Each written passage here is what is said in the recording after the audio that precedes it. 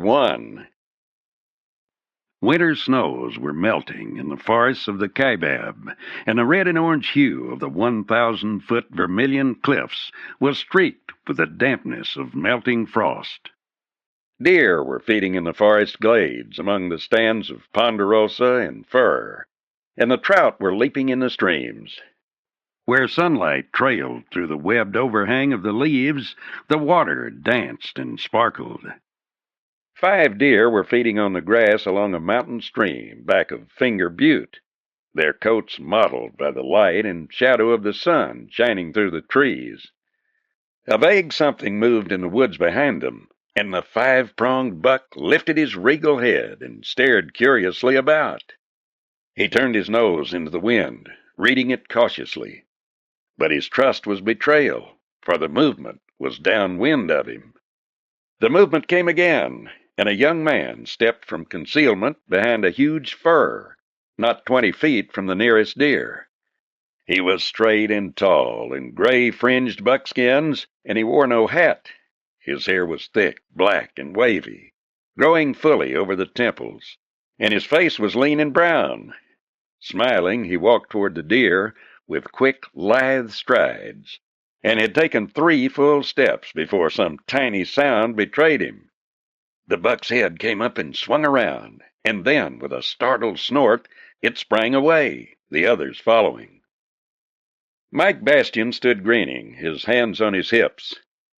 "Well, what do you think now, Roundy?" he called. "Could your Apache beat that?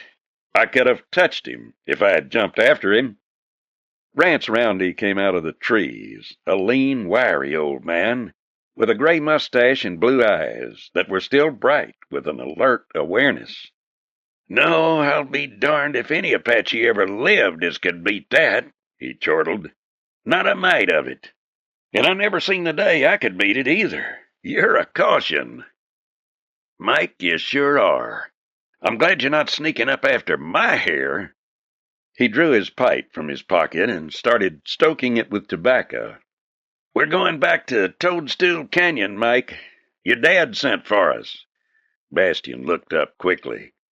"Is there trouble? Is that it?" "No, only he wants to talk with you. Maybe." Roundy was cautious. "He figures it's time you went out on a job. One of those rides." "I think that's it," Mike nodded. "He said in the spring, and it's about time for the first ride. I wonder where they'll go this time." "No telling. The deal will be well planned, though. That dad of yours would have made a fine general, Mike. He's got the head for it. He sure has. Never forgets a thing, that one." "You've been with him a long time, haven't you?" "Sure, since before he found you. I knowed him in Mexico in the war, and that was longer ago than I like to think. I was a boy then, my own self." "Son," Roundy said suddenly, "look!" He tossed a huge pine cone into the air, a big one at least 9 inches long.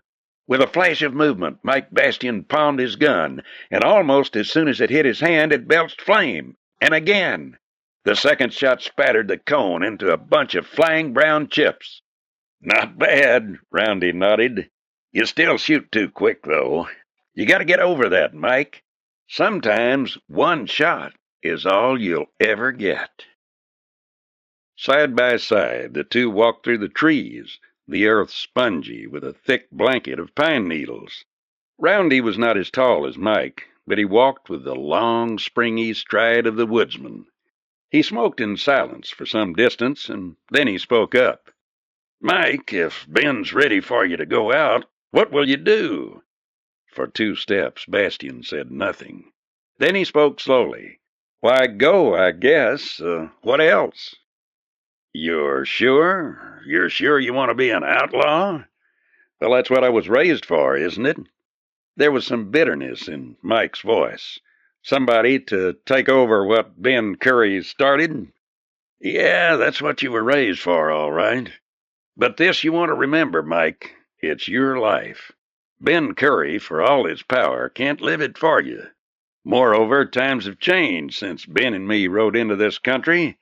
It ain't free and wild like it was, because folks are coming in. settling it up, making homes. Getting away won't be so easy. Your pards will change too. In fact, they've already changed. When Ben and me come into this country, it was every man for himself. More than one harum-scarum fella who was otherwise all right got himself the name of an outlaw. Nobody figured much about it then.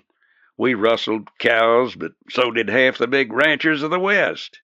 And if a cowpoke got hard up and stopped the stage, nobody made much fuss unless he killed somebody. They figured it was just high spirits. But the last few years, it ain't like that no more.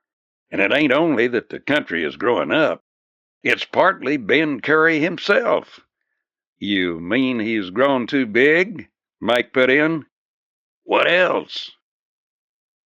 Why, your dad controls more land than there is in New York State. Got it right under his thumb. And he's feared over half the West by those who knows about him, although not many do. Outside of this country around us, nobody ain't seen Ben Curry in years, not leastwise to know him, but they've heard his name, and they know that somewhere an outlaw lives who rules a gang of almost 1,000 men, that he robs and rustles where he will, and nobody has nerve enough to chase him. He's been smart, just plenty smart, old Roundy went on. Men ride out and they meet at a given point. The whole job is planned in every detail. It's rehearsed, and then they pull it and scatter and meet again here. For a long time, folks laid it to drifting cowpunchers or to gangs passing through.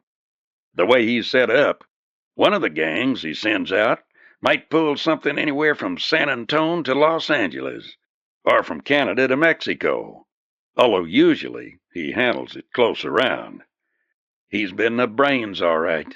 But don't ever forget, it was those guns of his that kept things in line. Lately, he hasn't used his guns. Curb Perrin and Rigger Molina, or some of their boys, handle the discipline. He's become too big, Ben Curry has. He's like a king, and the king isn't getting any younger. How do you suppose Perrin will take it when he hears about you taking over? You think he'll like it?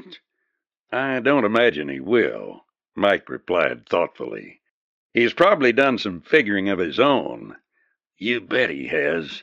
So has Molina, and neither of them will stop short of murder to get what they want. Your dad still has them buffaloed, I think, but that isn't going to matter when the showdown comes, and I think it's here. You do? Mike said, surprise in his voice. Yeah, I sure do. Roundy hesitated. You know, Mike, I never told you this, but Ben Curry has a family. A family? Despite himself, Mike Bastian was startled. Yes, he has a wife and 2 daughters, and they don't have any idea he's an outlaw. They live down near Tucson somewhere. Occasionally they come to a ranch he owns in Redwall Canyon, a ranch supposedly owned by Voyle Reagan. He visits them there. Does anybody else know this? Not a soul. And don't you be telling anybody. You see, Ben always wanted a son, and he never had one. When your real dad was killed down in Mesilla, he took you along with him, and later he told me he was going to raise you to take over whatever he left.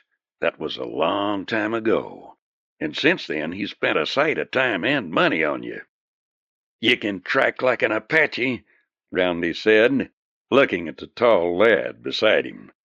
In the woods, you're a ghost, and I doubt if old Ben Curry himself can throw a gun any faster than you. I'd say you could ride anything that wore hair, and what you don't know about cards, dice, and roulette wheels ain't in it.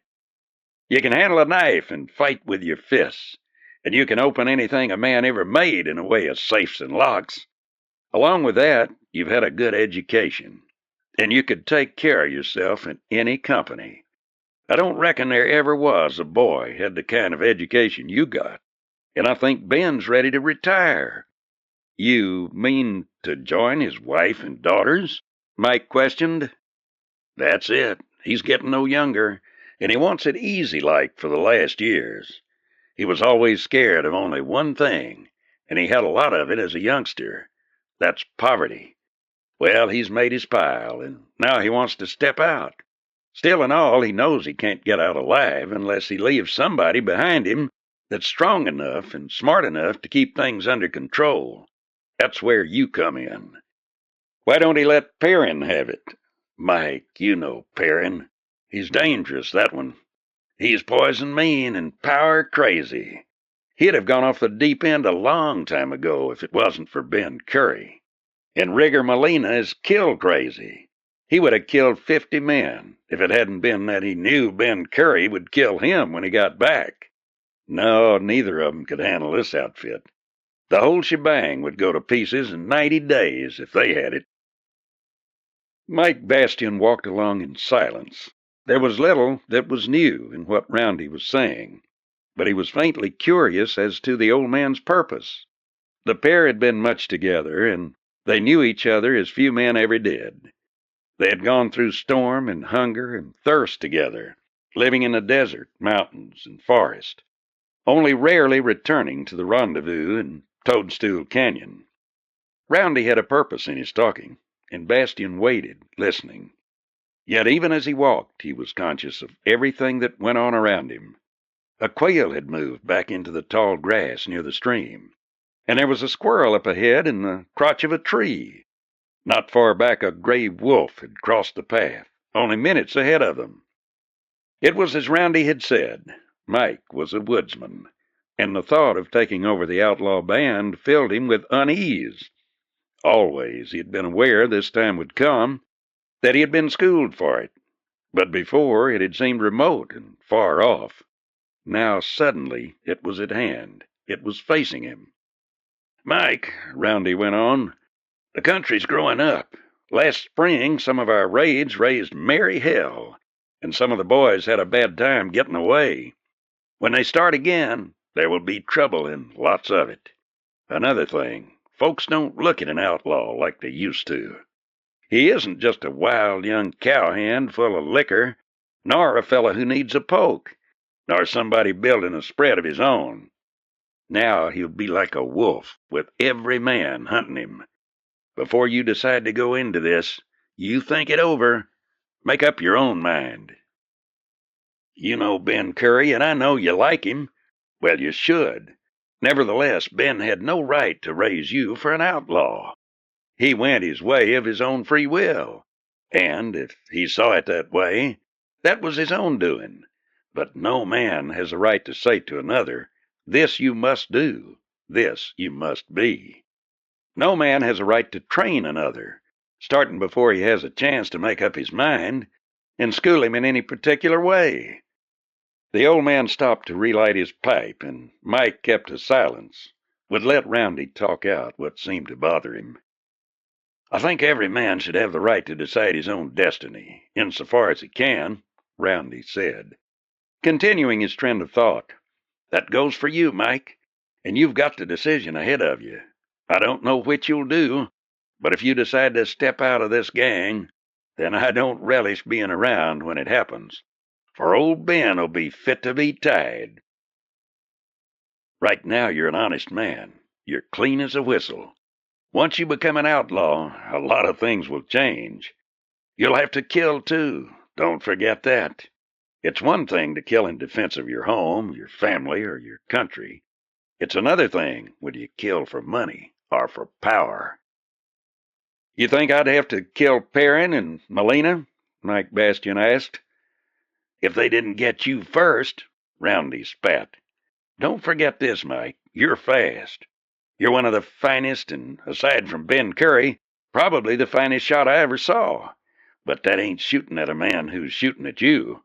There's a powerful lot of difference, as you'll see. Take Billy the Kid, this Lincoln County gunman we hear about. Frank and George Coe, Dick Brewer, Jesse Evans, any one of them can shoot as good as him. The difference is that the part down inside of him where the nerve should be was left out. When he starts shooting, and when he's being shot at, he's like ice. Curb Perrin's that way, too. Perrin's a cold type, steady as a rock. Rigger Molina's another kind of cat. He explodes all over the place. He's white hot, but he's deadly as a rattler." Mike was listening intently as Roundy continued his description. "5 of them cornered him one time at a stage station out of Julesburg. When the shooting was over, 4 of them were down, and the 5th was holding a gunshot arm. Molina, he rode off under his own power. He's a shaggy wolf, that one. Wild and uncurried and big as a bear." Far more than Roundy realized did Mike Bastian know the facts about Ben Curry's empire of crime. For 3 years now, Curry had been leading his foster son through all the intricate maze of his planning. There were spies and agents in nearly every town in the Southwest, and small groups of outlaws quartered here and there on ranches who could be called upon for help at a moment's notice. Also, there were ranches where fresh horses could be had, and changes of clothing, and where the horses the band had ridden could be lost. At Toadstool Canyon were less than 200 of the total number of outlaws, and many of those, while living under Curry's protection, were not of his band. Also, the point Roundy raised had been in Mike's mind, festering there, an abscess of doubt and dismay. The Ben Curry he knew was a huge, kindly man, even if grim and forbidding at times. He had taken the homeless boy and given him kindness and care, had indeed trained him as a son. Today, however, was the first inkling Mike had of the existence of that other family. Ben Curry had planned and acted with shrewdness and care. Mike Bastian had a decision to make, a decision that would change his entire life, whether for better or worse. Here in the country around the Vermilion Cliffs was the only world he knew.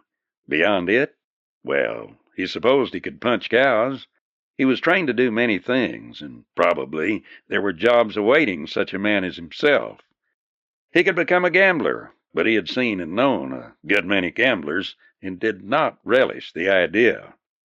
Somewhere beyond this wilderness was a larger, newer, wealthier land, a land where honest men lived and reared their families.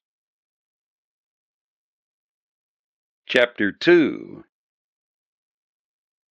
In the massive stone house at the head of Toadstool Canyon, so called because of the gigantic toadstool-like stone near the entrance, Ben Curry leaned his great weight back in his chair and stared broodingly out the door over the valley below. His big face was blunt and unlined as rock, but the shock of hair above his leonine face was turning to gray. He was growing old. Even spring did not bring the old fire to his veins again. And it had been long since he had ridden out on one of the jobs he planned so shrewdly. It was time he quit. Yet this man, who had made decisions sharply and quickly, was for the first time in his life uncertain. For 6 years he had ruled supreme in this remote corner north of the Colorado. For 20 years he had been an outlaw, and for 15 of those 20 years he had ruled a gang that had grown and extended its ramifications until it was an empire in itself. 6 years ago he had moved to this remote country and created the stronghold where he now lived. Across the southern limit rolled the Colorado River, with its long canyons and maze of rocky wilderness, a bar to any pursuit from the country south of the river where he operated. As far as other men were concerned, only at Lee's Ferry was there a crossing, and in a cabin nearby, his men watched it night and day. In fact, there were 2 more crossings, one that the gang used in going to and from their raids, and the other known only to himself. It was his ace in the hole, even if not his only one. One law of the gang, never transgressed, was that there was to be no lawless activity in the Mormon country to the north of them. The Mormons and the Indians were left strictly alone and were their friends. So were the few ranchers who lived in the area. These few traded at the stores run by the gang, buying their supplies closer to home and at cheaper prices than they could have managed elsewhere. Ben Curry had never quite made up his mind about Curb Perrin.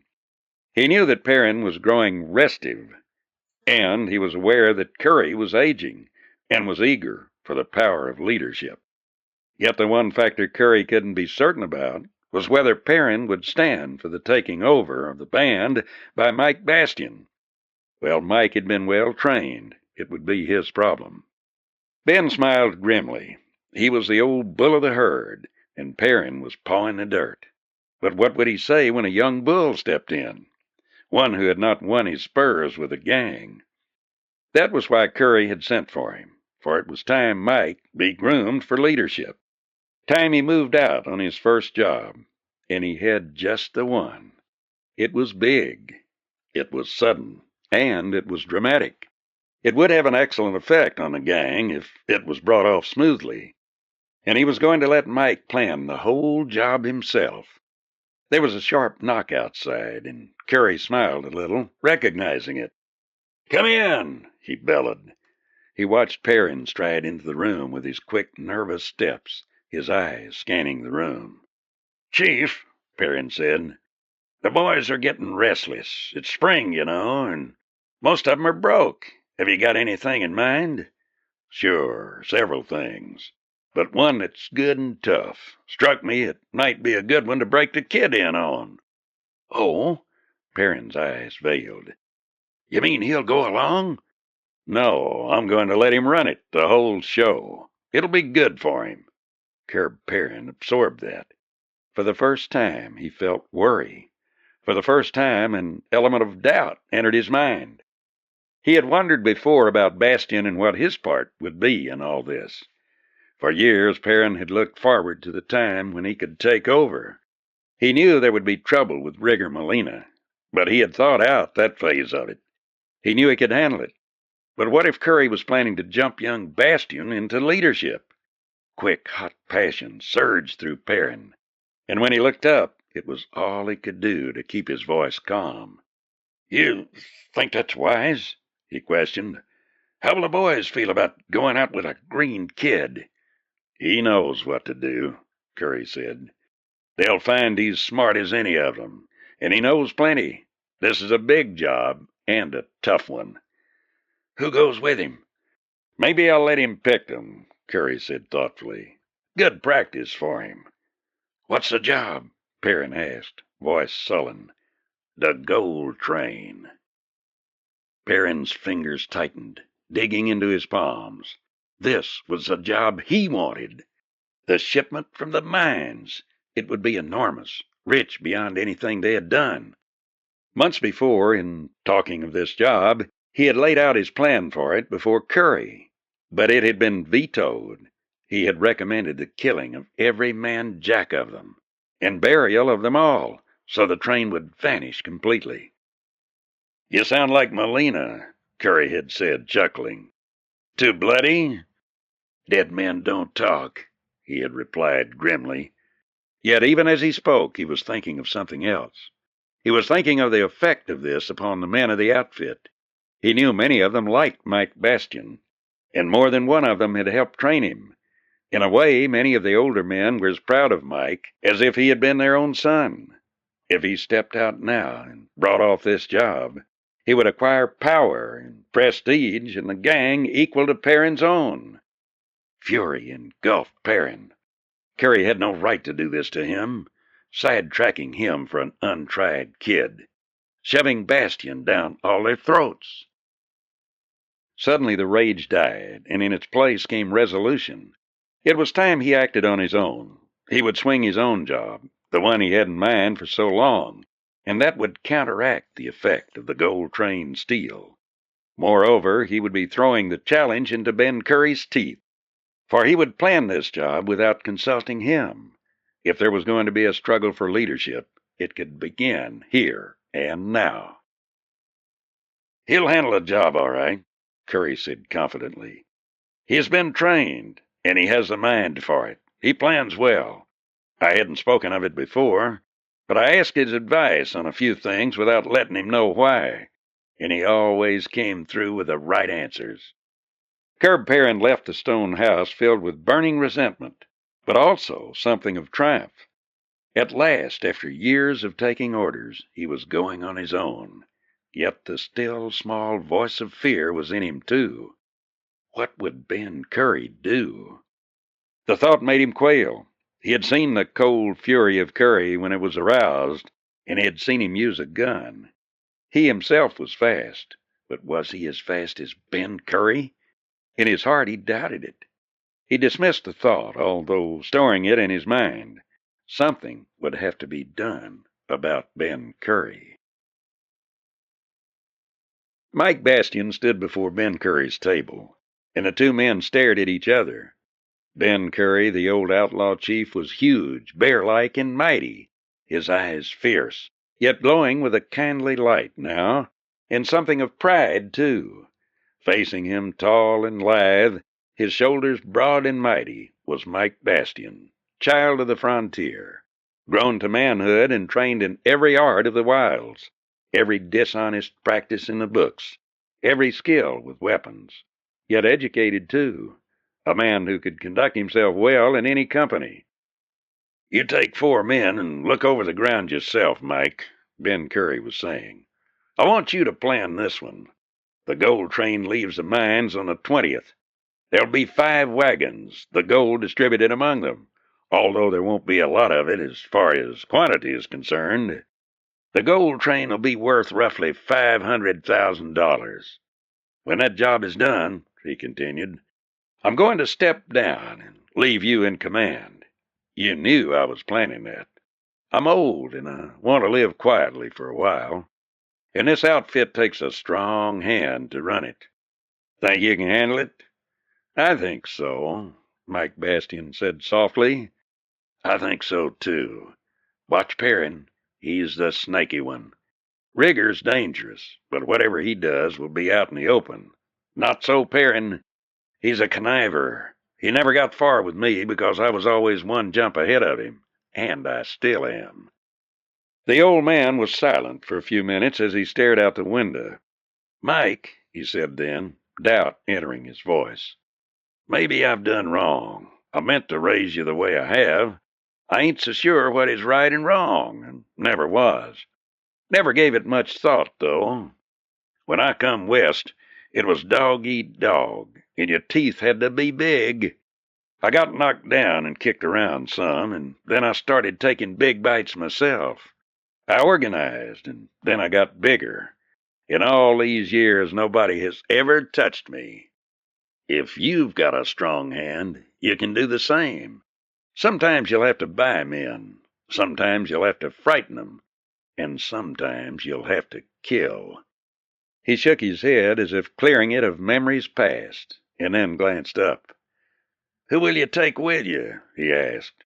"I mean in scouting this layout." Ben Curry waited, for it was judgment of men that Bastian would need most. It pleased him that Mike did not hesitate. "Roundy, Doc Sawyer, Collie, and Garland." Curry glanced at him, his eyes hard and curious. "Why?" "Roundy has an eye for terrain like no man in this world," Mike said. "He says mine's is good, but I'll take him along to verify and correct my judgment. Doc Sawyer is completely honest. If he thinks I'm wrong, he'll say so. As for Collie and Garland, they are 2 of the best men in the whole outfit. They'll be pleased that I asked for their help, which puts them on my side in a measure, and they can see how I work." Curry nodded. "Smart, and you're right. Collie and Garland are 2 of the best men, and absolutely fearless." He smiled a little. "If you have trouble with Perrin or Molina, it won't hurt to have them on your side." Despite himself, Mike Bastian was excited. He was 22 years old, and by frontier standards had been a man for several years. But in all that time, aside from a few trips into the Mormon country and one to Salt Lake, he had never been out of the maze of canyons and mountains north of the Colorado. Roundy led the way, for the trail was an old one to him.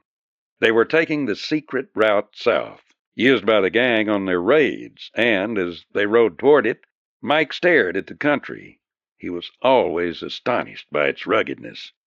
Snow still lay in some of the darker places of the forest, but as they neared the canyon, the high cliffs towered even higher, and the trail dipped down through a narrow gorge of rock. Countless centuries of erosion had carved the rock into grotesque figures, resembling those of men and animals, colored with shades of brown, pink, gray, and red, and tapering off into a pale yellow. There were shadowed pools among the rocks, some from snow water and others from natural springs, and there were scattered clumps of oak and pinyon. In the bottom of the gorge the sun did not penetrate except at high noon, and there the trail wound along between great jumbled heaps of boulders, cracked and broken from their fall off the higher cliffs. Mike Bastian followed Roundy, who rode hump-shouldered on a ragged, gray horse that seemed as old as he himself, but also as sure-footed and mountain-wise. Mike was wearing a blackout now, but his same buckskins. He had substituted boots for the moccasins he usually wore, although they reposed in his saddlebags, ready at hand. Behind them rode Doc Sawyer, his lean, saturnine face quiet, his eyes faintly curious and interested as he scanned the massive walls of the canyon. Tubby Collie was short and thick-chested and very confident, a hard-jawed man who had been a first-rate ranch foreman before he shot 2 men and hit the outlaw trail. Tex Garland was tall, rangy, and quiet. He was a Texan, and little else was known of his background, although it was said he could carve a dozen notches on his guns if he had wished. Suddenly Roundy turned the gray horse and rode abruptly at the face of the cliff, but when he came close up, the sand and boulders broke, and a path showed along the under-scoured rock. Following this for several hundred yards, they found a canyon that cut back into the cliff itself and then turned to head toward the river. The roar of the Colorado, high with spring freshets, was loud in their ears before they reached it. Finally, they came out on a sandy bank littered with driftwood. Nearby was a small cabin and a plot of garden. The door of the house opened, and a tall old man came out. "Howdy," he said. "I've been expecting somebody." His shrewd old eyes glanced from face to face, and then hesitated at sight of Mike. "Ain't seen you before," he said pointedly. "It's all right, Bill," Roundy said. "This is Mike Bastian." "Ben Curry's boy?" Bill stared. "I heard a sight of you, son. I sure have. Can you shoot like they say?" Mike flushed. "I don't know what they say," he said, grinning, "but I'll bet a lot of money I can hit the side of that mountain if it holds still." Garland stared at him thoughtfully, and Collie smiled a little. "Don't take no funnin' from him," Roundy said. "That boy can shoot." "Let me see some shootin', son," Bill suggested. "Always did like to see a man who could shoot." Bastian shook his head. "There's no reason for shooting," he protested. "A man's a fool to shoot unless he's got cause. Ben Curry always told me never to draw a gun unless I meant to use it." "Go ahead," Collie said. "Show him." Old Bill pointed. "See that black stick end jutting up over there? It's about 50, maybe 60 paces. Can you hit it?" "You mean that one?" Mike palmed his gun and fired, and the black stick pulverized. It was a movement so smooth and practiced that no one of them even guessed he had intended to shoot. Garland's jaws stopped their calm chewing, and he stared with his mouth open for as long as it took to draw a breath. Then he glanced at Collie. "Wonder what Curb would say to that," he said, astonished. "This kid can shoot." "Yeah," Collie agreed, "but the stick didn't have a gun." Old Bill worked the ferry out of a cave under the cliff and freighted them across the swollen river in one hair-raising trip. With the river behind, they wound up through the rocks and started south. Chapter 3. The mining and cow town of Weaver was backed up near a large hill on the banks of a small creek. Collie and Garland rode into the place at sundown, and an hour later, Doc Sawyer and Roundy rode in. Garland and Collie were leaning on the bar, having a drink, and they ignored the newcomers. Mike Bastian followed not long afterward and walked to the bar alone.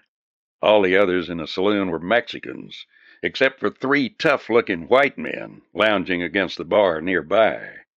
They glanced at Mike in his buckskins, and one of them whispered something to the others, at which they all laughed. Doc Sawyer was sitting in a poker game, and his eyes lifted. Mike leaned nonchalantly against the bar, avoiding the stares of the 3 toughs who stood near him. One of them moved over closer. "Hi, stranger," he said. "That's a right purty suit you got. Where could I get one like it?"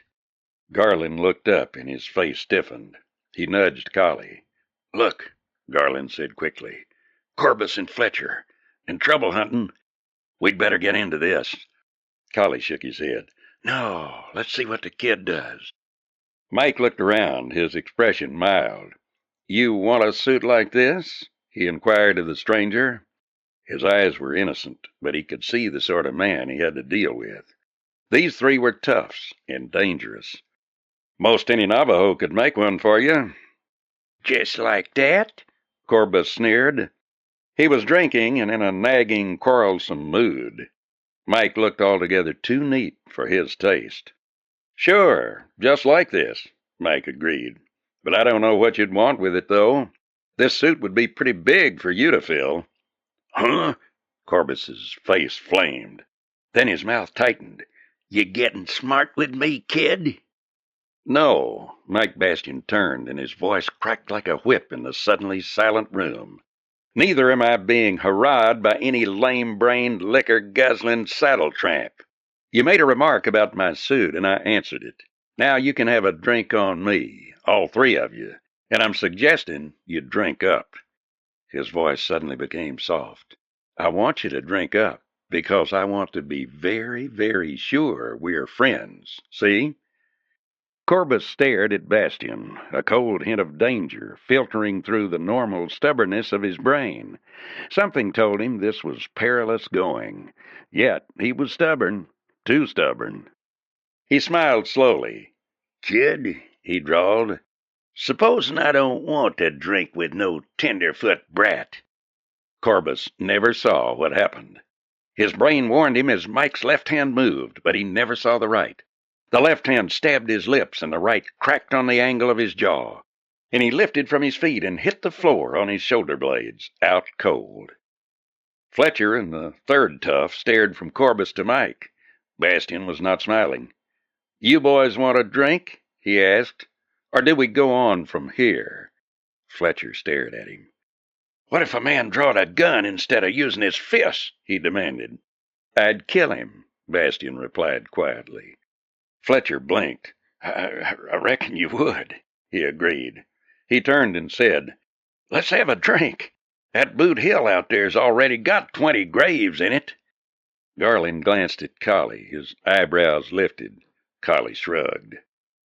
"I wonder what Corbus will do when he gets up," he said. Garland chuckled. "Nothing today. He won't be feeling like it." Collie nodded. "Reckon you're right. And I reckon the old man raised him a wildcat. I can hardly wait to see Curb Perrin's face when we tell him." "You reckon," Garland asked, "that what we heard is true? That Ben Curry figures to put this youngster into his place when he steps out?" "Yep, that's the talk," Collie answered. "Well, maybe he's got it. We'll sure know before this trip is over." Noise of the stagecoach rolling down the street drifted into the saloon, and Mike Bastian strolled outside and started toward the stage station. The passengers were getting down to stretch their legs and to eat. 3 of them were women. One of them noticed Mike standing there and walked toward him. She was a pale, pretty girl with large gray eyes. "How much farther to Redwall Canyon?" she inquired. Mike Bastian stiffened. "Why, not far. That is, you'll make it by morning if you stick with the stage. There's a cross-country way if you had you a buckboard, though." "Could you tell us where we could hire one? My mother is not feeling well." He stepped down off the boardwalk and headed toward the livery stable with her. As they drew alongside the stage, Mike looked up. An older woman and a girl were standing near the stage, but he was scarcely aware of anything but the girl. Her hair was blonde, but darker than that of the girl who walked beside him, and her eyes, too, were gray. There the resemblance ended, for where this girl beside him was quiet and sweet, the other was vivid. She looked at him, and their eyes met. He swept off his hat. The girl beside him spoke. "This is my mother, Mrs. Reagan, and my sister, Drusilla." She looked up at him quickly. "My name is Juliana." Mike bowed. He had eyes only for Drusilla, who was staring at him. "I'm Mike Bastian," he said. "He said he could hire us a rig to drive across country to Redwall Canyon," Juliana explained. "It will be quicker that way." "Yes," Mike agreed, "much quicker. I'll see what I can do. Just where in Redwall did you wish to go?" "To Voyle Reagan's ranch," Drusilla said. "The V-Bar." He turned away, but he stopped in mid-stride. "Did you say Voyle Reagan's?" "Yes. Is there anything wrong?" Drusilla stared at him. "What's the matter?" He regained his composure swiftly. "Nothing, only I'd heard the name, and," he smiled, "I sort of wanted to know for sure, so if I came calling—" Juliana laughed. "Why, of course. We'd be glad to see you." He walked swiftly away. These, then, were Ben Curry's daughters. That older woman would be his wife. He was their foster brother, yet obviously his name had meant nothing to them. Neither, he reflected, would their names have meant anything to him, nor the destination, had it not been for what Roundy had told him only the previous day. Drusilla, her name was. His heart pounded at the memory of her, and he glanced back through the gathering dusk at the three women standing there by the stage station. Hiring the rig was a matter of minutes. He liked the look of the driver, a lean man, tall and white-haired. "No danger on that road this time of year," the driver said. "I can have them there in no time by taking the canyon road." Drusilla was waiting for him when Mike walked back. "Did you find one?" she asked, and then listened to his explanation and thanked him. "Would it be all right with you," Mike said, "if I call at the V-Bar?" She looked at him, her face grave, but a dancing light in her eyes. "Why, my sister invited you, did she not?" "Yes, but I'd like you to invite me too." "I?" She studied him for a minute. "Of course, we'd be glad to see you. My mother likes visitors as well as Julie and I. So won't you ask her too?" "I'll take the invitation from you and your sister as being enough." He grinned. "If I ask your mother, I might have to ask your father." "Father isn't with us," she laughed. "We'll see him at Reagan's. He's a rancher somewhere up north in the wilds. His name is Ben Reagan. Have you heard of him?" "Seems to me I have," he admitted, "but I wouldn't say for sure." After they had gone, Mike wandered around and stopped in a saloon after another short talk with a man at the livery stable. Listening and asking an occasional question, he gathered the information he wanted on the gold shipment. Even as he asked the questions, it seemed somehow fantastic that he, of all people, should be planning such a thing. Never before had he thought of it seriously, but now he did. And it was not only because the thought went against his own grain, but because he was thinking of Drusilla Reagan. What a girl she was! He sobered suddenly. Yet for all of that, she was the daughter of an outlaw. Did she know it?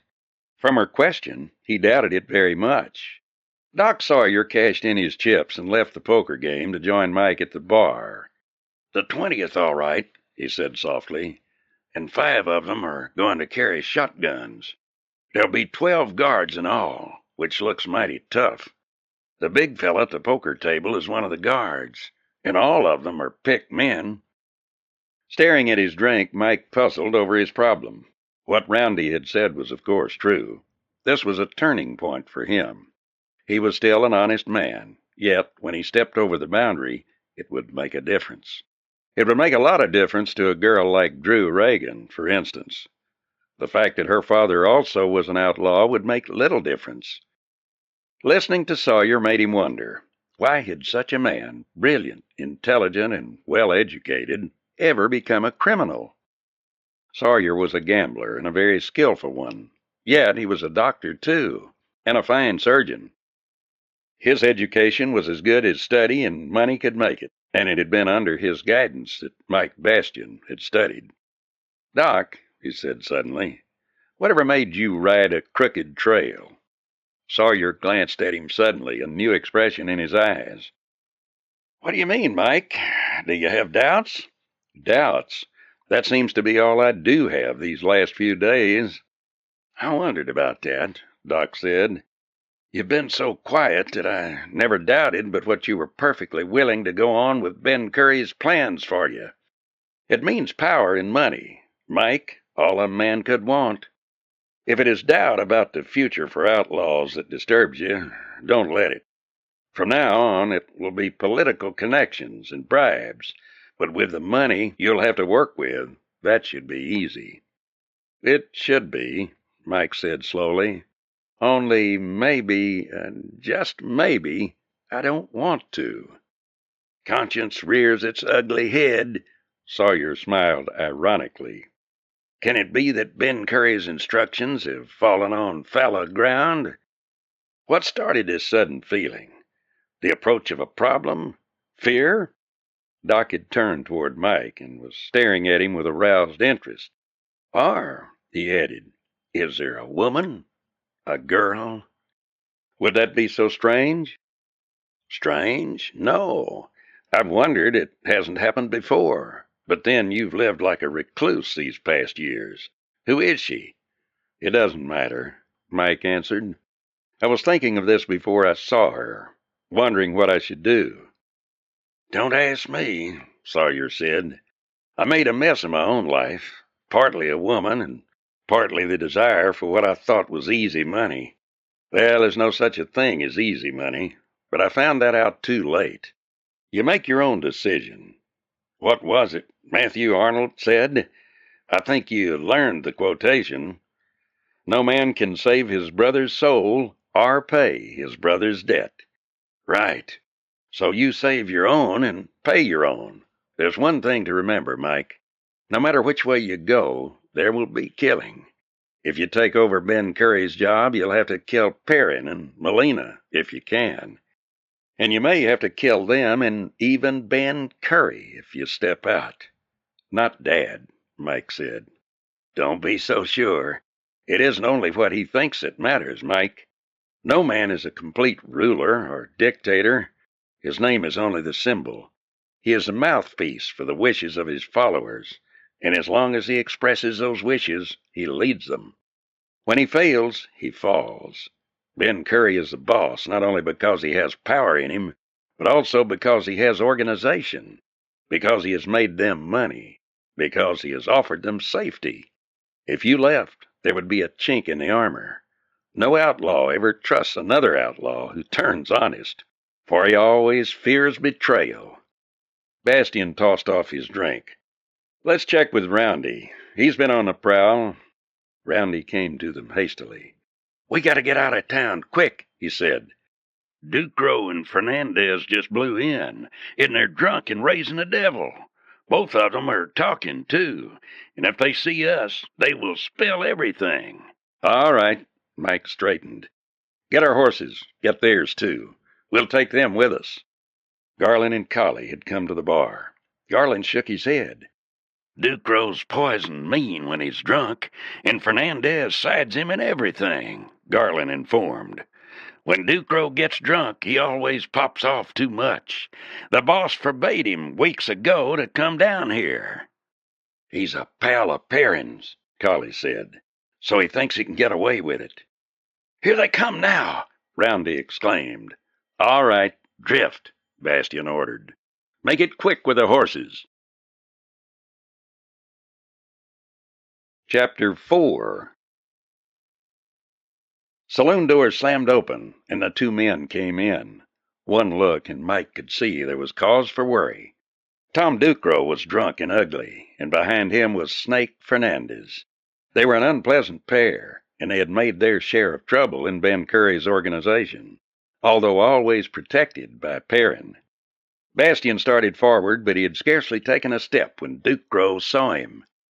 "There he is," he bellowed loudly. "The pet, the boss's pet." He stared around at the people in the barroom. "You know who this man is? He's—" "Ducro," Mike snapped. "Shut up and go home, now." "Look who's giving orders," Ducro sneered. "Getting big for your britches, ain't you?" "Your horses will be outside in a minute," Mike said. "Get on them and start back fast." "Suppose," Ducro sneered, "you make me." Mike had been moving toward him, and now with a panther-like leap, he was beside the outlaw, and with a quick slash from his pistol barrel, floored him. With an oath, Snake Fernandez reached for a gun, and Mike had no choice. He shot him in the shoulder. Fernandez staggered, the gun dropping from his fingers. Mouthing curses, he reached for his left-hand gun. But even as he reached, Garland, who had stayed behind when the others went for the horses, stepped up behind him. Jerking a gun from the man's holster, he spun him about and shoved him through the door. Mike pulled the groggy Ducro to his feet and pushed him outside after Fernandez. A big man got up hastily from the back of the room. Mike took one quick glimpse at the star on his chest. "What goes on here?" the sheriff demanded. "Nothing at all," Mike said affably. "Just a couple of the boys from our ranch feeling their oats a little. We'll take them out and off your hands." The sheriff stared from Mike to Doc Sawyer and Collie, who had just come through the door. "Who are you?" he demanded. "I don't believe I know you hombres." "That's right, sir. You don't," Mike said. "We're from the Mogolans, riding back after driving some cattle through to California. It was a rough trip, and this liquor here got to a couple of the boys."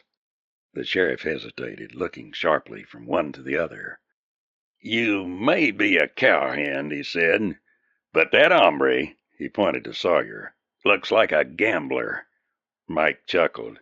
"That's a joke on you, boy," he said to Doc. Then he turned back to the sheriff. "He's a doctor, sir, and quite a good one. A friend of my boss." A gray-haired man got up and strolled alongside the sheriff. His eyes were alive with suspicion. "From the Mogolans?" he queried. "That's where I'm from. Who did you say your boss was?" Doc Sawyer felt his scalp tighten, but Mike smiled.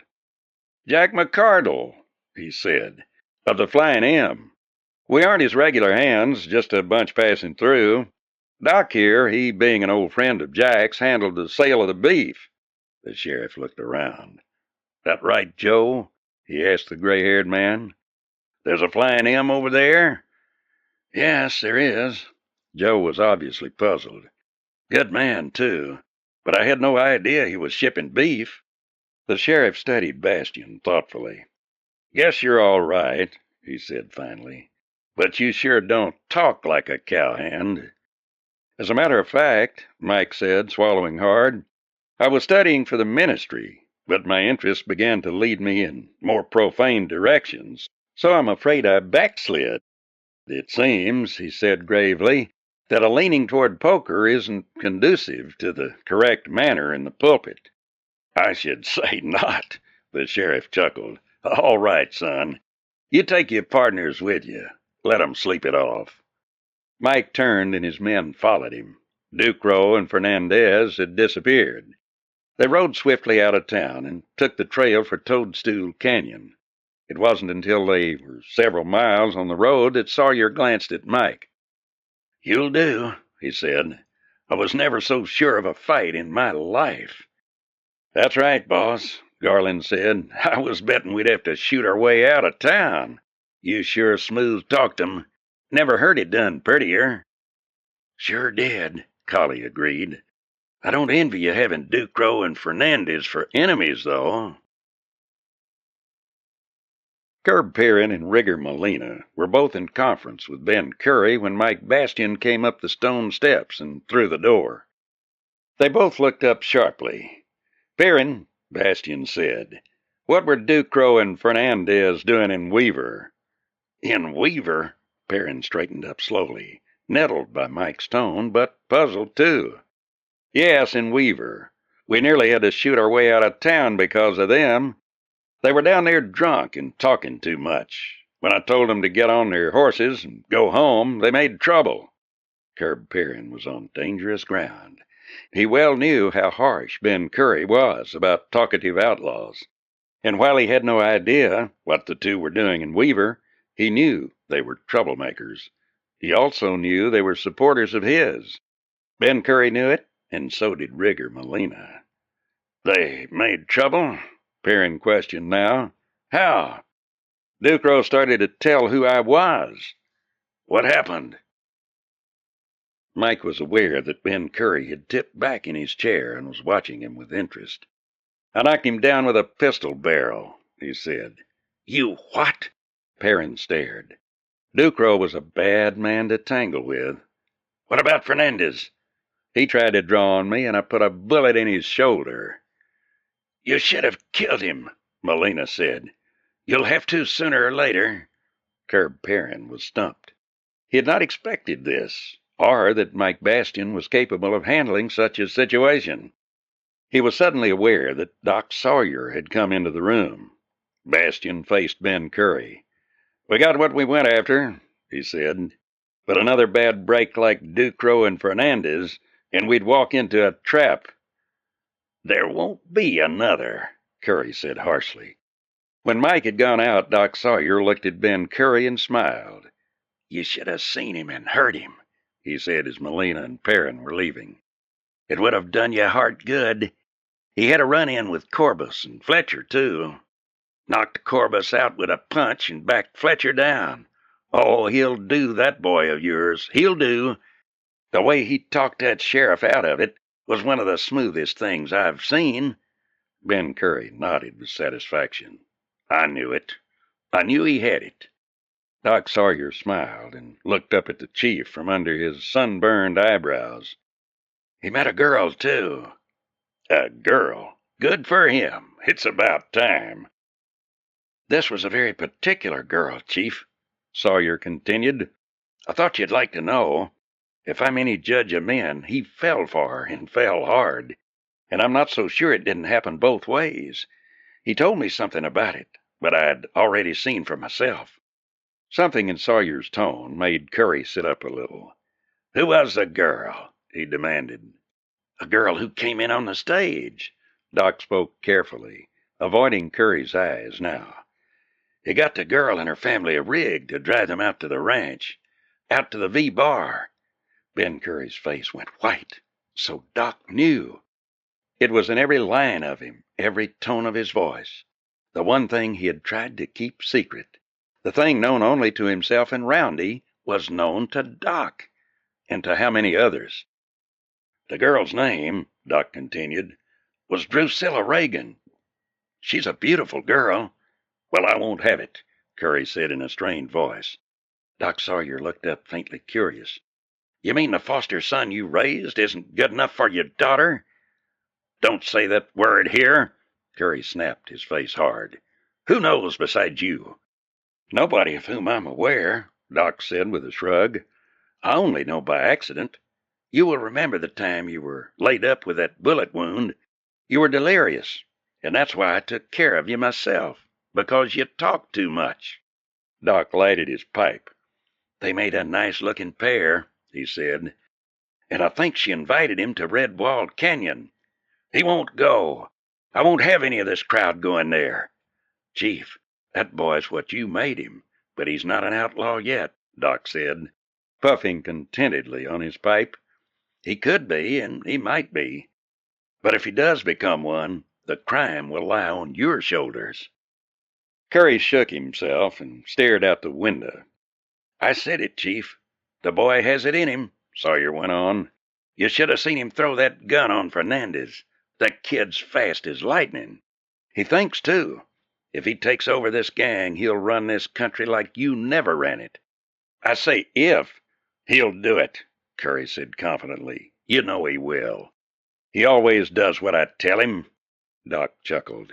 He may, and again he may not. Mike Bastian has a mind of his own, and he's doing some thinking. He may decide he doesn't want to take over. What will you do then? Nobody has ever quit this gang. Nobody ever will. You'd order him killed? Ben Curry hesitated. This was something he had never dreamed of. Something. He'll do what he's told, he repeated, but he was no longer sure. A tiny voice of doubt was arising within him, a voice that made him remember the Mike Bastian, who was a quiet, determined little boy who would not cry, a boy who listened and obeyed. Yet now Curry knew, and admitted it for the first time, that Mike Bastian always had a mind of his own. Never before had a thought occurred to him that Mike might disobey, that he might refuse, and if he did, what then? It was a rule of the outlaw pack that no man could leave it and live. It was a rule essential to their security. A few had tried, and their bodies now lay in Boot Hill. But Mike, his son? No, not Mike. Within him there was a deeper knowledge, an awareness that here his interests and those of the pack would divide. Even if he said no, they would say yes. Who would kill him, Chief? Curb Perrin? Rigger Molina? You? Doc Sawyer shook his head slowly. You might be able to do it. Maybe one of the others, but I doubt it. You've created a man who may destroy you, Chief, unless you join him. Long after Doc Sawyer was gone, Ben Curry sat there, staring out over the shadowed valley. He was getting old. For the first time, he was beginning to doubt his rightness, beginning to wonder if he had not wronged Mike Bastian. And what of Mike and Drew, his beloved gray-eyed daughter, the girl with dash and spirit? But why not? Slowly he thought over Mike Bastian's life. Where was the boy wrong? Where was he unfitted for Drew? By the teachings given him by Curry's own suggestion, his own order, or was there yet time? Ben Curry heaved himself to his feet and began to pace the carpeted floor. He would have to decide.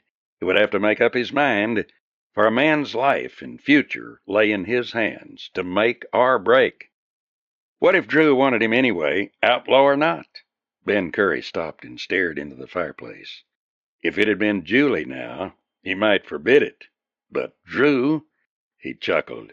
She would laugh at him. Drew had too much of his own nature, and she had a mind of her own.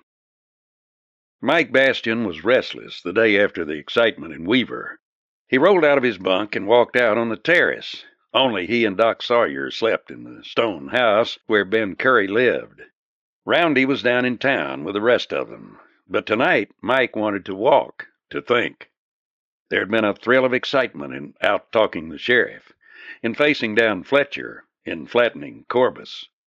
And there had been more of it in facing Ducrow and Fernandez. Yet, was that what he wanted? Or did he want something more stable, more worthwhile? That something he might find with Drusilla Reagan? Already he had won a place with the gang. He knew the story would be all over the outlaw camp now. Walking slowly down the street of the settlement, he turned at right angles and drifted down a side road. He wanted to get away from things for a little while, to think things out. He turned again and stared back into the pines, and then he heard a voice coming from a nearby house. The words halted him. At Redwall, Mike heard the ending. Swiftly he glided to the house and flattened against the side. Curb Perrin was speaking. It's a cinch, and we'll do it on our own without anybody's say-so. There's about 2,000 cattle in a herd, and I've got a buyer for them. We can hit the place just about sunup. Right now, they have only 4 hands on the place. But about the 1st of next month, they will start hiring. It's now or not at all. How many men will we take? That was Ducrow speaking. 12. That'll keep the divvy large enough, and they can swing it. Hell, that Reagan ranch is easy. The boss won't hear about it until too late, and the chances are he will never guess it was us. I wouldn't want him to, Fernandez said. To hell with him. Ducrow was irritated. I'd like a crack at that Bastian again. Stick with me, Perrin said, and I'll set him up for you. Curry is about to turn things over to him. Well, we'll beat him to it. You said there were girls? Ducrow suggested. There's Curry's 2 girls and a couple of Mexican girls who work there. One older woman, I want one of those girls myself, the youngest of the Reagan sisters. What happens to the others is none of my business." Mike Bastion's hand dropped to his gun, and his lips tightened. The tone of Perrin's voice filled him with fury, and Ducrow was as bad as Perrin. "What happens if Curry does find out?" Ducrow demanded. "What would happen?" Perrin said fiercely. "I'll kill him like I've wanted to all these years. I've hated that man like I never hated anyone in my life." "What about that Bastion?" Ducrow demanded. Perrin laughed.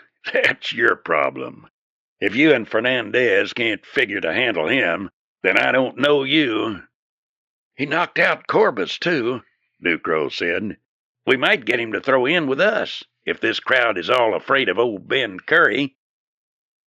"I ain't so sure about him my own self," said another voice, which Mike placed as belonging to an outlaw named Bayless. "He may not be so young any more, but he's hell on wheels with a gun." "Forget him," Perrin snapped. Then, "You three and Clett, Pinelli, Monson, Kiefer, and a few others will go with us. All good men. There's a lot of dissatisfaction anyway. Molina wants to raid the Mormons. They've a lot of rich stock, and there's no reason why we can't sell it south of the river, and the other stock north of it. We can get rich." Chapter 5. Mike Bastion waited no longer, but eased away from the wall. He was tempted to wait for Perrin and brace him when he came out. His first thought was to go to Ben Curry, but he might betray his interest in Drusilla, and the time was not yet ripe for that. What would her father say if he found the foster son he had raised to be an outlaw was in love with his daughter? It was foolish to think of it, yet he couldn't help it. There was time between now and the 20th for him to get back to Redwall and see her. A new thought occurred to him. Ben Curry would know the girls, and their mother were there, and would be going to see them. That would be his chance to learn of Ben's secret pass to the riverbank and how he crossed the Colorado. Recalling other trips, Bastion knew the route must be a much quicker one than any he knew of, and was probably farther west and south, toward the canyon country. Already he was eager to see the girl again, and all he could think of was her trim figure, the laughter in her eyes, the soft curve of her lips. There were other things to be considered. If there was as much unrest in the gang as Perrin said, things might be nearing a definite break. Certainly outlaws were not the men to stand hitched for long, and Ben Curry had commanded them for longer than anyone would believe. Their loyalty was partly due to the returns from their ventures under his guidance, and partly to fear of his far-reaching power. But he was growing old, and there were those among them who feared he was losing his grip.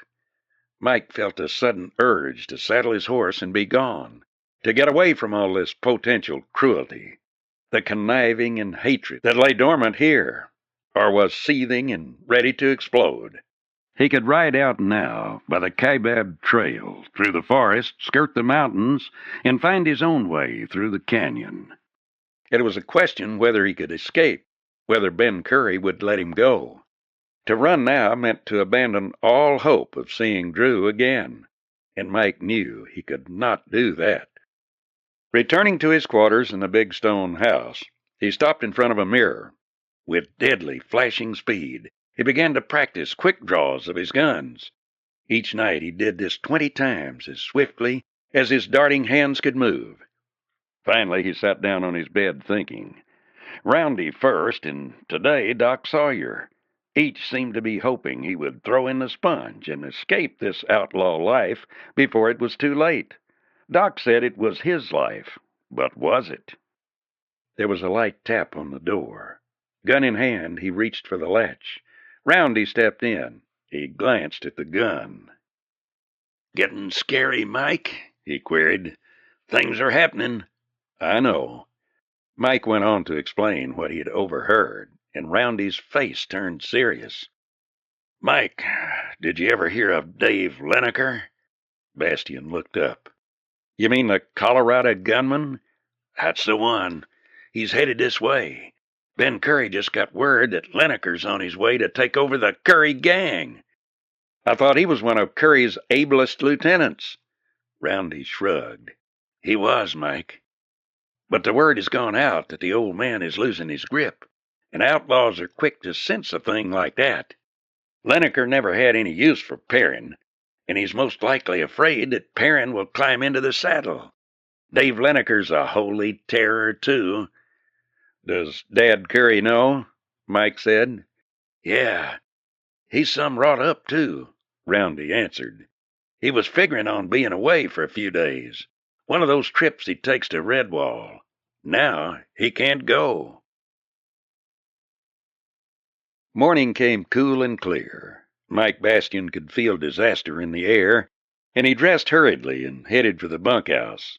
Few of the men were eating, and those few were silent.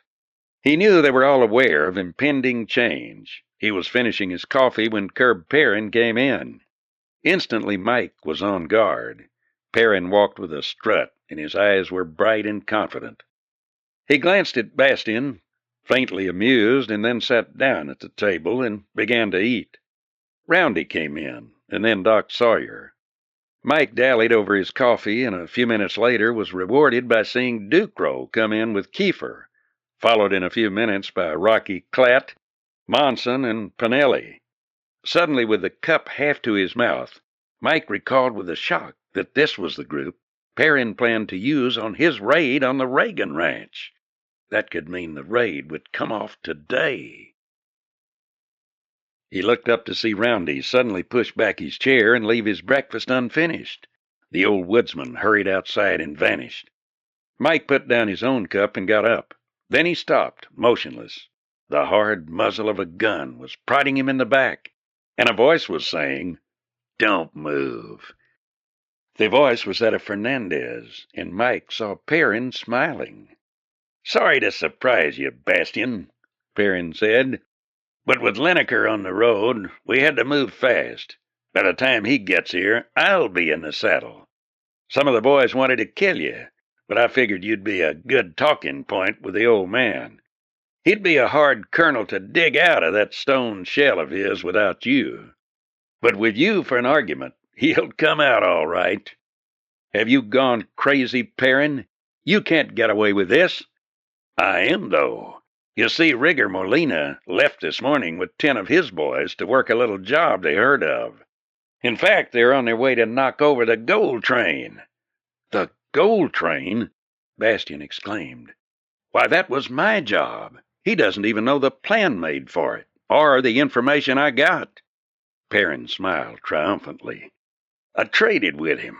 I told him to give me a free hand here, and he could have the gold train. I neglected to tell him about the 12 guards riding with it, or the number with shotguns. In fact, I told him only 5 guards would be along. I think that'll take care of Rigger for me." Perrin turned abruptly. "Take his guns and tie his hands behind his back. Then shove him out into the street. I want the old man to see him." "What about him?" Kiefer demanded, pointing a gun at Doc Sawyer. "Leave him alone. We may need a doctor, and he knows where his bread is buttered." Confused and angry, Mike Bastian was shoved out into the warm morning sun, then jerked around to face up the canyon toward the stone house. Suddenly, fierce triumph came over him. Perrin would have a time getting the old man out of that place. The sunlight was shining down the road from over the house, fully into their faces. The only approach to the house was up 30 steps of stone, overlooked by an upper window of the house.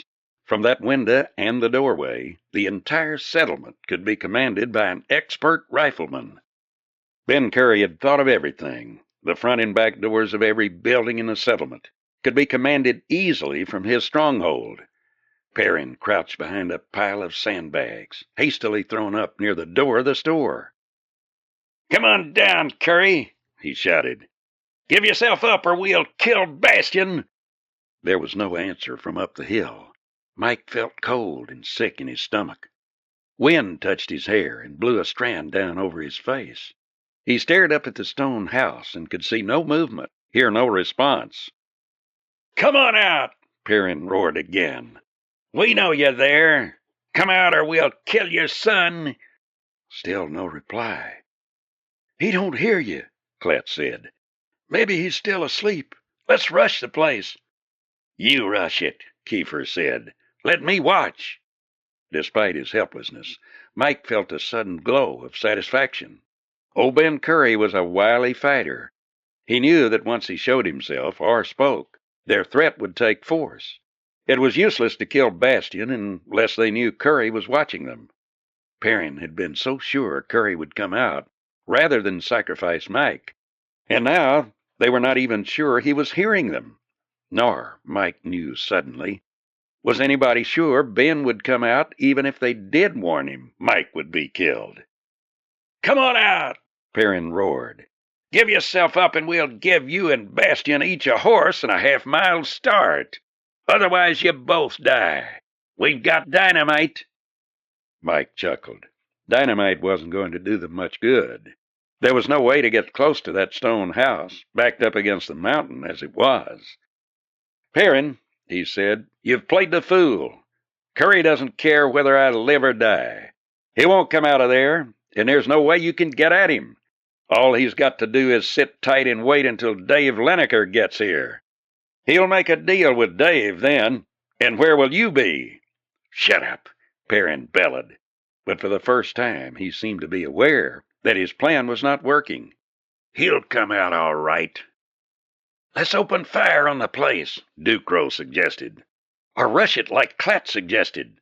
"Hell," Kiefer was disgusted. "Let's take what we can lay hands on and get out. There's 2,000 head of cattle down in those bottoms. Rigger's gone and Lineker ain't here yet. So let's take what we can and get out." "Take pennies when there's millions up there in that stone house?" Perrin demanded. His face swelled in anger, and the veins stood out on his forehead. "That strong room has gold in it, stacks of money. I know it's there. With all that at hand, would you run off with a few cattle?" Kiefer was silent, but unconvinced. Standing in the dusty street, Mike looked up at the stone house. All the loyalty and love he felt for the old man up there in that house came back with a rush. Whatever he was, good or bad, he owed to Ben Curry. Perhaps Curry had reared him for a life of crime, for outlawry, but to Ben Curry it was not a bad life.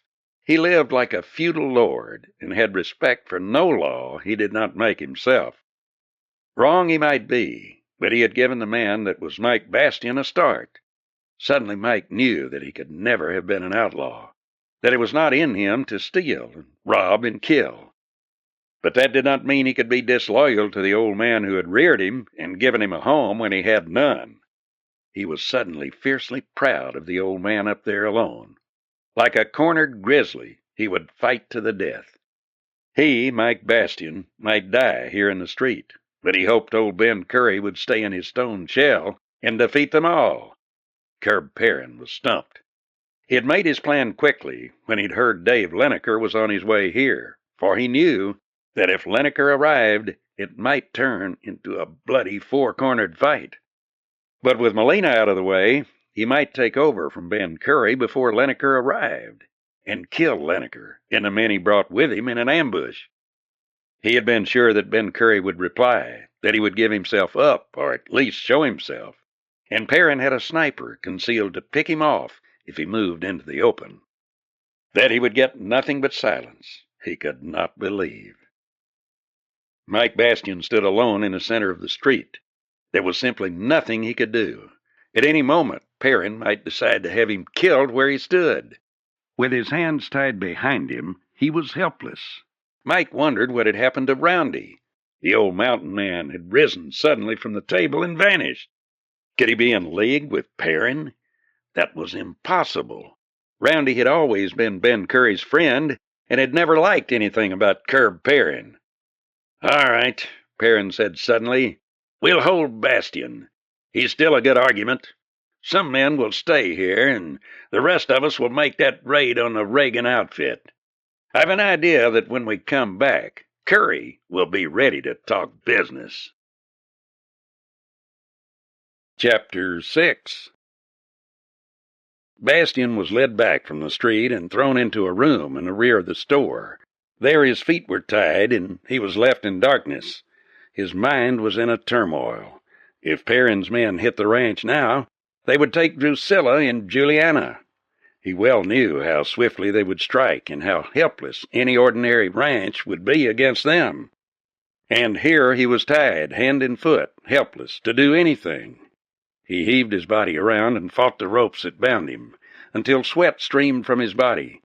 Even then, with his wrists torn by his struggles against the rawhide thongs that made him fast, he did not stop. There was nothing to aid him, no nail, no sharp corner, nothing at all. The room was built of thin boards nailed to 2x4s. He rolled himself around until he could get his back against the boards, trying to remember where the nails were. Bracing himself as best he could, he pushed his back against the wall. He bumped against it until his back was sore, but with no effect. Outside all was still. Whether they had gone, he did not know. Yet if Perrin had not gone on his raid, he would be soon leaving. However, if Mike could escape and find Curry's private route across the river, he might beat them to it. He wondered where Doc Sawyer was. Perhaps he was afraid of what Perrin might do if he tried to help. Where was Roundy? Just when he had all but given up, he had an idea, a solution so simple that he cursed himself for not thinking of it before. Mike rolled over and got up on his knees and reached back with his bound hands for his spurs. Fortunately, he was wearing boots instead of the moccasins he wore in the woods. By wedging one spur against the other, he succeeded in holding the rowel almost immovable, and then he began to chafe the rawhide with the prongs of the rowel. Desperately he sawed until every muscle was crying for relief. As he stopped, he heard the rattle of horses' hoofs. They were just going. Then he had a fighting chance if he could get free and get his hands on a gun. He knew he was making headway, for he could feel the knots he had already cut in the rawhide. Suddenly, footsteps sounded outside. Fearful whoever was there would guess what he was doing, Mike rolled over on his side. The door opened and Snake Fernandez came in, and in his hand he held a knife. His shoulder was bandaged crudely but tightly, and the knife was held in his left hand. He came in and closed the door. Mike stared, horror mounting within him. Perrin was gone, and Snake Fernandez was moving toward him, smiling wickedly. "You think you shoot Pablo Fernandez, eh?" the outlaw said, leering. "Now we see who shoots. I am going to cut you to little pieces. I'm going to cut you very slowly." Bastian lay on his shoulder and stared at Fernandez. There was murder in the outlaw's eyes, and all the savagery in him was coming to the fore. The man stooped over him and pricked him with a knife. Clamping his jaws, Mike held himself tense. Rage mounted in the man. He leaned closer. "You do not jump, eh? I make you jump."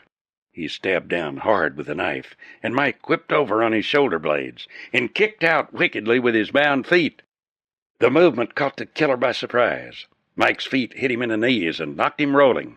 With a lunge, Mike rolled over and jerked at the ropes that bound him. Something snapped, and he jerked again. Like a cat, the killer was on his feet now, circling warily. Desperately, Mike pulled at the ropes, turning on his shoulders to keep his feet toward Fernandez. Suddenly he rolled over and hurled himself at the Mexican's legs, but Fernandez jerked back and stabbed.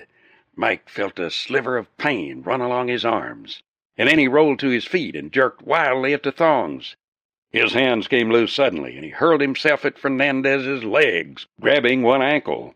Fernandez came down hard, and Bastian jerked at the leg and then scrambled to get at him. One hand grasped the man's wrist, the other his throat. With all the power that was in him, Mike shut down on both hands.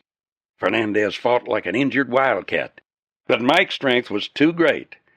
Gripping the throat with his left hand, Mike slammed the Mexican's head against the floor again and again, his throttling grip freezing tighter and tighter.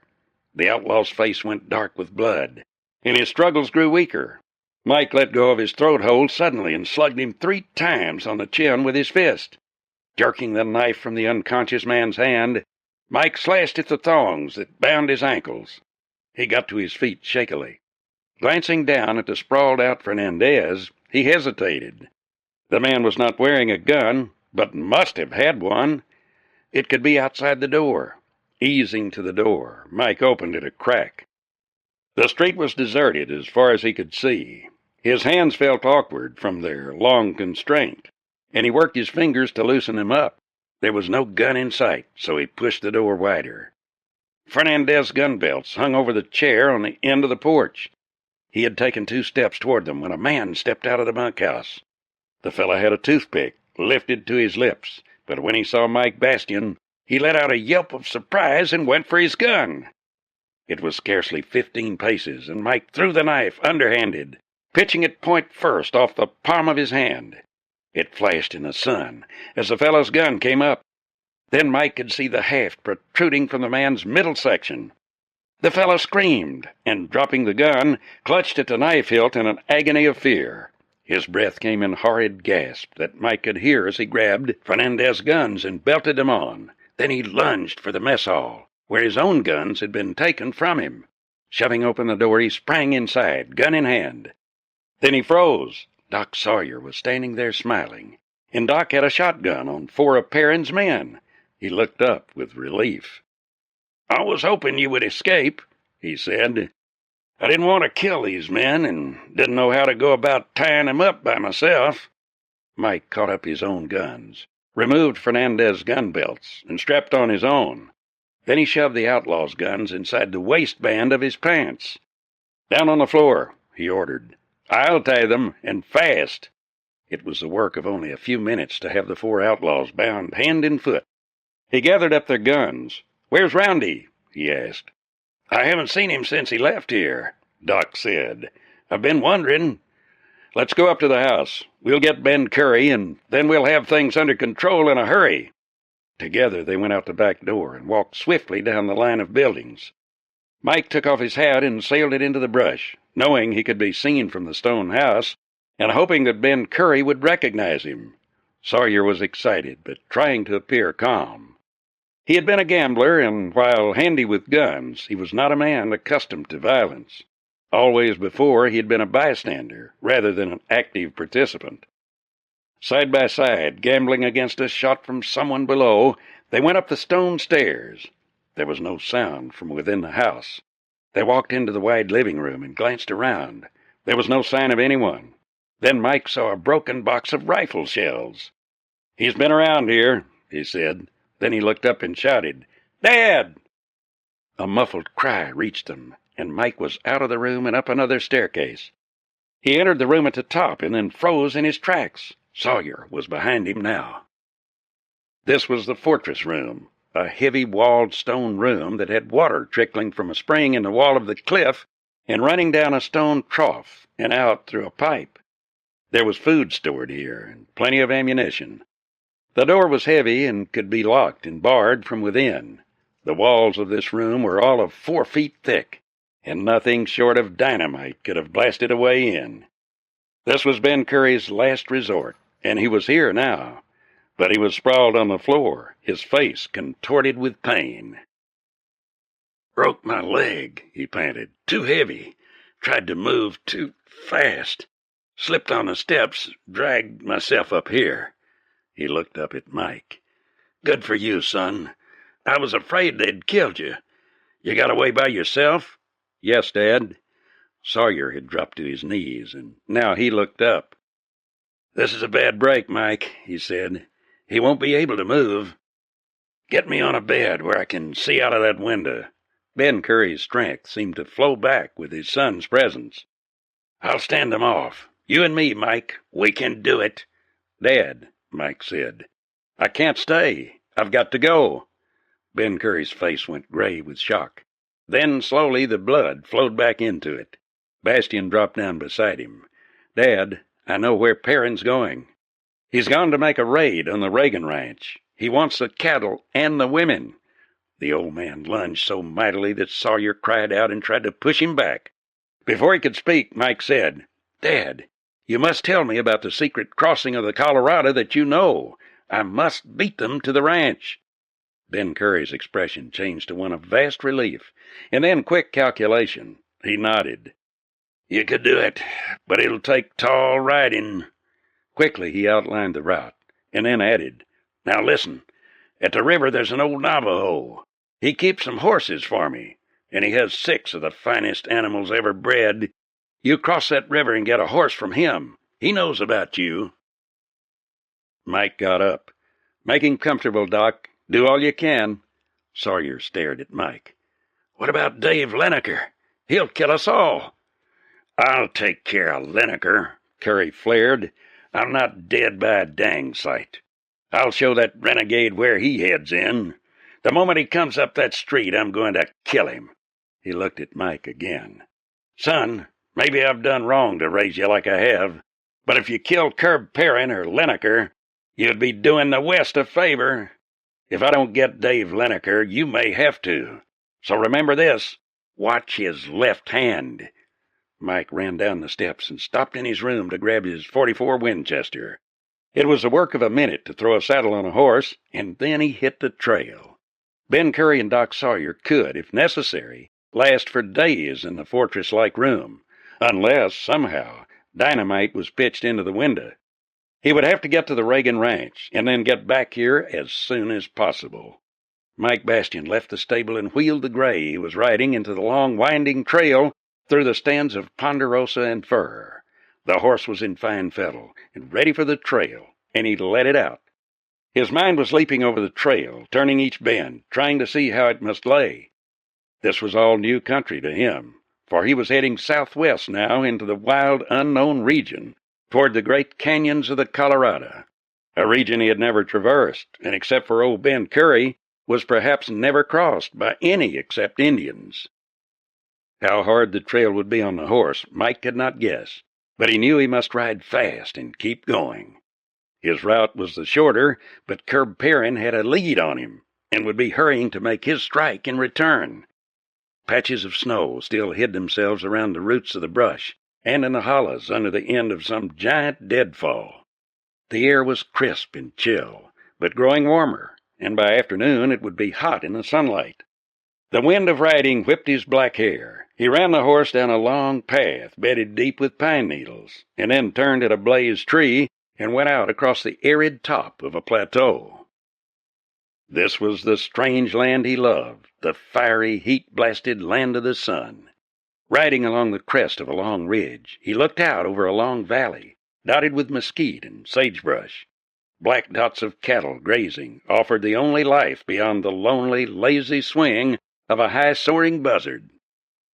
He saw the white rock he had been told to look for, and turned the free-running horse into a cleft that led downward. They moved slowly here, for it was a steep slide down the side of the mesa, and out on the long roll of the hill above the valley. Time and again Mike's hand patted his guns, as if to reassure himself they were there. His thoughts leaped ahead, trying to foresee what would happen. Would he arrive only to find the buildings burned and the girls gone?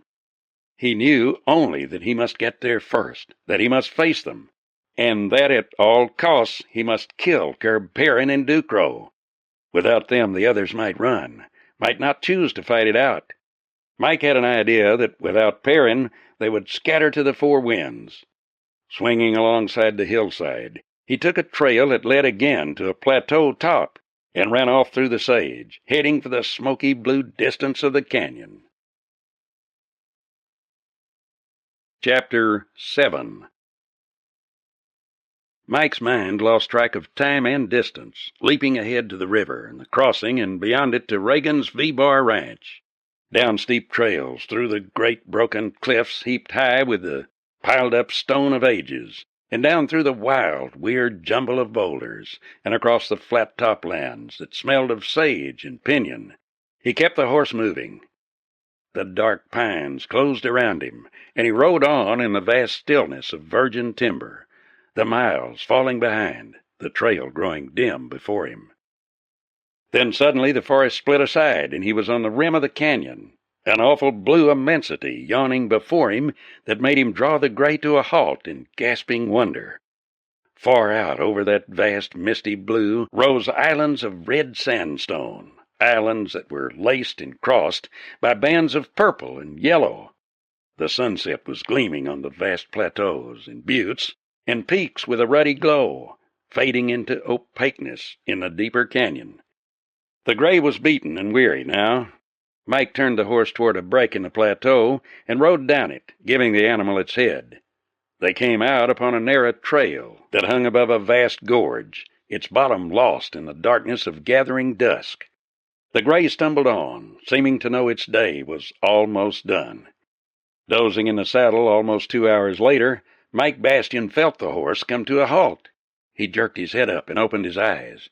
He could feel the dampness of a deep canyon and could hear the thundering roar of the mighty river as it charged through the rock-walled slit.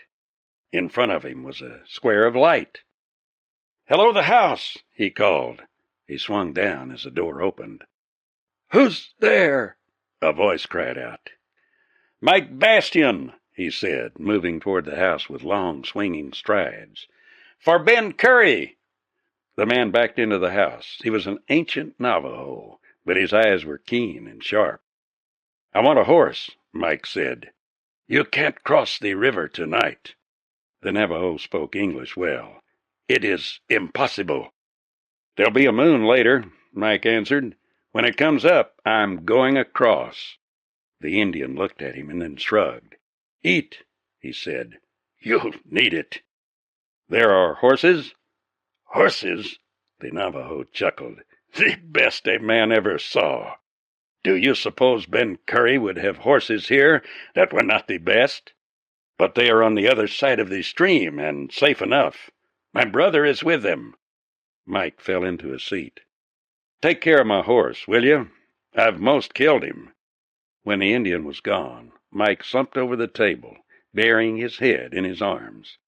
In a moment he was asleep, dreaming wild dreams of a mad race over a strange, misty blue land with great crimson islands, riding a splendid black horse and carrying a girl in his arms. He awakened with a start. The old Indian was sitting by the fireplace, and he looked up. "You'd better eat," he said. "The moon is rising." They went out together, walking down the path to the water's edge. As the moon shone down into the canyon, Mike stared at the tumbling stream in consternation. Nothing living could swim in that water. It would be impossible. "How do you cross?" he demanded. "No horse could swim that. And a boat wouldn't get 50 feet before it would be dashed to pieces." The Indian chuckled. "That isn't the way we cross it. You are right in saying no boat could cross here, for there is no landing over there, and the canyon is so narrow that the water piles up back of the narrows and comes down with a great rush." Mike looked at him again. "You talk like an educated man," he said. "I don't understand." The Navajo shrugged. "I was for 10 years with a missionary, and after I traveled with him as an interpreter, he took me back to the States, where I stayed with him for 2 years. Then I lived in Santa Fe." He was leading the way up a steep path that skirted the cliff, but was wide enough to walk comfortably. Opposite them, the rock wall of the canyon lifted, and the waters of the tumbling river roared down through the narrow chasm. "Ben Curry does things well, as you shall see," the guide said. "It took him 2 years of effort to get this bridge built." Mike stared. "Across there?" "Yes, a bridge for a man with courage. It is a rope bridge, made fast to iron rings sunk in the rock." Mike Bastian walked on the rocky ledge at the edge of the trail and looked out across the gorge. In the pale moonlight, he could see 2 slim threads trailing across the canyon, high above the tumbling water. Just 2 ropes, and one of them 4 feet above the other. "You mean," he said, "that Ben Curry crossed on that?" "He did. I have seen him cross that bridge 12 times at least." "Have you crossed it?" The Navajo shrugged. "Why should I? The other side is the same as this. Is it not? There's nothing over there that I want." Mike looked at the slender strands, and then he took hold of the upper rope and tentatively put a foot on the lower one. Slowly, carefully, he eased out above the raging waters. One slip and he would be gone, for no man could hope to live in those angry floodwaters. He slid his foot along, then the other, advancing his handholds as he moved. Little by little he worked his way across the canyon. He was trembling when he got his feet in the rocky cavern on the opposite side, and so relieved to be safely across that he scarcely was aware of the old Indian who sat there awaiting him. The Navajo got up and, without a word, started down the trail. He quickly led Mike to a cabin built in the opening of a dry branch canyon, and tethered before the door of the cabin was a huge bay stallion.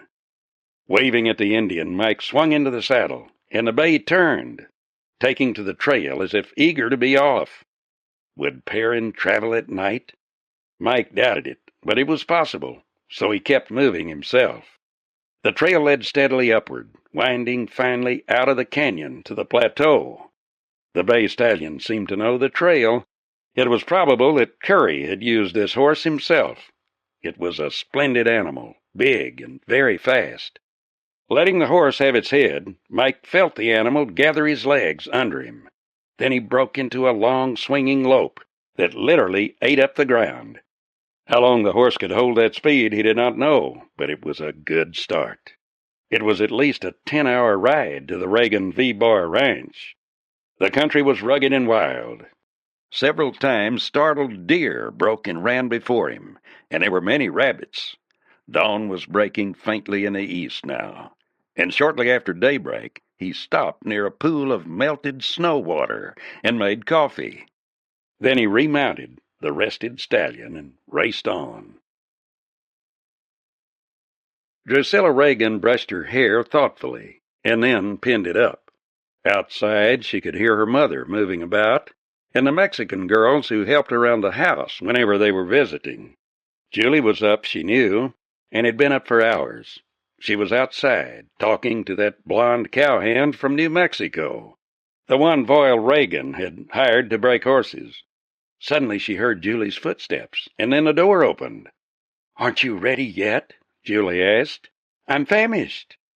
"I'll be along in a minute." Then as Julie turned to go, "What do you think of him, Julie? That cowboy who got the buckboard for us. Wasn't he the handsomest thing?" "Oh, you mean that Mike Bastian," Julie said. "I was wondering why you were mooning around in here. Usually you're the first one up. Yes, I expect he is good-looking. But did you see the way he looked when you mentioned Uncle Voyle? He acted so strange. I wonder if Uncle Voyle knows anything about him. Let's ask." "You ask," Julie replied, laughing. "He's your problem." Voyle Reagan was a tall man, but lean and without Ben Curry's weight. He was already seated at the table when they came in, and Drew was no sooner in her seat than she put her question. Voile's face became a mask. "Mike Bastian," he said thoughtfully. "I don't know. Where'd you meet him?" The girls explained, and he nodded. "In Weaver." Voyle Reagan knew about the gold train, and his eyes narrowed. "I think I know who he is, but I never saw him that I heard of. You probably won't see him again, because most of those riders from up in the Strip stay there most of the time. They're a wild bunch." "On the way down here," Julie said, "the man who drove was telling us that outlaws lived up there." "Could be. It's wild enough." Voyle Reagan lifted his head, listening. For a moment he had believed he heard horses, but it was too soon for Ben to be coming. If anyone else came, he would have to get rid of them, and quickly. He heard the sound again, and then he saw the cavalcade of horsemen riding into the yard. Voyle came to his feet abruptly. "Stay here," he snapped. His immediate thought was of a posse, and then he saw Curb Perrin.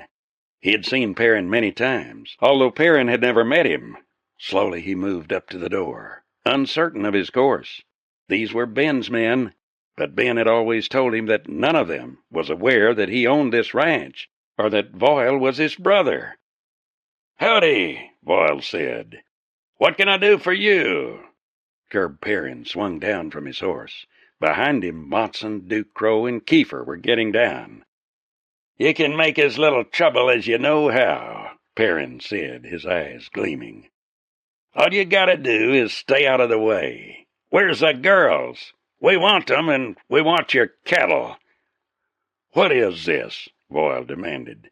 He wasn't wearing a gun. It was hanging from a clothes tree in the next room. "You men can't get away with anything here." Perrin's face was ugly as he strode toward the door. "That's what you think," he sneered. The tall old man blocked his way, and Perrin shoved him aside. Perrin had seen the startled faces of the girls inside, and knew the men behind him were spreading out. Reagan swung suddenly, and his fist struck Perrin in the mouth. The gunman staggered, and his face went white with fury. A Mexican started from the corral toward the house, and Ducrow wheeled, firing from the hip. The man cried out and sprawled over on the hard-packed earth, moaning out his agony. Perrin had drawn back slowly, his face ugly with rage, a slow trickling of blood from his lips. "For that, I'll kill you," he snarled at Reagan. "Not yet, Perrin."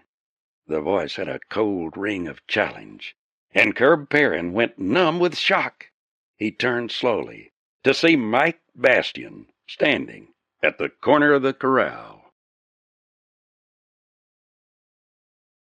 Chapter 8. Curb Perrin was profoundly shocked. He had left Bastian a prisoner at Toadstool Canyon. Since he was free now, it could mean that Ben Curry was back in the saddle. It could mean a lot of things. An idea came with startling clarity to him. He had to kill Mike Bastian, and kill him now. "You men have made fools of yourselves." Bastian's voice was harsh. He stood there in his gray buckskins, his feet a little apart, his black hair rippled by the wind. "Ben Curry's not through, and this place is under his protection. He sent me to stop you, and stop you I shall. Now, any of you who don't want to fight Ben Curry, get out while the getting is good." "Stay where you are," Perrin snapped. "I'll settle with you, Bastian, right now." His hand darted down in a sweeping, lightning-fast draw for which he was noted. His lips curled in sneering contempt. Yet as his gun lifted, he saw flame blossom from a gun in Bastian's hand, and a hard object slugged him. Perplexed and disturbed, he took a step backward. Whatever had hit him had knocked his gun out of line. He turned it toward Bastian again. The gun in Mike's hand blasted a second time, and a third. Perrin could not seem to get his own gun leveled. His mind wouldn't function right, and he felt a strangeness in his stomach, his legs. Suddenly he was on his knees. He tried to get up and saw a dark pool forming near his knees. He must have slipped. He must have. That was blood. It was his blood. From far off he heard shouts, then a scream, then the pound of horses' hoofs. Then the thunder of those hoofs seemed to sweep through his brain, and he was lying face down in the dirt. And then he knew. Mike Bastian had beaten him to the draw. Mike Bastian had shot him 3 times. Mike Bastian had killed him. He started to scream a protest, and then he just lay there on his face, his cheek against the bloody ground, his mouth half open. Curb Perrin was dead. In the instant that Perrin had reached for his gun, Ducrow had suddenly cut and run toward the corner of the house. Kiefer, seeing his leader gunned down, then made a wild grab for his own weapon. The old man in the doorway killed him with a hastily caught-up rifle. The others broke for their horses. Mike rushed after them and got off one more shot as they raced out of the yard. It was then he heard the scream and whirled. Ducrow had acted with suddenness. He had come to the ranch for women, and women he intended to have. Even as Bastian was killing Perrin, he had rushed for the house. Darting around the corner where 2 saddle horses were waiting, he was just in time to see Juliana, horrified at the killing, run back into her bedroom. The bedroom window opened beside Ducrow, and the outlaw reached through and grabbed her. Julie went numb with horror. Ducrow threw her across Perrin's saddle, and with a piggin string, which he always carried from his days as a cowhand, he jerked her ankles together under the horse's belly. Instantly he was astride the other horse. Julie screamed then. Wheeling, he struck her across the mouth with a backhand blow. He caught up the bridle of her horse and drove in spurs to his own mount, and they went out of the ranch yard at a dead run. Mike hesitated only an instant when he heard Julie scream, and then ran for the corner of the house. By the time he rounded the corner, gun in hand, the two horses were streaking into the pinyons. In the dust, he could only catch a glimpse of the riders. He turned and walked back. That had been a woman's scream, but Drew was in a doorway, and he had seen her. Only then did he recall Julie. He sprinted for the doorway. "Where's Julie?" he shouted to Drusilla. "Look through the house." He glanced around quickly. Curb Perrin, mouth agape, lay dead on the hard earth of the ranch yard. Kiefer lay near the body of the Mexican Ducro had killed. The whole raid had been a matter of no more than 2 or 3 minutes. Boyle Reagan dashed from the house. "Julie's gone," he yelled hoarsely. "I'll get a horse." Bastian caught his arm. His own dark face was tense, and his eyes wide. "You'll stay here," he said harshly. "Take care of the women in the ranch. I'll go after Julie." Drew ran from the house. "She's gone, Mike, she's gone. They have her." Mike walked rapidly to his horse, thumbing shells into his gun. Drew Reagan started to mount another horse. "You go back to the house," he ordered. Drew's chin came up. In that moment, she reminded him of Ben Curry. "She's my sister," Drew cried. "When we find her, she may need a woman's care." "All right," Mike said, "but you'll have to do some riding." He wheeled the big bay around. The horse Drew had mounted was one of Ben Curry's beautiful horses, bred not only for speed, but for staying power. Mike's mind leaped ahead. Would Ducro get back with the rest of them? Would he join Monson and Klatt? If he did, it was going to be a problem. Ducro was a handy man with a 6-gun, and tackling the 3 of them, or more, if they were all together, would be nothing less than suicide. He held the bay horse's pace down. He had taken a swift glance at the hoof marks of the horses he was trailing, and knew them both. Would Ducro head back for Toadstool Canyon? Bastian considered that as he rode, and decided he would not. Ducro did not know that Julie was Ben Curry's daughter, but from what Mike had said, Ducro had cause to believe that Ben was back in the saddle again, and men who went off on rebel raids were not lightly handled by Curry. Besides, he would want, if possible, to keep the girl for himself. Mike had been taught by Roundy that there was more to trailing a man than following his tracks, for you trailed him down the devious paths of the mind as well. He tried to put himself in Ducro's place. The man could not have much food, yet on his many outlaw forays, he must have learned the country and would know where there was water. Also, there were many ranch hangouts of the outlaws that Ducro would know. He would probably go to one of them.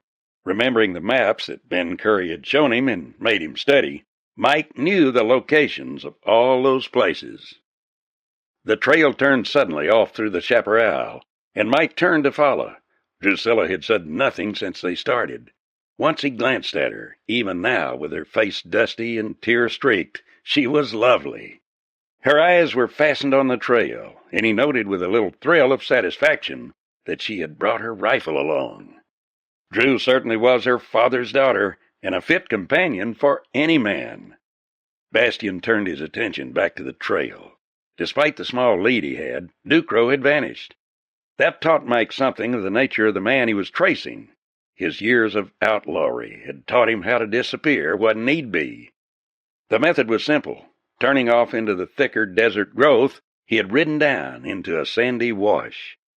Here, because of the deep sand and the tracks of horses and cattle, tracking was a problem, and it took Mike several minutes to decide whether Ducro had gone up or down the wash. Then he caught a hoof print, and they were off, winding up the sandy wash. Yet Mike knew they would not be in that sand for long. Ducro would wish to save his horse's strength.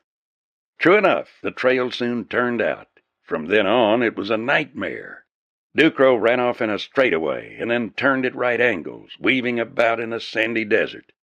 Several times he had stopped to brush out portions of his trail, but Roundy had not spent years training Mike Bastian in vain.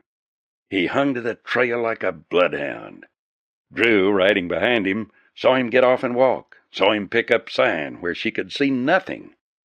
Hours passed, and the day slowly drew toward an end. Drew, her face pale, realized night would come before they found her sister. She was about to speak when Mike looked at her. "You wanted to come," he said, "so you'll have to take the consequences. I'm not stopping because of darkness." "How can you trail them?" "I can't," he shrugged, "but I think I know where they're going. We'll take a chance." Darkness closed around them. Mike's shirt stuck to his body with sweat, and a chill wind off the higher plateaus blew down through the trees. He rode on, his face grim and his body weary with long hours in the saddle. The big bay kept on, seemingly unhurt by the long hours of riding. Time and again he patted the big horse, and Drew could hear him talking to it in a low voice. Suddenly, at the edge of a clearing, he reined in. "Drew," he said, "there's a ranch ahead. It's an outlaw hangout. There may be one or more men there. Ducrow may be there. I'm going up to find out." "I'll come too," the girl said impulsively. "You'll stay here." His voice was flat. "When I whistle, then you come. Bring my horse along." He swung down and, slipping off his boots, pulled on his moccasins. Then he went forward into the darkness. Alone, she watched him vanish toward the dark bulk of the buildings. Suddenly a light came on, too soon for him to have arrived. Mike weaved his way through sage and mesquite to the corral, and worked his way along the bars. Horses were there, but it was too dark to make them out. One of them stood near, and he put his hand through the bars, touching the horse's flank. It was damp with sweat. His face tightened. The horse stepped away, snorting, as if waiting for just that sound. A light went on in the house. A lamp had been lighted. By that time, Mike was at the side of the house, flattened against the wall, peering in. He saw a heavy, square-faced man with a pistol in his hand. The man put the gun under a towel on the table and began pacing around the room, waiting.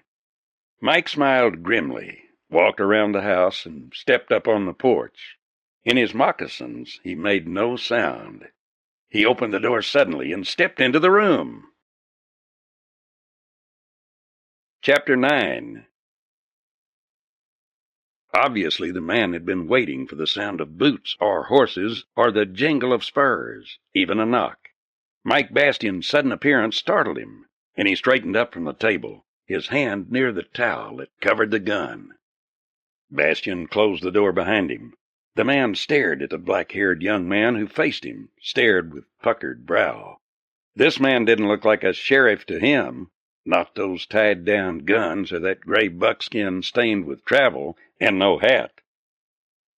"You're Walt Sutton," Mike snapped. "Get your hands off of that table before I blow you wide open. Get 'em off!" He drew his gun and jammed the muzzle into Sutton's stomach with such force that it doubled the man up. Then he swept the towel from the gun on the table.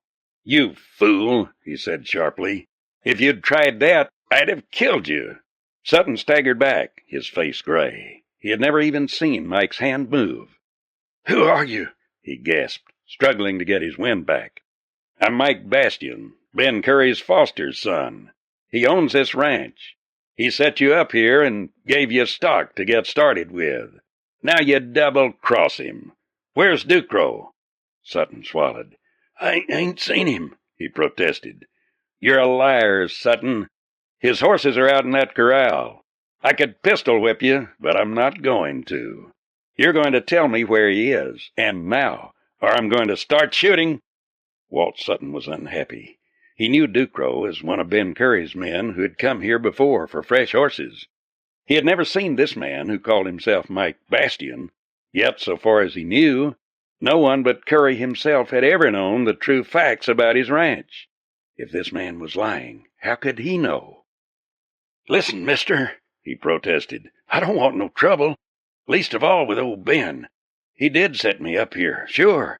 I seen Ducrow, but he told me the law was after him." "Do I look like the law?" Mike snapped. "He's kidnapped the daughter of a friend of Curry's, niece of Voyle Reagan. I've got to find him." "Kidnapped Voile's niece? Gosh, mister, I wondered why he wanted 2 saddle horses." Mike whistled sharply. "Where'd he go?" he demanded then. "Damned if I know," Sutton answered. "He come in here maybe an hour ago. Wanted 2 saddle horses and a pack horse loaded with grub. He took 2 canteens then and lit out." Drusilla appeared now in the doorway, and Walt Sutton's eyes went to her. "I know you," he said. "You're one of Oil Reagan's nieces." "She is," Mike said. "Ducrow kidnapped the other one. I'm going to find him. Get us some grub, but fast." Mike paced restlessly while Sutton filled a pack and strapped it behind the saddle of one of the fresh horses he furnished them. The horses were some of those left at the ranch by Ben Curry's orders and were good. "No pack horses," Mike had said. "We're traveling fast." Now he turned to Sutton again. "You got any idea where Ducrow might be going?" "Well," Sutton licked his lips, "he'd kill me if he knowed I said anything. But he did say something about Peach Meadow Canyon." Peach Meadow? Bastian stared at Sutton. The canyon was almost a legend in the Coconino country. "What did he ask you?" "If I knowed the trail in there, and if it was passable." "What did you say?" Sutton shrugged. "Well, I've heard tell of that there canyon ever since I've been in this country, and ain't seen no part of it. I've looked all right. Who wouldn't look, if all they say is true?" When they were about to mount their horses, Mike turned to the girl and put his hand on her arm. "Drew," he said, "it's going to be rough, so if you want to go back, say so." "I wouldn't think of it," she said firmly. "Well, I won't say I'm sorry, because I'm not. I'll sure like having you beside me. In fact," he hesitated and then went on, "it'll be nice having you." That was not what he had started to say, and Drew knew it. She looked at Mike for a moment, her eyes soft. He was tired now, and she could see how drawn his face was. She knew only a little of the ride he had made to reach them before Perrin's outlaws came. When they were in the saddle, Mike explained a little of what he had in mind. "I doubt Ducrow will stop for anything now," he said. "There isn't a good hiding place within miles, so he'll head right for the canyon country. He may actually know something about Peach Meadow Canyon. If he does, he knows a perfect hideaway. Outlaws often stumble across places in their getaways that a man couldn't find if he looked for it in years." "What is Peach Meadow Canyon?" Drew asked.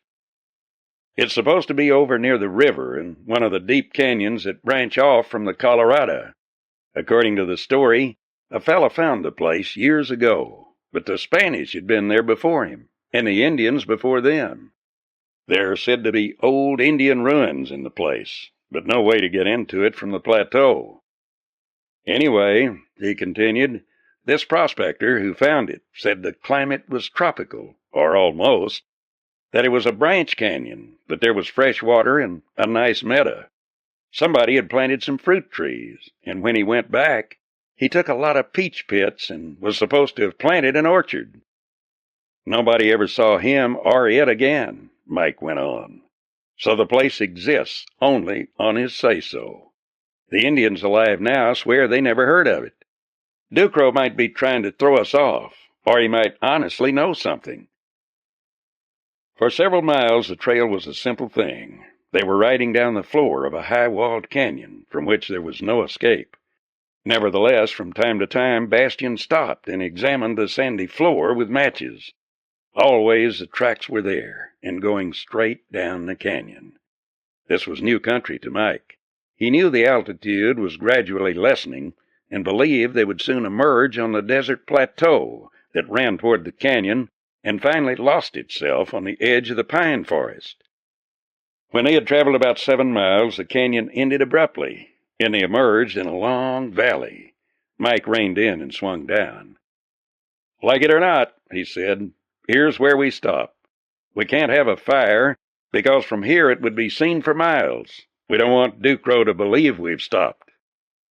Mike spread his poncho on the sand and handed Drew a blanket. She was feeling the chill and gathered it closely around her. "Aren't you cold?" she said suddenly. "If we sat close together, we could share the blanket." He hesitated and then sat down alongside her and pulled the blanket across his shoulders, grateful for the warmth. Leaning back against the rock, warmed by their proximity and the blanket, they dozed a little. Mike had loosened the girths and ground hitched the horses. He wasn't worried about them straying off. When the sky was just faintly gray, he opened his eyes. Drew's head was on his shoulder, and she was sleeping. He could feel the rise and fall of her breathing against his body. He glanced down at her face, amazed this could happen to him, that he, Mike Bastian, Foster's son of an outlaw, could be sitting alone in the desert with this girl sleeping on his shoulder. Some movement of his must have awakened her, for her breath caught, and then she looked up. He could see the sleepy smile in her eyes and on her mouth. "I was tired." She whispered the words and made no effort to move her head from his shoulder. "You've nice shoulders," she said. "If we were riding anywhere else, I'd not want to move at all." "Nor I." He glanced at the stars. "We'd better get up. I think we can chance a very small fire and a quick cup of coffee." While he was breaking dried mesquite and greasewood, Drew got the pack open and dug out the coffee and some bread. There was no time for anything else. The fire made but little light, shielded by the rocks and kept very small, and there was less glow now because of the grayness of the sky. They ate quickly. When they were in the saddle again, he turned down the trail left by the two saddle horses and the pack horse he was following. Sign was dim, but could be followed without dismounting. Dawn broke and the sky turned red and gold, then blue. The sun lifted and began to take some of the chill from their muscles. The trail crossed the valley, skirting an alkali lake, and then dipped into the rocky wilderness that preceded the pine forest. He could find no signs of a camp. Julie, who lacked the fire and also the strength of Drew, must be almost dead with weariness, for Ducros was not stopping. Certainly the man had more than a possible destination before him. In fact, the farther they rode, the more confident Mike was that the outlaw knew exactly where he was headed. The pines closed around them, and the trail became more difficult to follow. It was slow going, and much of it Mike Bastian walked. Suddenly he stopped, scowling. The trail, faint as it had been, had vanished into thin air. "Stay where you are," he told Drew. "I've got to look around a bit." Mike studied the ground carefully. Then he walked back to the last tracks he had seen. Their own tracks did not cover them, as he had avoided riding over them in case he needed to examine the hoofprints once more. Slowly Mike paced back and forth over the pine needles. Then he stopped and studied the surrounding timber very carefully. It seemed to be absolutely uniform in appearance. Avoiding the trail ahead, he left the girl and circled into the woods, describing a slow circle around the horses. There were no tracks. He stopped, his brow furrowed. It was impossible to lose them after following so far, yet they were gone, and they had left no trail. He walked back to the horses again, and Drew stared at him, her eyes wide. "Wait a minute," he said, as she began to speak. "I want to think." He studied, inch by inch, the woods on his left, the trail ahead, and then the trail on his right. Nothing offered a clue. The tracks of 3 horses had simply vanished, as though the animals and their riders had been swallowed into space. On the left, the pines stood thick, and back inside the woods, the brush was so dense as to allow no means of passing through it. That was out then. He had studied that brush and had walked through those woods, and if a horseman did turn that way, there would be no place to go. The trail ahead was trackless, so it had to be on the right. Mike turned and walked again to the woods on his right. He inched over the ground, yet there was nothing, no track, no indication that anything heavier than a rabbit had passed that way. It was impossible, yet it had happened. "Could they have backtracked?" Drew asked suddenly. "Over their same trail?" Mike shook his head. "There were no tracks," he said. "But those going ahead, I think—" He stopped dead still and then swore. "I'm a fool, a darned fool." He grinned at her. "Lend me your hat." Puzzled, she removed her sombrero and handed it to him. He turned, and using the hat for a fan, began to wave it over the ground to let the wind disturb the surface needles. Patiently he worked over the area around the last track seen, and then to the woods on both sides of the trail. Suddenly he stopped. "Got it," he said. Here they are. Drew ran to him. He pointed to a track, then several more. Ducrow was smart, Mike explained. He turned at right angles and rode across the open space, and then turned back down the way he had come, riding over on the far side. Then he dismounted and, coming back, gathered pine needles from somewhere back in the brush and came along here, pressing the earth down and scattering the needles to make it seem there had been no tracks at all. Mounting again, they started back, and from time to time he dismounted to examine the trail. Suddenly the tracks turned off into thick woods. Leading their horses, they followed. We may be close now, or he may wait and try to ambush us. You think he knows we're following him? Drew asked. Sure, and he knows I'm a tracker.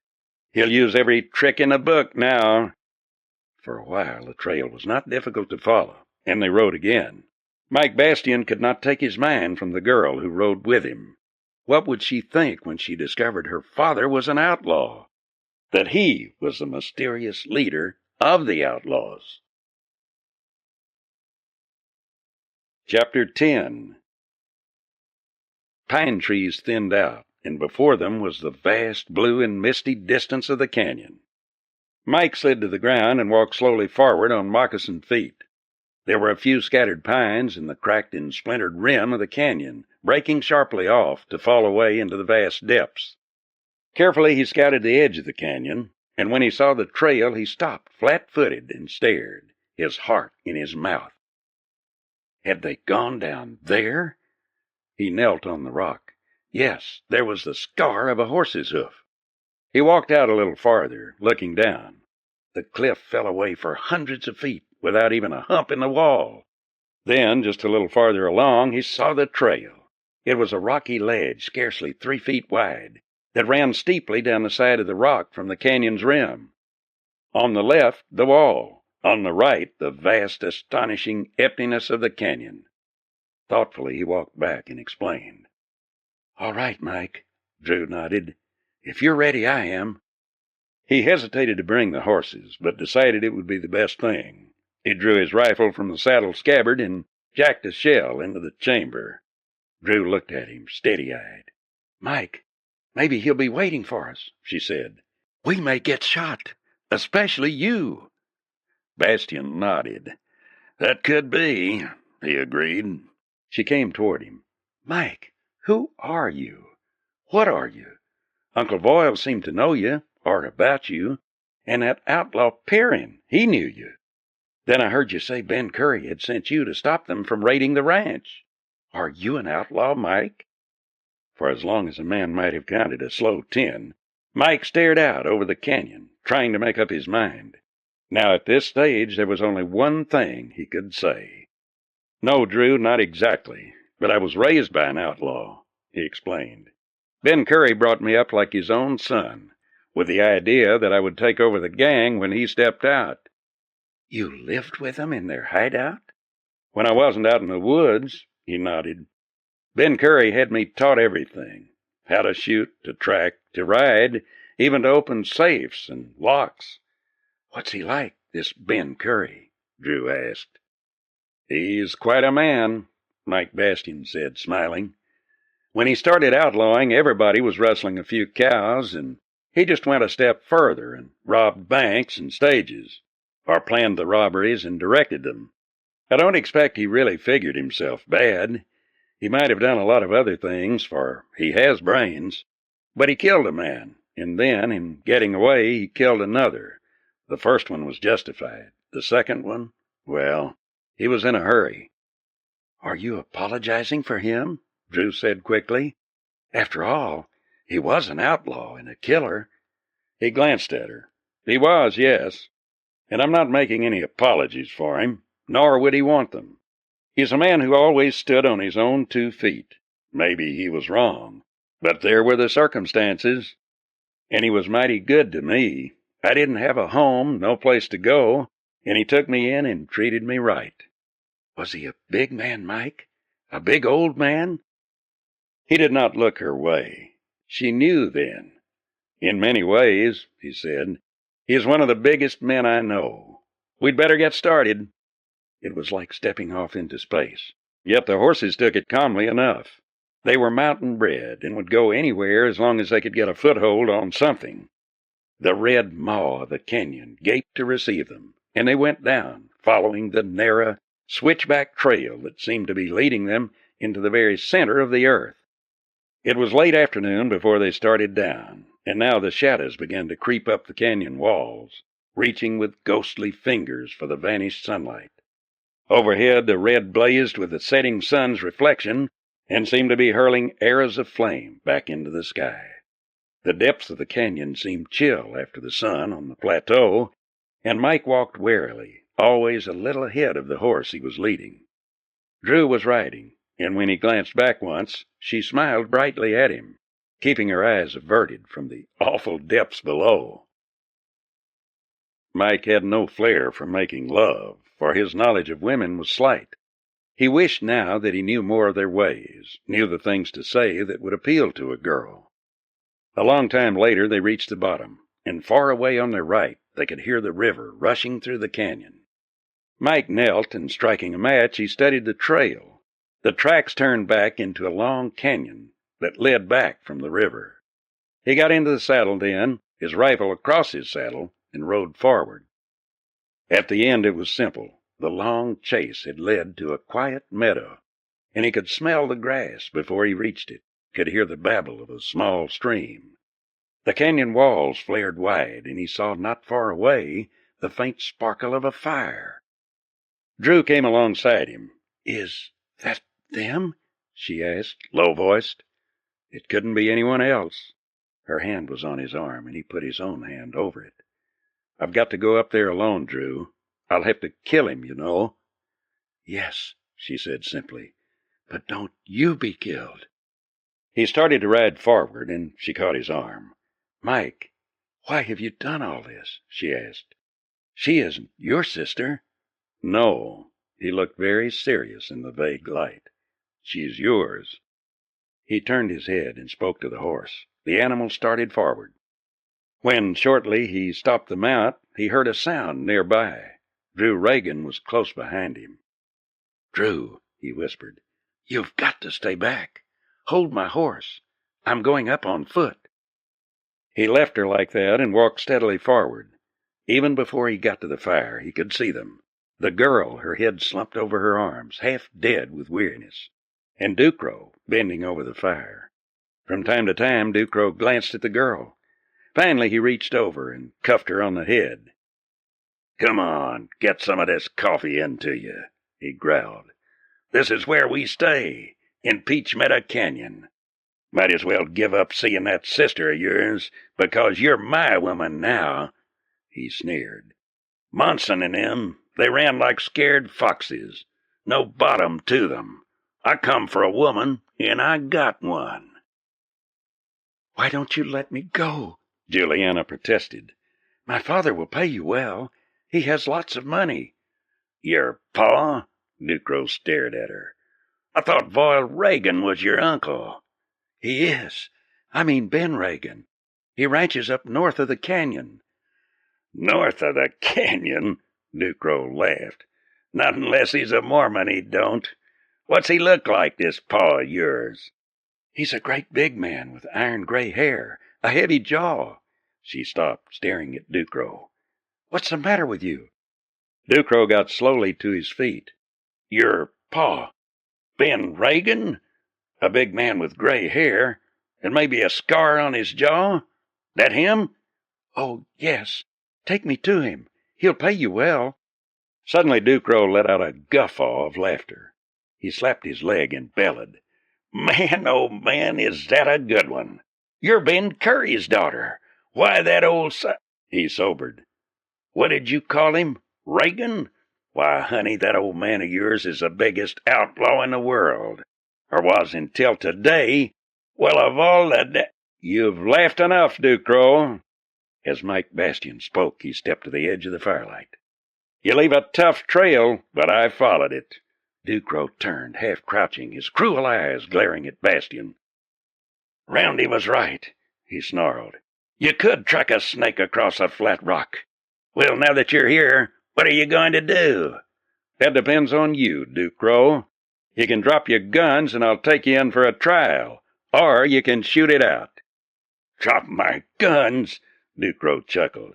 "You'd actually take me in, too. You're too soft, Bastian. You'd never make the boss man old Ben Curry was. He would never even have said yes or no. He would have seen me and gone to blasting. You got a sight to learn, youngster. Too bad you ain't going to live long enough to learn it." Ducrow lifted one hand carelessly and wiped it across the tobacco-stained stubble of his beard. His right hand swept down for his gun, even as his left touched his face. His gun came up, spatting flame. Mike Bastian palmed his gun and momentarily held it rigid. Then he fired. Ducrow winced like he had been slugged in the chest, and then he lifted on his tiptoes. His gun came level again. "You're fast," he gasped. "Devilish fast." He fired, and then Mike triggered his gun once more. The second shot spun Ducrow around, and he fell face down at the edge of the fire. Drew came running, her rifle in her hand, but when she saw Mike still standing, she dropped the rifle and ran to him. "Oh, Mike," she sobbed. "I was so frightened. I thought you were killed." Julie started to rise and then fell headlong in a faint. Drew rushed to her side. Mike Bastian absently thumbed shells into his gun and stared down at the fallen man. He had killed a third man. Suddenly and profoundly, he wished with all his heart he would never have to kill another. He holstered his weapon and, gathering up the dead man, carried him away from the fire. He would bury him here in Peach Meadow Canyon. Chapter 11. Sunlight lay upon the empty street of the settlement in Toadstool Canyon when Mike Bastian, his rifle crosswise on his saddle, rode slowly into the lower end of the town. Beside him, sitting straight in her saddle, rode Drew Reagan. Julie had stayed at the ranch, but Drew had flatly refused. Ben Curry was her father, and she was going to him, outlaw camp or not. If Dave Lineker had arrived, Mike thought he was quiet enough, for there was no sound. No horses stood at the hitch rails, and the doors of the saloon were wide open. Something fluttered on the ground, and Mike looked at it quickly. It was a torn bit of cloth on a man's body. The man was a stranger. Drew noticed it, and her face paled, his rifle at ready. Mike rode on, eyes shifting from side to side. A man's wrist lay in sight across a windowsill, his pistol on the porch outside. There was blood on the stoop of another house. "There's been a fight," Mike said, "and a bad one. You'd better get set for the worst." Drew said nothing, but her mouth held firm. At the last building, the mess hall, a man lay dead in a doorway. They rode on, and then drew up at the foot of the stone steps and dismounted. Mike shoved his rifle back in a saddle scabbard and loosened his 6-guns. "Let's go," he said. The wide veranda was empty and still, but when he stepped into the huge living room, he stopped in amazement. 5 men sat about a table playing cards. Ben Curry's head came up and he waved at them. "Come on in, Mike," he called. "Who's that with you? Drew? By all that's holy!" Doc Sawyer, Roundy, Garland, and Collie were there. Garland's head was bandaged, and Collie had one foot stretched out, stiff and straight, as did Ben Curry, but all were smiling. Drew ran to her father and fell on her knees beside him. "Oh, Dad," she cried. "We were so scared." "What happened here?" Mike demanded. "Don't sit there grinning. Did Dave Lineker come?" "He sure did, and what do you think?" Doc said. "It was Rigger Molina got him. Rigger got to Weaver and found out Perrin had double-crossed him before he ever pulled a job. He discovered that Perrin had lied about the guards, so he rushed back. When he found out that Ben was crippled and that Curb Perrin had run out, he waited for Lineker himself. He was wonderful, Mike," Doc continued. "I never saw anything like it. He paced the veranda out there like a bear in a cage, swearing and waiting for Lineker. Muttered, 'Leave you in the lurch, will he? I'll show him. Lineker thinks he can gun you down because you're getting old, does he? Well, killer I may be, but I can kill him.' And he did, Mike. They shot it out in the street down there. Dave Lineker is slim and tall as you, and that great bear of a Molina. Lineker beat him to the draw, Doc went on. He got 2 bullets into the rigger, but Molina wouldn't go down. He stood there spraddle-legged in the street and shot until both guns were empty. Lineker kept shooting and must have hit Molina 5 times, but when he went down, Rigger walked over to him and spat in his face. "That's for double-crossers," he said. He was magnificent. "They fooled me, Mike," Roundy said. "I seen trouble a-comin' and figured I'd better get to old Ben. I never figured they'd slip in behind you like they done. Then the news of Lineker comin' got me. I knowed him and was afraid of him, so I figured in order to save Ben Curry, I'd get down the road and dry gulch him. Never killed a gunslinger like him in my life, Mike, but I was sure aiming to. But he got by me on another trail. After Molina killed Lineker, his boys and some of them from here started after the gold they'd figured was in this house.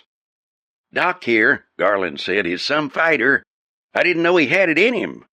"Roundy, Doc, Garland, and me," Collie said. "We sighted Ben Curry.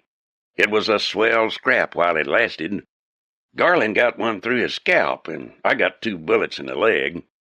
Aside from that, we came out all right." Briefly then, Mike explained all that had transpired. How he had killed Perrin, and then had trailed Ducro to Peach Meadow Canyon, and the fight there. "Where's the gang?" he demanded now. "All gone?" "All the live ones," Ben Curry nodded grimly. "There's a few won't go anywhere. Funny, the only man who ever fooled me was Rigger Molina. I never knew the man was that loyal, yet he stood by me when I was in no shape to fight Lineker. Took that fight right off my hands. He soaked up lead like a sponge soaks water." Ben Curry looked quickly at Drew. "So you know you're the daughter of an outlaw. Well, I'm sorry, Drew. I never aimed for you to know. I was getting shed of this business and planned to settle down on a ranch with your mother and live out the rest of my days plumb peaceful." "Why don't you?" Drew demanded. He looked at her, his admiring eyes taking in her slim, well-rounded figure. "You reckon she'll have me?" he asked. "She looked a sight like you when she was younger, Drew." "Of course she'll have you. She doesn't know, or didn't know until Julie told her, but I think she guessed. I knew. I saw you talking with some men once, and later heard they were outlaws, and then I began hearing about Ben Curry." Curry looked thoughtfully from Drew to Mike.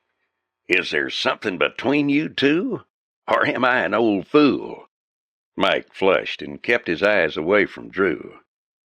"He's a fine man, Drew," Doc Sawyer said, "and well-educated, if I do say so. Who taught him all he knows?" "All he knows?" Roundy stared at Doc with contempt. "Book larning. Where would that gal be but for what I told him? How to read sign, how to follow a trail. Where would she be?" Mike took Drew out to the veranda then. "I can read sign all right," he said, "but I'm no hand at reading the trail to a woman's heart. You have to help me, Drew." She laughed softly, and her eyes were bright as she slipped her arm through his. "Why, Mike, you've been blazing a trail over and back and up again, ever since I met you in the street at Weaver." Suddenly she sobered. "Mike, let's get some cattle and go back to Peach Meadow Canyon. You said you could make a better trail in, and it would be a wonderful place. Just you and I and—" "Sure," he said. "In Peach Meadow Canyon." Roundy craned his head toward the door, and then he chuckled. "That youngster," he said. "He may not know all the trails, but he sure gets where he's going. He sure does." The Trail to Crazy Man, read by Christopher Lane. Chapter 1. In the dark, odorous forecastle, a big man with wide shoulders sat at a scarred mess table, his feet spread to brace himself against the roll of the ship. A brass hurricane lantern, its light turned low, swung from a beam overhead, and in the vague light the big man studied a worn and sweat-stained chart. There was no sound in the forecastle but the distant rustle of the bow wash about the hull, the lazy creak of the square rigger's timbers, a few snores from sleeping men, and the hoarse, rasping breath of a man who was dying in the lower bunk. The big man who bent over the chart wore a slip-over jersey with alternate red and white stripes, a broad leather belt with a brass buckle, and coarse jeans. On his feet were woven leather sandals of soft, much-oiled leather. His hair was shaggy and uncut, but he was clean-shaven except for a mustache and burn sides. The chart he studied showed the coast of northern California. He marked a point on it with the tip of his knife, then checked the time with a heavy gold watch. After a swift calculation, he folded the chart and replaced it in an oilskin packet with other papers, and tucked the packet under his jersey above his belt. Rising, he stood for an instant, canting to the roll of the ship, staring down at the white-haired man in the lower bunk. There was that about the big man to make him stand out in any crowd. He was a man born to command, not only because of his splendid physique and the strength of his character, but because of his personality. He knelt beside the bunk and touched the dying man's wrist. The pulse was feeble. Rafe Caradec crouched there, waiting, watching, thinking. In a few hours at most, possibly even a few minutes, this man would die. In the long year at sea, his health had broken down under forced labor and constant beatings, and this last one had broken him up internally. When Charles Rodney was dead, he, Rafe Caradec, would do what he must. The ship rolled slightly, and the older man sighed, and his lids opened suddenly. For a moment he stared upward into the ill-smelling darkness, then his head turned. He saw the big man crouched beside him. He smiled. His hand fumbled for Rafe's. You got the papers. You won't forget. I won't forget. You must be careful. I know. See my wife, Carol? Explain to her that I didn't run away, that I wasn't afraid. Tell her I had the money, was coming back. I'm worried about the mortgage I paid. I don't trust Barkow. Then the man lay silently, breathing deeply, hoarsely. For the first time in 3 days he was conscious and aware. Take care of 'em, Rafe, he continued, rising up slightly. I got to trust you. You're the only chance I have.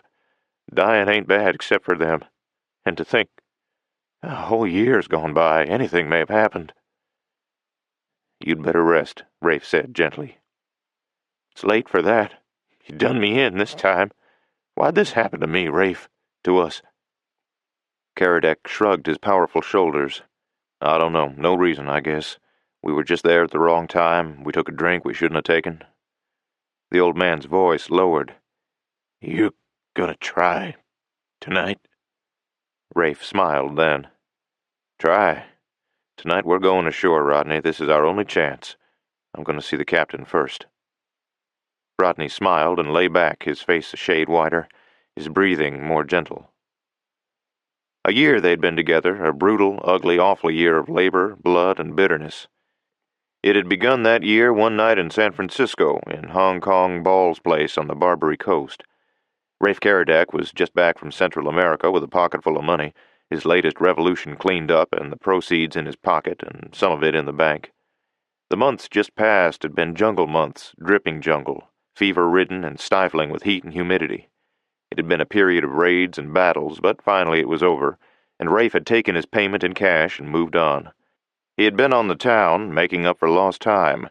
Rafe Caradec, gambler, soldier of fortune, wanderer of the far places.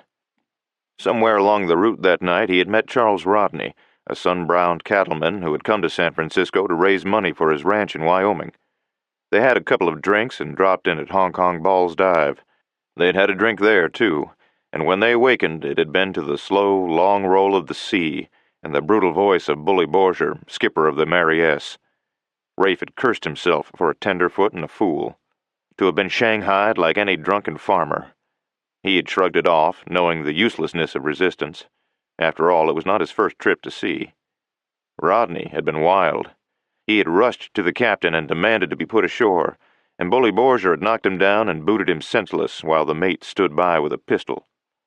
That happened twice more until Rodney returned to work almost a cripple, and frantic with worry over his wife and daughter. As always, the crew had split into cliques. One of these consisted of Rafe, Rodney, Roy Penn, Brock Mullaney, and Tex Briscoe. Penn had been a law student and occasional prospector. Mullaney was an able-bodied seaman, hard rock miner, and cowhand. They had been shanghaied in San Francisco in the same lot with Rafe and Rodney. Tex Briscoe was a Texas cowhand who had been shanghaied from a waterfront dive in Galveston, where he had gone to look at the sea. Finding a friend in Rafe, Rodney had told him the whole story of his coming to Wyoming with his wife and daughter, of what drought and Indians had done to his herd, and how finally he had mortgaged his ranch to a man named Barkow. Rustlers had invaded the country, and he had lost cattle. Finally reaching the end of his rope, he had gone to San Francisco to get a loan from an old friend. In San Francisco, surprisingly, he had met Barkow and some others and paid off the mortgage. A few hours later, wandering into Hong Kong Ball's place, which had been recommended to him by Barkow's friends, he had been doped, robbed, and shanghaied. When the ship returned to San Francisco after a year, Rodney had demanded to be put ashore, and Borger had laughed at him. Then Charles Rodney had tackled the big man again, and that time the beating had been final. With Rodney dying, the Mary S. had finished her loading and slipped out of port so he could be conveniently lost at sea. The cattleman's breathing had grown gentler, and Rafe leaned his head on the edge of the bunk, dozing. Rodney had given him the deed to the ranch, a deed that gave him half a share, the other half belonging to Rodney's wife and daughter. Caradec had promised to save the ranch if he possibly could. Rodney had also given him Barkow's signed receipt for the money. Rafe's head came up with a jerk. How long he had slept he did not know. He stiffened as he glanced at Charles Rodney. The hoarse, rasping breath was gone. The even, gentle breath was no more. Rodney was dead. For an instant Rafe held the old man's wrist, then drew the blanket over Rodney's face. Abruptly then he got up. A quick glance at his watch told him they had only a few minutes until they would sight Cape Mendocino. Grabbing a small bag of things off the upper bunk, he turned quickly to the companionway. 2 big feet and 2 hairy ankles were visible on the top step. They moved, and step by step a man came down the ladder. He was a big man, bigger than Rafe, and his small, cruel eyes stared at him, then at Rodney's bunk. "Dead?" "Yes." The big man rubbed a fist along his unshaven jowl. He grinned at Rafe. "I heard him speak about the ranch. Could be a nice thing, that. I heard about them ranches. Money in 'em." His eyes brightened with cupidity and cunning. "We share and share alike, eh?" "No." Caradec's voice was flat. "The deed is made out to his daughter and me. His wife is to share also. I aim to keep nothing for myself."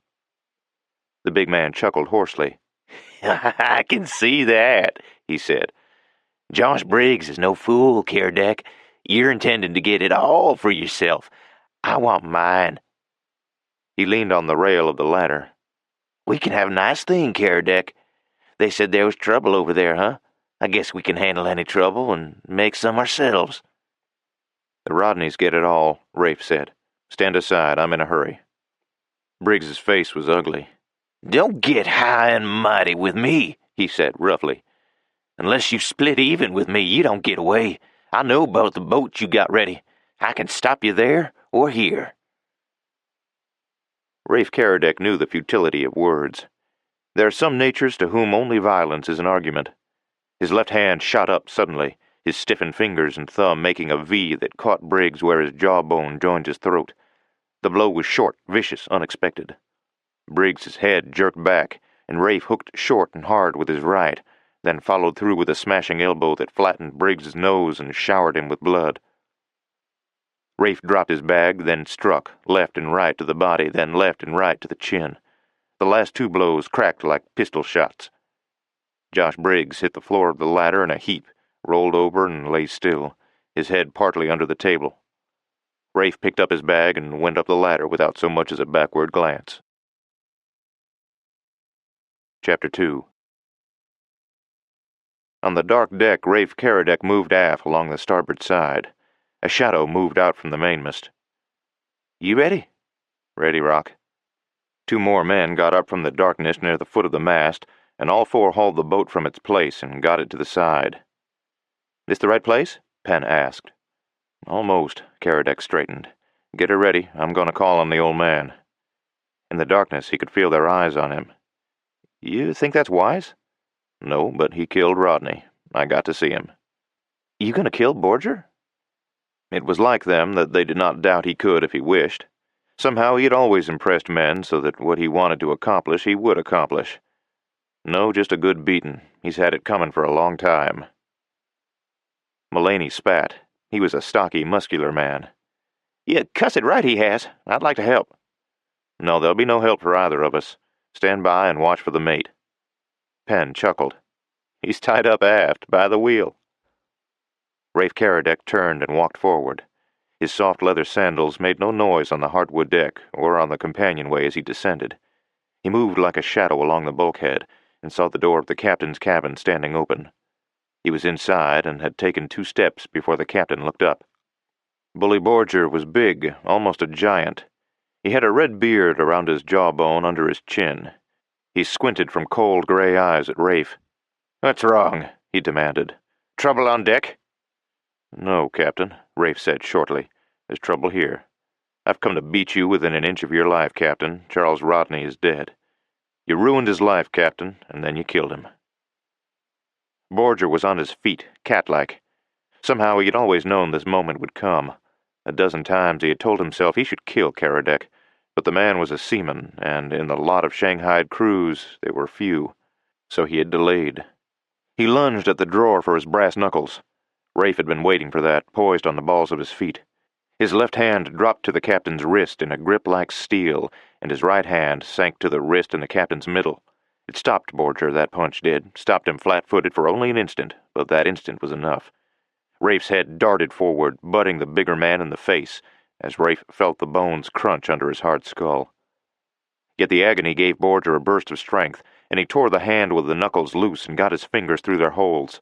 He lunged, swinging a roundhouse blow that would have dropped a bull elephant. Rafe went under the swing, his movements timed perfectly, his actions almost negligent. He smashed left and right to the wind, and the punches drove hard at Borger's stomach, and he doubled up, gasping.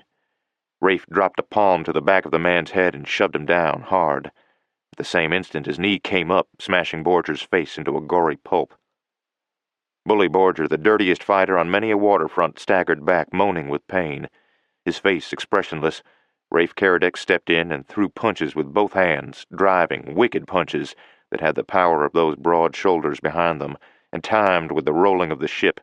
Left, right, blows that cut and chopped like meat cleavers. Borger tottered and fell back across the settee. Rafe wheeled to see Penn's blond head in the doorway. Roy Penn stared at the bloody hulk, then at Rafe. "Better come on.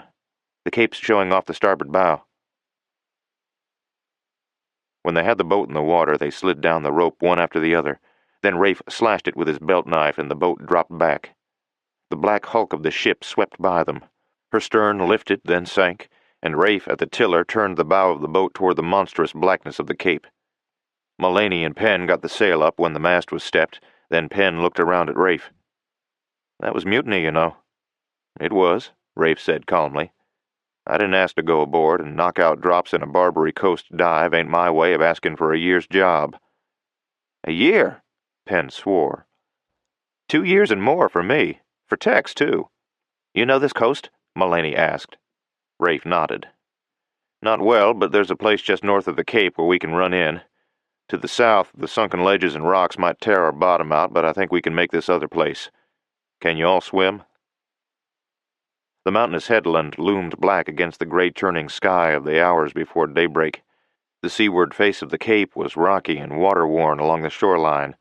Rafe, studying the currents and the rocks, brought the boat neatly in among them and headed for a boulder-strewn gray beach where water curled and left a white ruffle of surf. They scrambled out of the boat and threw their gear on the narrow beach. "How about the boat?" Texas demanded. "Do we leave it?" "Shove her off, cut a hole in the bottom, and let her sink," Rafe said. When the hole had been cut, they let the sea take the boat offshore a little, watching it fill and sink. Then they picked up their gear, and Rafe Caradec led them inland, working along the shoulder of the mountain. The northern slope was covered with brush and trees and afforded some concealment. Fog was rolling in from the sea, and soon the gray, cottony shroud of it settled over the countryside. When they had several miles behind them, Rafe drew to a halt. Penn opened the sack he was carrying and got out some bread, figs, coffee, and a pot. "Stole 'em out of the captain's stores," he said. Figured we might as well eat. Got anything to drink? Mullaney rubbed the dark stubble of his wide jaws. Uh-huh. 2 bottles of rum. Good stuff from Jamaica. Yeah, you'll do to ride the river with, Tex said, squatting on his heels. He glanced up at Rafe. What comes now? Wyoming for me. Rafe broke some sticks and put them into the fire Rock was kindling. I made my promise to Rodney, and I'll keep it. He trusted you. Tex studied him thoughtfully.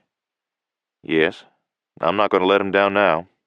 Anyway, he added, smiling, Wyoming's a long way from here, and we should be as far away as we can. They may try to find us. Mutiny's a hanging offense. Ever run any cattle? Tex wanted to know. Not since I was a kid. I was born in New Orleans, grew up near San Antonio. Rodney tried to tell me all he could. I've been over the trail to Dodge twice, Tex said. And to Wyoming once. I'll be needing a job. You're hired, Rafe said, if we ever get the money to pay you. I'll chance it, Tex Briscoe agreed. I like the way you do things.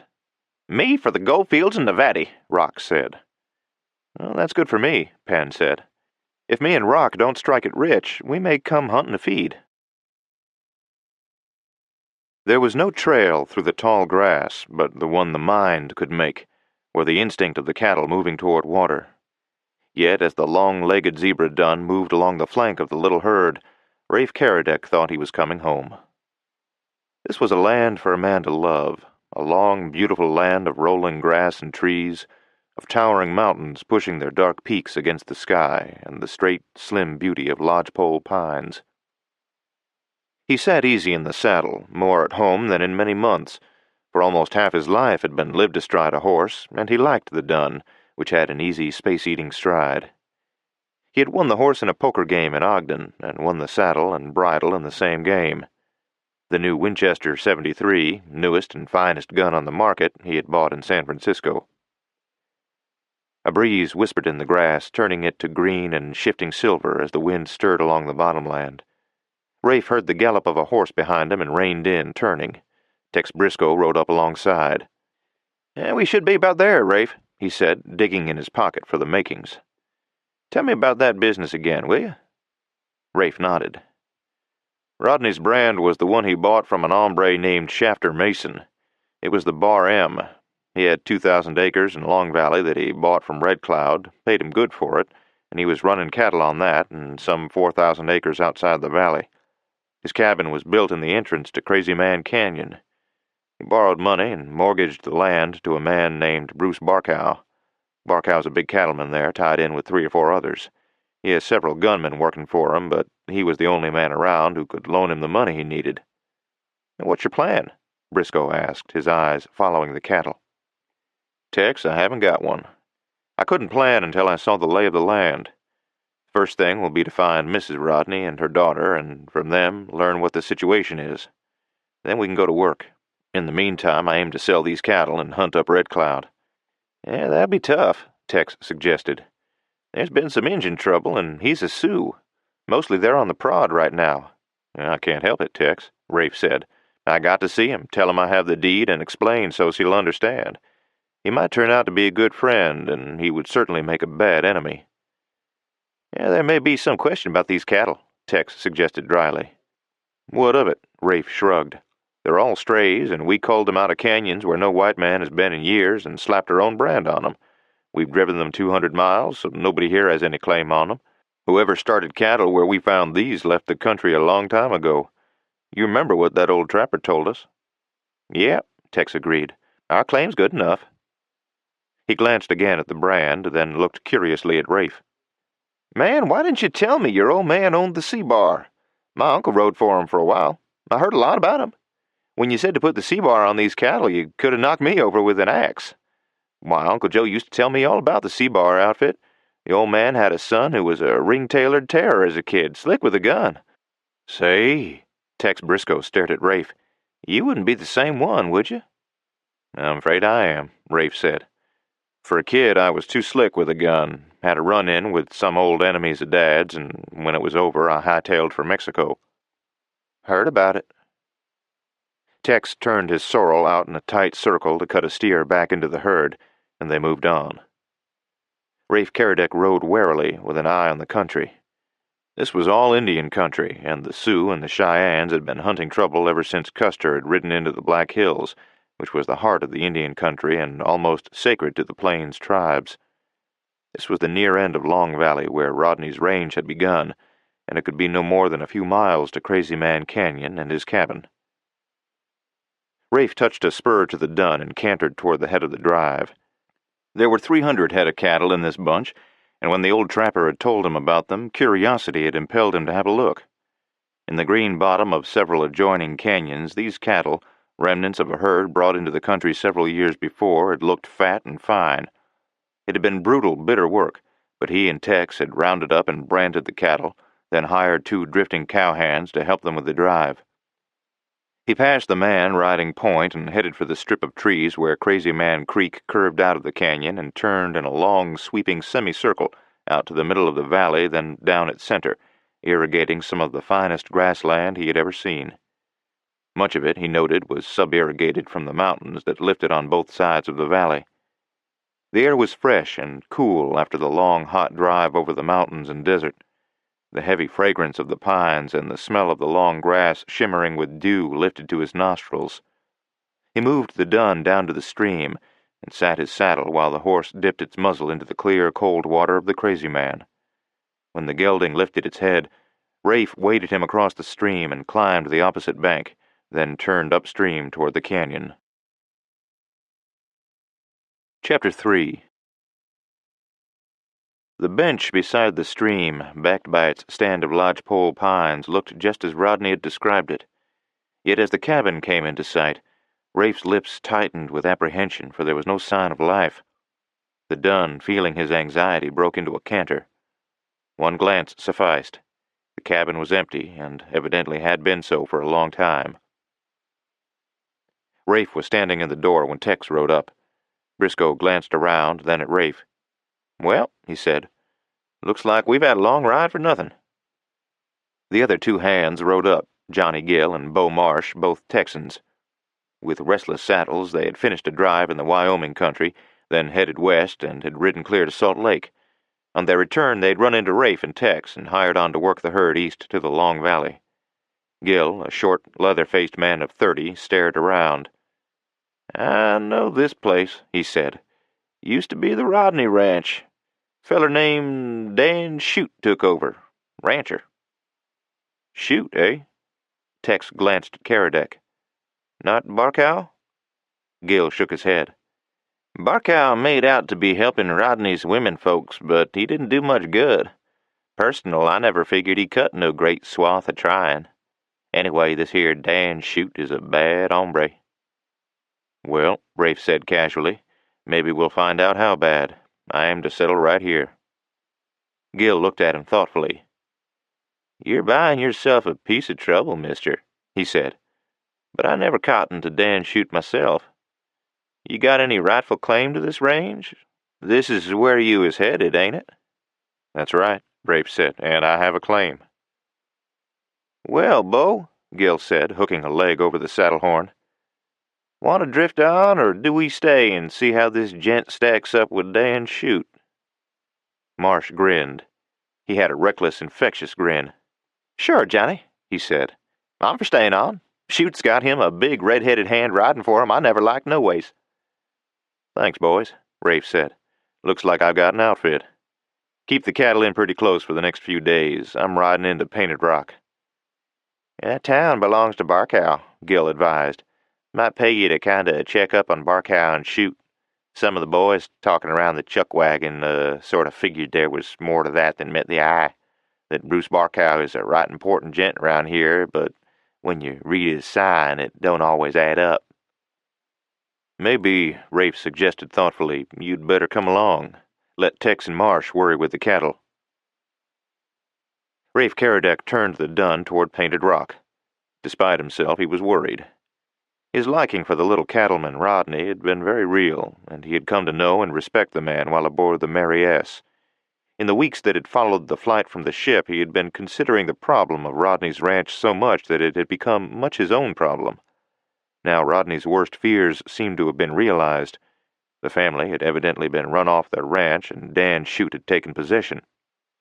Whether there was any connection between Shute and Barkow remained to be seen, but Caradec knew that chuckwagon gossip can often come close to the truth, and that cowhands could many times see men more clearly than people who saw them only on their good behavior or when in town. As he rode through the country toward Painted Rock, he studied it curiously and listened to Johnny Gill's comments. The little Texan had punched cattle in here 2 seasons and knew the area better than most. Painted Rock was the usual cow town, a double row of weather-beaten, false-fronted buildings, most of which had never been painted, and a few scattered dwellings, some of logs, most of stone. There was a 2-story hotel and a stone building, squat and solid, whose sign identified it as Painted Rock Bank. 2 buckboards and a spring wagon stood on the street, and a dozen saddle horses stood 3-hoofed at hitching rails. A sign ahead of them and cater-cornered across from the stage station told them that here was the National Bar. Gill swung his horse in toward the hitching rail and dropped to the ground. He glanced across his saddle at Caradec. "The big hombre looking us over is the redhead Bo didn't like," he said in a low voice. Rafe did not look around until he had tied his own horse with a slipknot. Then he hitched his guns into place on his hips. He was wearing 2 walnut-stocked pistols purchased in San Francisco. He wore jeans, star boots, and a buckskin jacket. Stepping up on the sidewalk, Rafe glanced at the burly redhead. The man was studying them with frank curiosity. "Howdy, Gil," he said. "Long time no see." "Is that bad?" Gil said, and shoved through the doors into the dim, cool interior of the National. At the bar, Rafe glanced around. 2 men stood nearby, drinking. Several others were scattered around at tables. "Red-eye," Gil said, then in a lower tone. "Bruce Barkow is the man with the black mustache, wearing black and playing poker. The Mexican-looking hombre across from him is Dan Shute's gunslinging segundo, G. Bonaro." Rafe nodded and lifted his glass. Suddenly he grinned. "To Charles Rodney," he said clearly. Barkow jerked sharply and looked up, his face a shade paler. Bonaro turned his head slowly like a lizard watching a fly. Gil and Rafe both tossed off their drinks and ignored the stares. "Man," Gil said, grinning, his eyes dancing, "you don't waste no time, do you?" Rafe Caradec turned. "By the way, Barkow," he said, "where can I find Mrs. Rodney and her daughter?" Bruce Barkow put down his cards. "If you've got any business," he said smoothly, "I'll handle it for 'em." "Thanks," Rafe said. "My business is personal, and with them." "Then," Barkow said, his eyes hardening, "you'll have trouble. Mrs. Rodney is dead. Died 3 months ago." Rafe's lips tightened. "And her daughter?" "Anne Rodney," Barkow said carefully, "is here in town. She is to be my wife soon. If you've got any business, I'll transact it with her," Rafe said sharply. Turning abruptly, he walked out the door, Gil following. The little cowhand grinned, his leathery face folding into wrinkles that belied his 30-odd years. "Like I say, boss," he chuckled, "you sure throw the hooks into 'em." He nodded toward a building across the street. "Let's try the Emporium. Rodney used to trade there, and Gene Baker, who runs it, was a friend of his." The Emporium smelled of leather, dry goods, and all the varied and exciting smells of the general store. Rafe rounded a bale of jeans and walked back to the long counter, backed by shelves holding everything from pepper to rifle shells. "Where am I to find Anne Rodney?" he asked. The white-haired proprietor gave him a quick glance, then nodded to his right. Rafe turned and found himself looking into the large, soft, dark eyes of a slender yet beautifully shaped girl in a print dress. Her lips were delicately lovely. Her dark hair was gathered in a loose knot at the nape of her neck. She was so lovely that it left him a little breathless. She smiled, and her eyes were questioning. "I'm Anne Rodney," she said. "What is it you want?" "My name is Rafe Caradec," he said gently. "Your father sent me." Her face went white to the lips, and she stepped back suddenly, dropping one hand to the counter as though for support. "You come from my father? Why, Bruce Barkow, who had apparently followed them from the saloon, stepped in front of Rafe, his face flushed with anger. "You've scared her to death," he snapped. "What do you mean, coming in here with such a story? Charles Rodney's been dead for almost a year." Rafe's eyes measured Barkow, his thoughts racing. "He has? How did he die?" "He was killed," Barkow said. "For the money he was carrying, it looked like." Barkow's eyes suddenly turned triumphant.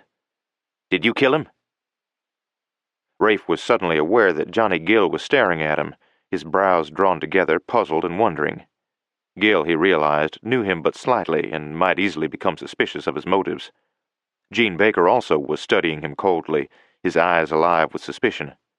Anne Rodney stared at him as if stunned by what he had said and somehow uncertain. "No," Rafe said coolly. "I didn't kill him, but I'd be plumb interested to know who made you believe he was dead." "Believe he was dead?" Barkow laughed harshly. "I was with him when he died. We found him beside the trail, shot through the body by bandits. I brought back his belongings to Miss Rodney." "Miss Rodney," Rafe began, "if I could talk to you for a few minutes." "No," she whispered. "I don't want to talk to you. What can you be thinking of, coming to me with such a story? What is it you want from me?" "Somehow," Rafe said quietly, "you've got hold of some false information. Your father has been dead for no more than 2 months. "Get out of here," Barkow ordered, his hand on his gun. "You're torturing that poor young lady. Get out, I say. I don't know what scheme you've cooked up, but it won't work. If you know what's good for you, you'll leave this town while the going is good." Anne Rodney turned sharply around and ran from the store, heading for the shopkeeper's living quarters. "You'd better get out, mister," Gene Baker said harshly. "We know how Rodney died. You can't work no underhanded schemes on that young lady. Her pa died, and he talked before he died. 3 men heard him." Rafe Caradec turned and walked outside, standing on the boardwalk, frowning at the skyline. He was aware that Gill had moved up beside him. "Boss," Gill said, "I ain't no lily, but neither am I taking part in no deal to skin a young lady out of what is hers by rights. You'd better throw a leg over your saddle and get." "Don't jump to conclusions, Johnny," Rafe advised. "And before you make any change in your plans, suppose you talk to Tex about this. He was with me, and he knows all about Rodney's death as well as I do. If they brought any belongings of his back here, there's something more to this than we believed." Gill kicked his boot toe against a loose board. "Tex is with you? Damn it, man. What did that yarn of theirs? Don't make sense." "That's right," Caradec replied. "It don't. And before it will, we gotta do some digging." He added, "Suppose I told you that Barkow back there held a mortgage on the Rodney ranch, and Rodney went to Frisco, got the money, and paid it in Frisco, then never got home." Gill stared at Rafe, his mouth tightening. "Then nobody here would know he ever paid that mortgage but Barkow, the man he paid it to?" "That's right." "Then I'd say this Barkow was a sneaking polecat," Gill said harshly. "Let's brace him." "Not yet, Johnny, not yet." A horrible thought had occurred to him. He had anticipated no such trouble, yet if he explained the circumstances of Rodney's death and was compelled to prove them, he would be arrested for mutiny on the high seas, a hanging offense. Not only his own life depended on silence, but the lives of Briscoe, Penn, and Mullaney. There must be a way out. There had to be. Chapter 4. As Rafe Caradec stood there in the bright sunlight, he began to understand a lot of things and wonder about them. If some of the possessions of Charles Rodney had been returned to Painted Rock, it implied that those who returned them knew something of the shanghaiing of Rodney. How else could they have come by his belongings? Bully Borger had shanghaied his own crew with the connivance of Hong Kong Bull. Had he taken Rodney by suggestion? Had the man been marked for him? Certainly it would not be the first time somebody had got rid of a man in such a manner. If that was the true story, it would account for some of Borger's animosity when he had beaten Rodney. No doubt they had all been part of a plan to make sure that Charles Rodney never returned to San Francisco alive or to Painted Rock.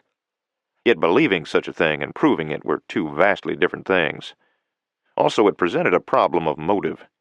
Land was not scarce in the West, and much of it could be had for the taking. Why then, people would ask, would Barkow go to such efforts to get 1 piece of land? Rafe had Barkow's signature on the receipt, but that could be claimed to be a forgery. First, a motive beyond the mere value of 2,000 acres of land and the money paid on the debt must be established. That might be all, and certainly men had been killed for less, but Bruce Barkow was no fool, nor was he a man who played for small stakes. Rafe lit a cigarette and stared down the street. He must face another fact. Barkow was warned. Whatever he was gambling for, including the girl, was in danger now and would remain in peril as long as Rafe Caradec remained alive or in the country. The fact stood out cold and clear. Barkow knew by now that he must kill Rafe Caradec. Rafe understood the situation perfectly. His life had been lived among men who played ruthlessly for the highest stakes. It was no shock to him that men would stoop to killing, or a dozen killings if they could gain a desired end. From now on, he must ride with cat eyes, always aware and always ready. Sending Gil to find and buy 2 pack horses, Rafe turned on his heel and went into the store. Barkow was gone, and Ann Rodney was still out of sight. Baker looked up, and his eyes held no welcome. "If you've got any business here," he said, "state it and get out. Charles Rodney was a friend of mine." "He needed some smarter friends," Rafe replied shortly. "I came here to buy supplies, but if you want to, start asking yourself some questions. Who profits by Rodney's death? What evidence have you got besides a few of his belongings that might have been stolen that he was killed a year ago? How reliable were the 3 men who were with him? If he went to San Francisco for the money, what were Barkow and the others doing on the trail?" "That's neither here nor there," Baker said roughly. "What do you want? I'll refuse no man food." Coolly, Caradec ordered what he wanted, aware that Baker was studying him. The man seemed puzzled. "Where you livin'?" Baker asked suddenly. Some of the animosity seemed to have gone from his voice. "At the Rodney cabin on the Crazy Man," Caradec said. "I'm staying, too, till I get the straight of this. If Ann Rodney is wise, she won't get married or get rid of any rights to her property till this is cleared up." "Chute won't let you stay there." "I'll stay." Rafe gathered up the boxes of shells and stowed them in his pockets. "I'll be right there. While you're asking yourself questions, ask why Barkow, who holds a mortgage that he claims is unpaid on the Rodney place, lets Dan Chute take over." "He didn't want any trouble because of Ann," Baker said defensively. "He was right nice about it, and he wouldn't foreclose, giving her a chance to pay up." "As long as he's going to marry her, why should he foreclose?" Rafe turned away from the counter. "If Ann Rodney wants to see me, I'll tell her all about it any time. I promised her father I'd take care of her, and I will, whether she likes it or not. Also," he added, "any man who says he talked to Rodney as he was dying lies." The door closed at the front of the store, and Rafe Caradec turned to see the dark Mexican-looking gunman Gil had indicated in the National Saloon, the man known as G. Bonaro. The gunman came toward him, smiling and showing even white teeth under a thread of mustache. "Would you repeat that to me, senor?" he asked pleasantly, a thumb hooked in his belt. "Why not?" Rafe said sharply. He let his eyes, their contempt unveiled, go over the man slowly from head to foot, then back. "If you was one of 'em that said that, you're a liar, and if you touch that gun, I'll kill you." G. Bonaro's spread fingers hovered over the gun butt, and he stood flat-footed, an uncomfortable realization breaking over him. This big stranger was not frightened. In the green eyes was a coldness that turned Bonaro a little sick inside. He was uncomfortably aware that he stood perilously on the brink of death. "Were you one of 'em?" Rafe demanded. "Si, senor." Bonaro's tongue touched his lips. "Where was this supposed to be?" "Where he died, near Pilot Peak, on the trail." "You're a white-livered liar, Bonaro. Rodney never got back to Pilot Peak. You're being trapped for somebody else's gain, and if I were you, I'd back up and look the trail over again." Rafe's eyes held the man. "You say you saw him. How was he dressed?" "Dressed?" Bonaro was startled and confused. Nobody had asked such a thing. He had no idea what to say. Suppose the same question was answered in a different way by one of the others. He wavered and was lost. I don't know. He looked from Baker to Caradec and took a step back, his tongue at his lips, his eyes like those of a trapped animal. He was confused. The big man facing him somehow robbed him of his sureness, his poise, and he had come here to kill him. "Rodney talked to me only a few weeks ago, Bonaro," Rafe said coldly. "Think. How many others did he talk to? You're being mixed up in a cold-blooded killing, Bonaro. Now turn around and get out. And get out fast." Bonaro backed up, and Rafe took a forward step. Wheeling, the man scrambled for the door. Rafe turned and glanced at Baker. "Think that over," he said coolly. "You'll take the word of a coyote like that about an honest man? Somebody's trying to rob Miss Rodney, and because you're believing that cock-and-bull story, you're helping it along." Gene Baker stood stock still, his hands flat on the counter. What he had seen he would not have believed.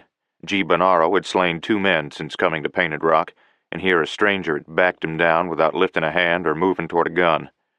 Baker rubbed his ear thoughtfully.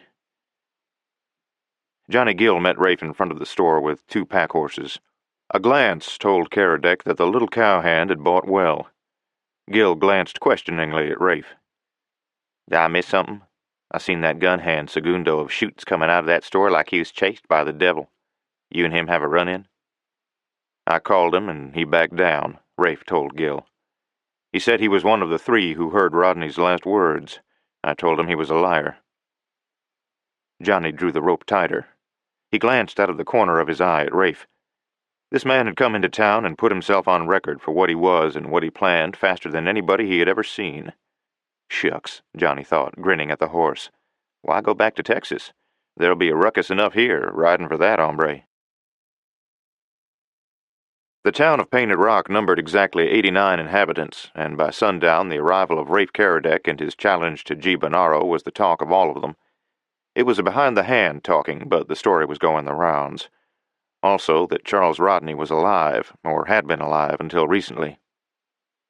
By nightfall, Dan Chute heard that Caradec had moved into the Rodney house on Crazy Man, and an hour later he had stormed furiously into his bunkhouse and given Bonaro a tongue-lashing that turned the gunman livid with anger.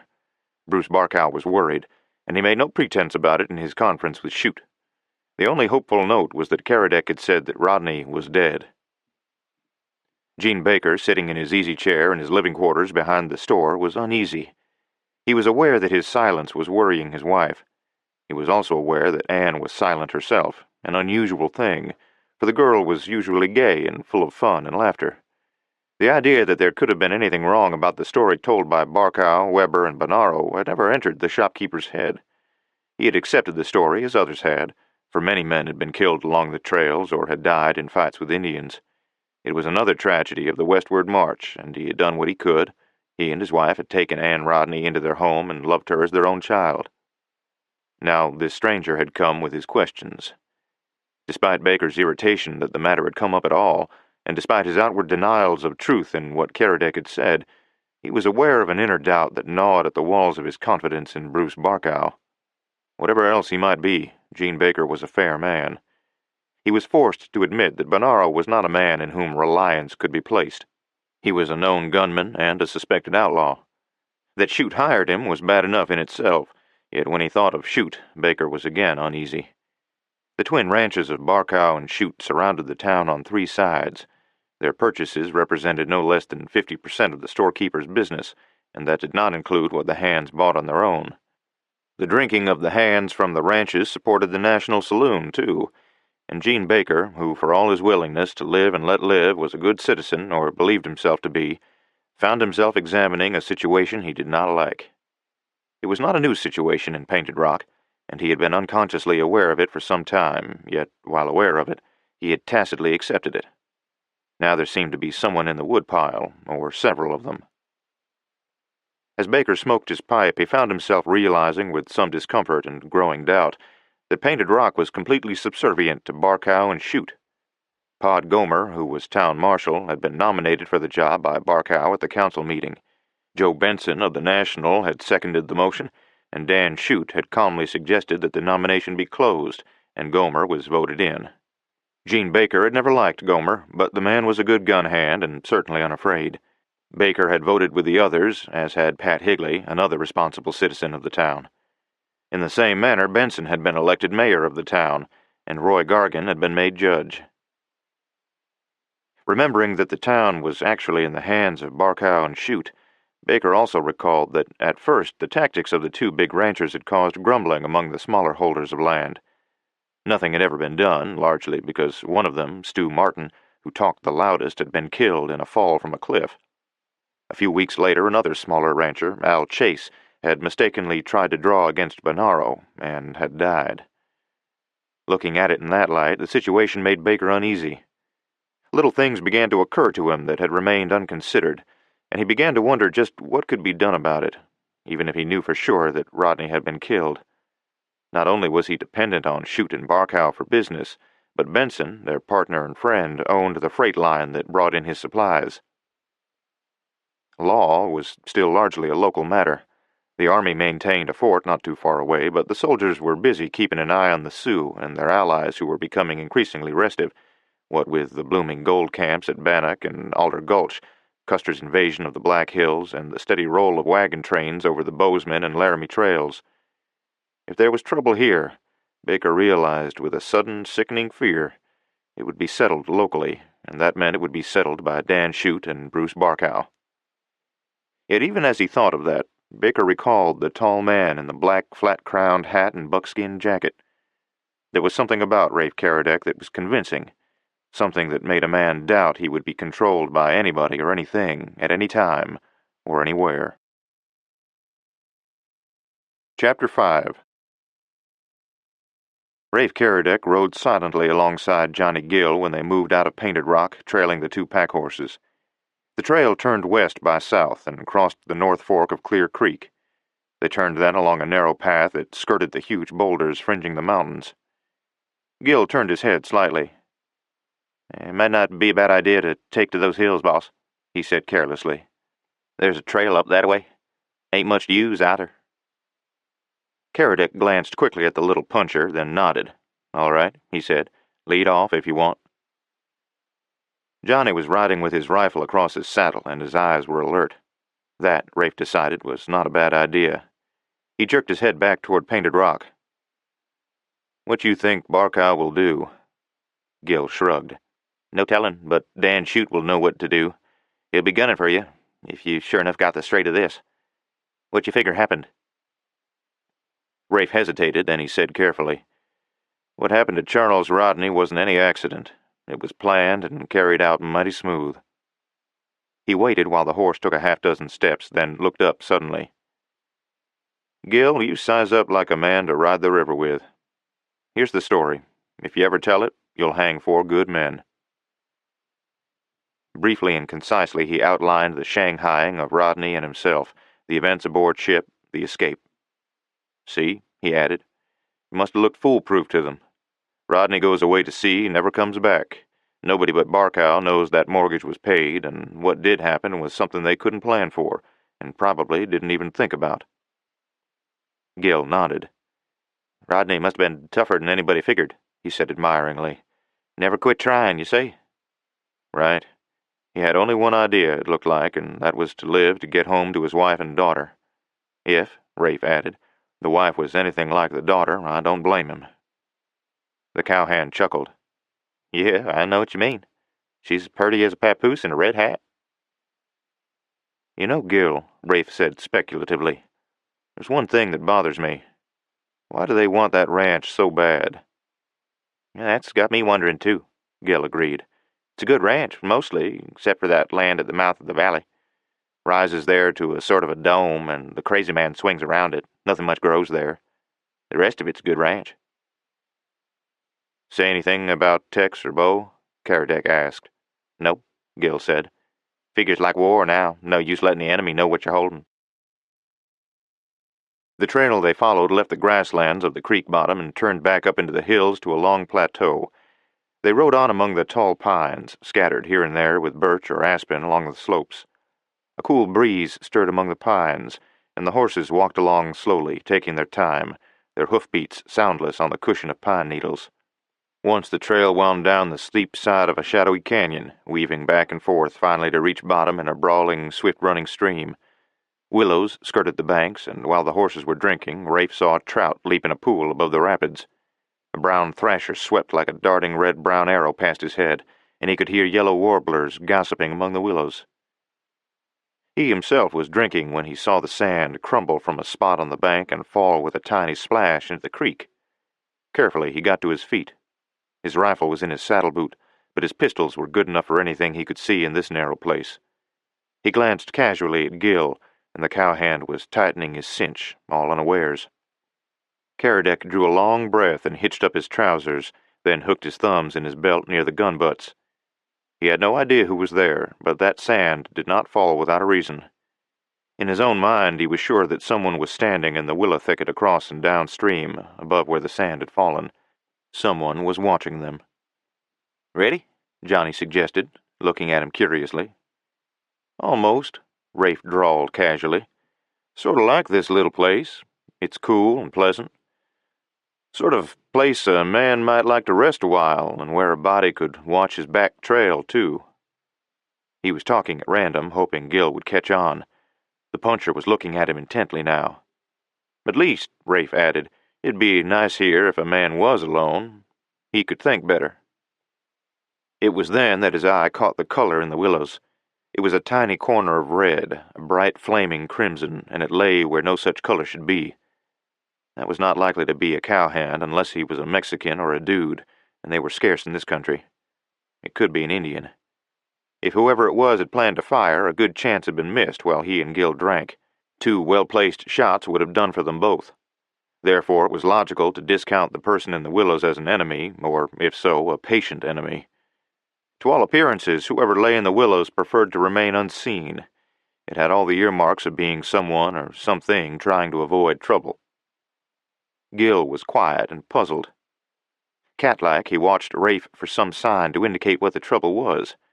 A quick scanning of the brush had revealed nothing, but Caradec was not the man to be spooked by a shadow. "You speak Sioux?" Rafe asked casually. Gil's mouth tightened. "I might. Not so good, maybe." "Speak loud and say we are friends." Johnny Gil's eyes were wary as he spoke. There was no sound, no reply. "Try it again," Rafe suggested. "Tell him we want to talk. Tell him we want to talk to Red Cloud, the great chief." Gil complied, and there was still no sound. Rafe looked up at him. "I'm gonna go over to those willows," he said softly. "Something's wrong." "You watch yourself," Gil warned. "The Sioux are plenty smart." Moving slowly so as to excite no hostility, Rafe Caradec walked his horse across the stream, then swung down. There was neither sound nor movement from the willows. He walked back among the slender trees, glancing around, yet even then, close as he was, he might not have seen her had it not been for the red stripes. Her clothing blended perfectly with the willows and flowers along the stream bank. She was a young squaw, slender and dark, with large, intelligent eyes. One look told Rafe that she was frightened speechless, and knowing what had happened to squaws found by some of the white men, he could understand.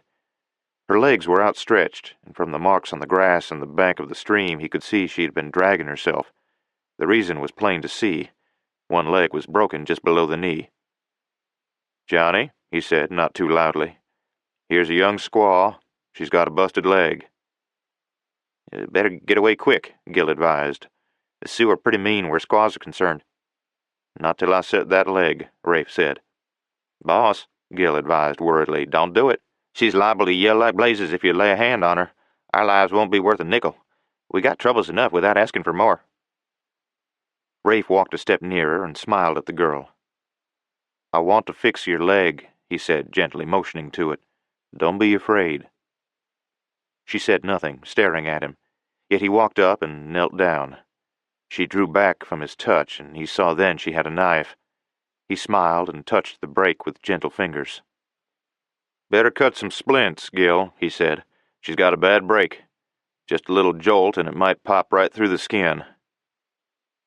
Working carefully, he set the leg. There was no sound from the girl, no sign of pain. Gil shook his head wonderingly. "Nervy, ain't she?" Rafe suggested. Taking the splints Gil had cut, he bound them on her leg. "Better take the pack off that paint and split it between the 2 of us and the other hoss," he said. "We'll put her up on the hoss." When they had her on the paint's back, Gil asked her in Sioux, "How far to the Indian camp?" She looked at him, then at Rafe. Then she spoke quickly to him. Gil grinned. "She says she talks to the chief. That means you. Her camp is about an hour south and west, in the hills. Tell her we'll take her most of the way." Rafe swung into saddle, and they turned their horses back into the trail. Rafe rode ahead, the squaw and the pack horse following, and Johnny Gill, rifle still across the saddle bows, bringing up the rear. They had gone no more than a mile when they heard voices. Then 3 riders swung around a bend in the trail, reining in sharply. Tough-looking, bearded men, they stared from Rafe to the Indian girl. She gasped suddenly, and Rafe's eyes narrowed a little. "See, you got our pigeon." A red-bearded man rode toward them, grinning. "We been a-chasing her for a couple of hours. Purty thing, ain't she?" "Yeah," a slim, wiry man with a hatchet face and a cigarette dangling from his lips was speaking. "Glad you found her. We'll take her off your hands now." "That's all right," Rafe said quietly. "We're taking her back to her village. She's got a broken leg." "Taking her back to the village?" the red-bearded man exclaimed. "Why, we cut that squaw out for ourselves, and we're slapping our own brand on her. You get your own squaws." He nodded toward the hatchet-faced man. "Get that lead rope, Boyne." "Keep your hands off that rope." Rafe's voice was cold. "You blasted fools will get us all killed. This girl's tribe would be down in your ears before night." "We'll take care of that," Red persisted. "Get her, Boyne." Rafe smiled suddenly. "If you boys are looking for trouble, I reckon you found it. I don't know how many of you want to die for this squaw, but any time you figure to take her away from us, some of you'd better start sizing up grave space." Boyne's eyes narrowed wickedly. "Why, he's asking for a ruckus, Red. Which eye shall I shoot him through?" Rafe Caradec sat at his horse calmly, smiling a little. "I reckon," he said, "you boys ain't too battle-wise. You're bunched too much. Now from where I sit, all 3 of you are dead in range and grouped nice for even one gun shooting, and I'm figuring to use 2. He spoke to Gil. "Johnny," he said quietly, "suppose these hombres start smoking it, you take that fat one. Leave the redhead and this Boyne for me." The fat cowhand shifted in his saddle uncomfortably. He was unpleasantly aware that he had turned his horse so he was sideward toward Gil, and while presenting a fair target himself, would have to turn half around in the saddle to fire. Boyne's eyes were hard and reckless. Rafe knew he was the one to watch. He wore his gun slung low, and that he fancied himself as a gun hand was obvious. Suddenly Rafe knew the man was going to draw. "Hold it!" The voice cut sharply across the air like the crack of a whip.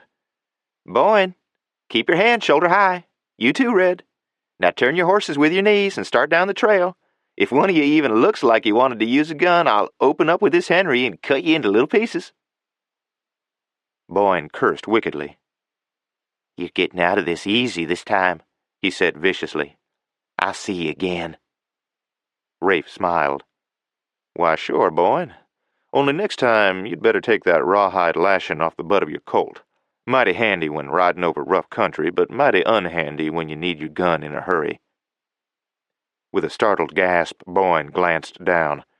The rawhide thong was tied over his gun to hold it in place. His face 2 shades whiter than a snake's belly, he turned his horse with his knees and started the trek down trail. Bo Marsh stepped out of the brush with his rifle in his hands. He was grinning. "Hey, boss. If I'd known that 6-gun was tied down, I'd have let you mow him down. That skunk needs it. That's Lem Boyne. He's a gunslinger for Dan Shute." Gil laughed. "Man, will our ears burn tonight. Rafe's run 2 of Shute's boys into the ground today." Marsh grinned. "Figured you'd be headed home soon. I was out after deer." He glanced at the squaw with the broken leg. "You got more trouble?" "No," Rafe said. "Those hombres had been running this girl down. She busted her leg getting away, so we fixed it up. Let's ride." Chapter 6. The trail was smoother now and drifted casually from one canyon to another. Obviously, it had been a game trail that had been found and used by Indians, trappers, and wandering buffalo hunters before the coming of the cowhands and trail drivers. When they were still several miles from the cabin on the Crazy Man, the squaw spoke up suddenly. Gil looked over at Rafe. "Her camp's just over that rise in a draw," he said. Caradec nodded. Then he turned to the girl. She was looking at him, expecting him to speak. "Tell her," he said, "that we share the land Rodney bought from Red Cloud, that we share it with the daughter of Rodney. Get her to tell Red Cloud we will live on the Crazy Man, and we are friends to the Sioux, that their women are safe with us, their horses will not be stolen, that we are friends to the warriors of Red Cloud and the great chiefs of the Sioux people." Gil spoke slowly, emphatically, and the girl nodded. Then she turned her horse and rode up through the trees. "Boss," Johnny said, "she's got our best hoss. That's the one I give the most money for." Rafe grinned. "Forget it." The girl was scared silly, but wouldn't show it for anything. It's a cheap price to pay to get her home safe. Like I said, the Sioux make better friends than enemies. When the three men rode up, Tex Briscoe was carrying 2 buckets of water to the house. He grinned at them. "That grub looks good," he told them. "I've eaten so much antelope meat, and the next thing you know, I'll be bounding along over the prairie myself." While Marsh got busy with the grub, Johnny told Tex about the events of the trip. "Nobody's been around here," Briscoe said. "I seen 3 Injuns, but they was a couple of miles and didn't come this way. There hasn't been nobody else around." During the 3 days that followed the trip to Painted Rock, Rafe Caradec scouted the range. There were a lot of Bar M cattle around, and most of them were in fairly good shape. His own cattle were mingling freely with them. The range would support many more head than it carried, and the upper end of Long Valley was almost untouched. There was much good grass in the mountain meadows also, and in several canyons south of the Crazy Man. Johnny Gill and Bo Marsh explained the lay of the land as they knew it. "North of here," Gill said, "back of Painted Rock, and mostly west of there, the mountains rise up nigh on to 9,000 feet. Good hunting country, some of the best I ever seen. South, toward the end of the valley, the mountains thin out. There's a pass through the head of Otter Creek, and that country west of the mountains is good grazing land. Nobody much in there yet. Injun's got a big powwow grounds over there. Still farther south, there's a long road wall running pretty much north and south. Only one entrance in 35 miles, regular hole in the wall. A few men could get into that hole and stand off an army, and if they wanted to hightail it, they could lose themselves in that back country." Rafe scouted the crossing toward the head of Otter Creek and rode down the creek to the grasslands below. This would be good grazing land, and mentally he made a note to make some plans for it. He rode back to the ranch that night, and when he was sitting on the stoop after the sun was down, he looked around at Tex Briscoe. "You been over the trail from Texas?" he asked. "Uh-huh." "Once aboard ship you were telling me about a stampede you had. Only got back about 1,600 head of a 2,000 head herd. That sort of thing happen often?" Tex laughed. "Oh, shucks, yes. Stampedes are regular things along the trail. You lose some cattle, you maybe get more back, but there's plenty of maverick stock running on the plains south of the Platte, all the way to the Canadian, as far as that goes." "Reckon a few men could slip over there and round up some of that stock?" Briscoe sat up and glanced at Rafe. "Sure could. Wild stuff, though, and it would be a man-sized job." "Maybe," Caradec suggested, "we'll try and do it. It would be one way of getting a herd pretty fast and turning some quick money."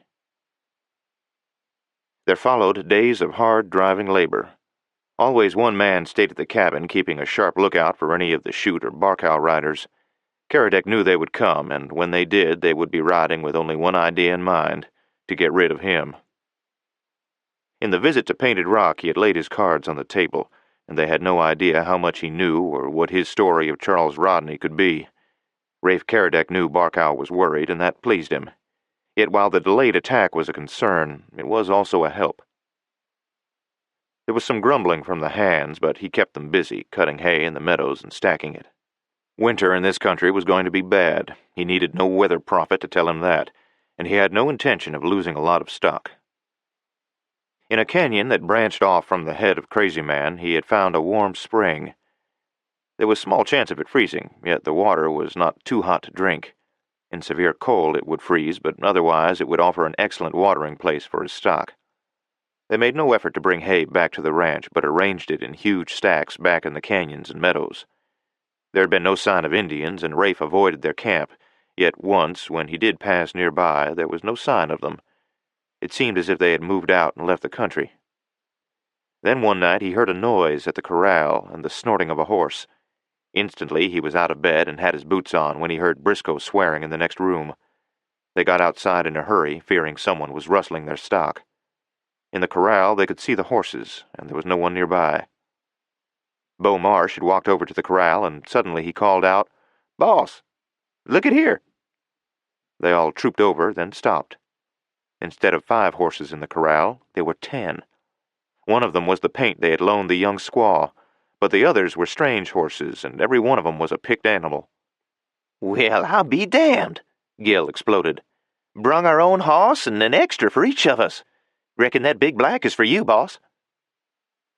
By daylight, when they could examine the horses, Tex Briscoe walked around them admiringly. "Man," he said, "that was the best horse trade I've ever heard of. There's 4 of the purtiest horses I ever laid an eye on. I always did say the Sioux knowed hossflesh, and this proves it. Reckon your bread cast on the water sure come back to you, boss." Rafe studied the valley thoughtfully. They would have another month of good haying weather if there was no rain. 4 men could not work much harder than they were, but the beaver were building their houses bigger and in deeper water, and from that and all other indications the winter was going to be hard. He made his decision suddenly, and mentioned it that night at the supper table. "I'm riding to Painted Rock. Want to go along, Tex?" "Yeah." The Texan looked at him calculatingly. "Yeah, I'd like that." "How about me?" Beau asked, grinning. "Johnny went last time. I could sure use a belt of that red-eye the National peddles. Maybe a look around town." "Take him along, boss," Johnny said. "I can hold this end. If he stays, he'll be riding me all the time anyway." "All right. Saddle up first thing in the morning." Boss," Johnny threw one leg over the other and lit his smoke. "One thing I better tell you. I hadn't said a word before, but 2-3 days ago, when I was down to the bend of the Crazy Man, I run into a couple of fellers. One of them was Red Blazer, that big galoot who was with Boyne. Remember?" Rafe turned around and looked down at the little leather-faced cowhand. "Well," he said, "what about him?" Gil took a long drag on his cigarette. "He told me he was carrying a message from Trigger Boyne, and that Trigger was going to shoot on sight next time you showed up in Painted Rock." Rafe reached over the table and picked up a piece of cold cornbread. "Then I reckon that's what he'll do," he said, "if he gets into action fast enough." "Boss," Marsh pleaded, "if that red-headed Tom Blazer, brother to the one you had the run-in with, if he's there, I want him." "That's the one we saw on the National stoop?" Rafe asked Gil. "Uh-huh. There's 5 of them brothers, all gun-toters." Gil got up and stretched. "Well, I have it pretty lazy while you hombres are down there dusting lead." He added, "It would be a good idea to sort of keep an eye out. G. Bonaro's probably in town and could be feeling mighty mad." Rafe walked outside, strolling toward the corral. Behind him, Marsh turned to Gil. "Reckon he can sling a gun?" Tex chuckled. "Mister, that hombre killed one of the fastest, slickest gun throwers that ever came out of Texas, and done it when he was no more than 16 down on the C-bar. Also, while I've never seen him shoot, if he can shoot like he can fist fight, Mr. Trigger Boyne had better grab hisself an arm of hossflesh and start making tracks for the blackest part of the Black Hills. Fast." Chapter 7. Nothing about the town of Painted Rock suggested drama or excitement. It lay sprawled comfortably in the morning sunlight in an elbow of Rock Creek. A normally roaring and plunging stream, the creek had decided here to loiter a while, enjoying the warm sun and the graceful willows that lined the banks. Behind and among the willows, the white slender trunks of the birch trees marched in neat ranks, each tree so like its neighbor that it was almost imperceptible to distinguish between them. Clumps of mountain alder, yellow rose, puffed clematis, and antelope bush were scattered along the far bank of the stream and advanced up the hill beyond in skirmishing formation. In a few weeks now the aspen leaves would be changing, and Painted Rock would take on a background of flaming color, a bank of trees rising toward the darker growth of spruce and fir along the higher mountainside. Painted Rock's one street was the only thing about the town that was ordered. It lay between 2 neat rows of buildings that stared at each other down across a long lane of dust and, during the rainy periods, of mud. At any time of day or night, a dozen saddle horses would be standing three-legged at the hitching rails, usually in front of Joe Benson's National Saloon. A buckboard or a spring wagon would also be present, usually driven by some small rancher in for his supplies. The two big outfits sent two wagons together, drawn by mules. Bruce Barkow sat in front of the sheriff's office this morning, deep in conversation with Pod Gomer. It was a conversation that had begun over an hour before. Gomer was a short, thick-set man, almost as deep from chest to spine as from shoulder to shoulder. He was not fat, and was considered a tough man to tangle with. He was also a man who liked to play on the winning side, and long ago he had decided there was only one side to consider in this light, the side of Dan Shute and Bruce Barkow. Yet he was a man who was sensitive to the way the wind blew, and he frequently found himself puzzled when he considered his two bosses. There was no good feeling between them. They met on business or pleasure, saw things through much the same eyes, but each wanted to be kingpin. Sooner or later, Gomer knew, he must make a choice between them. Barkow was shrewd and cunning. He was a planner and a conniver. He was a man who would use any method to win, but in most cases he kept himself in the background of anything smacking of crime or wrongdoing. Otherwise, he was much in the foreground. Dan Shute was another type of man. He was tall and broad of shoulder. Normally he was sullen, hard-eyed, and surly. He had little to say to anyone, and was more inclined to settle matters with a blow or a gun than with words. He was utterly cold-blooded, felt slightly about anything, and would kill a man as quickly and with as little excitement as he would brand a calf. Barkow might carve a notch on his gun butt. Shute wouldn't even understand such a thing. Shute was a man who seemed to be without vanity, and such men are dangerous. For the vanity is there, only submerged, and the slow-burning, deep fires of hatred for the vain smolder within them until suddenly they burst into flame and end in sudden dramatic climax and ugly violence. Pod Gomer understood little of Dan Shute. He understood the man's complex character just enough to know that he was dangerous, that as long as Shute rode along, Barkow would be top dog, but that if ever Barkow incurred Shute's resentment, the deep-seated fury of the gunman would brush his partner aside as he would swat a fly. In a sense, both men were using each other, but of the two, Dan Shute was the man to be reckoned with. Yet Gomer had seen Barkow at work. He had seen how deviously the big rancher planned, how carefully he made friends. At the fort they knew and liked him, and what little law there was outside the town of Painted Rock was in the hands of the commanding officer at the fort. Knowing this, Bruce Barkow had made it a point to know the personnel there, and to plan accordingly. The big black that Rafe was riding was a powerful horse, and he let the animal have its head. Behind him, in single file, trailed Tex Briscoe and Beau Marsh. Rafe Caradec was thinking as he rode. He had seen too much of violence and struggle to fail to understand men who lived lives along the frontier. He had correctly gauged the kind of courage G. Bonaro possessed, yet he knew the man was dangerous, and if the opportunity offered, would shoot, and shoot instantly. Trigger Boyne was another proposition. Boyne was reckless, wickedly fast with a gun, and the type of man who would fight at the drop of a hat, and had his own ready to drop on the slightest pretext. Boyne liked the name of being a gunman, and he liked being top dog. If Boyne had sent a warning to Caradec, it would be only because he intended to back up that warning. Rafe took the black along the mountain trail, riding swiftly. The big horse was the finest he had ever had between his knees. When a Sioux gave gifts, he apparently went all the way. A gift had been sent to each of the men on the Crazy Man, which was evidence that the Sioux had looked them over at the cabin. The black had a long, space-eating stride that seemed to put no strain on his endurance. The horses given to the others were almost as good. There were not 4 men in the mountains mounted as well, Rafe knew. He rounded the big horse into the dusty street of Painted Rock and rode down toward the hitching rail at a spanking trot. He pulled up and swung down, and the other men swung down alongside him. "Just keep your eyes open," Rafe said guardedly. "I don't want any trouble, but if Boyne starts anything, he's my meat." Marsh nodded and walked up on the boardwalk alongside of Briscoe, who was sweeping the street with quick, observant eyes. "Have a drink?" Rafe suggested, and led the way inside the National. Joe Benson was behind the bar. He looked up warily as the 3 men entered. He spoke to Beau, then glanced at Tex Briscoe. He placed Tex as a stranger, and his mind leaped ahead. It took no long study to see that Tex was a hard character and a fighting man. Joe was cautious and shrewd. Unless he was mistaken, Barkow and Shute had their work cut out for them. These men didn't look like the sort to back water for anything or anyone. The town's saloon-keeper mayor had an uncomfortable feeling that a change was in the offing, yet he pushed the feeling aside with irritation.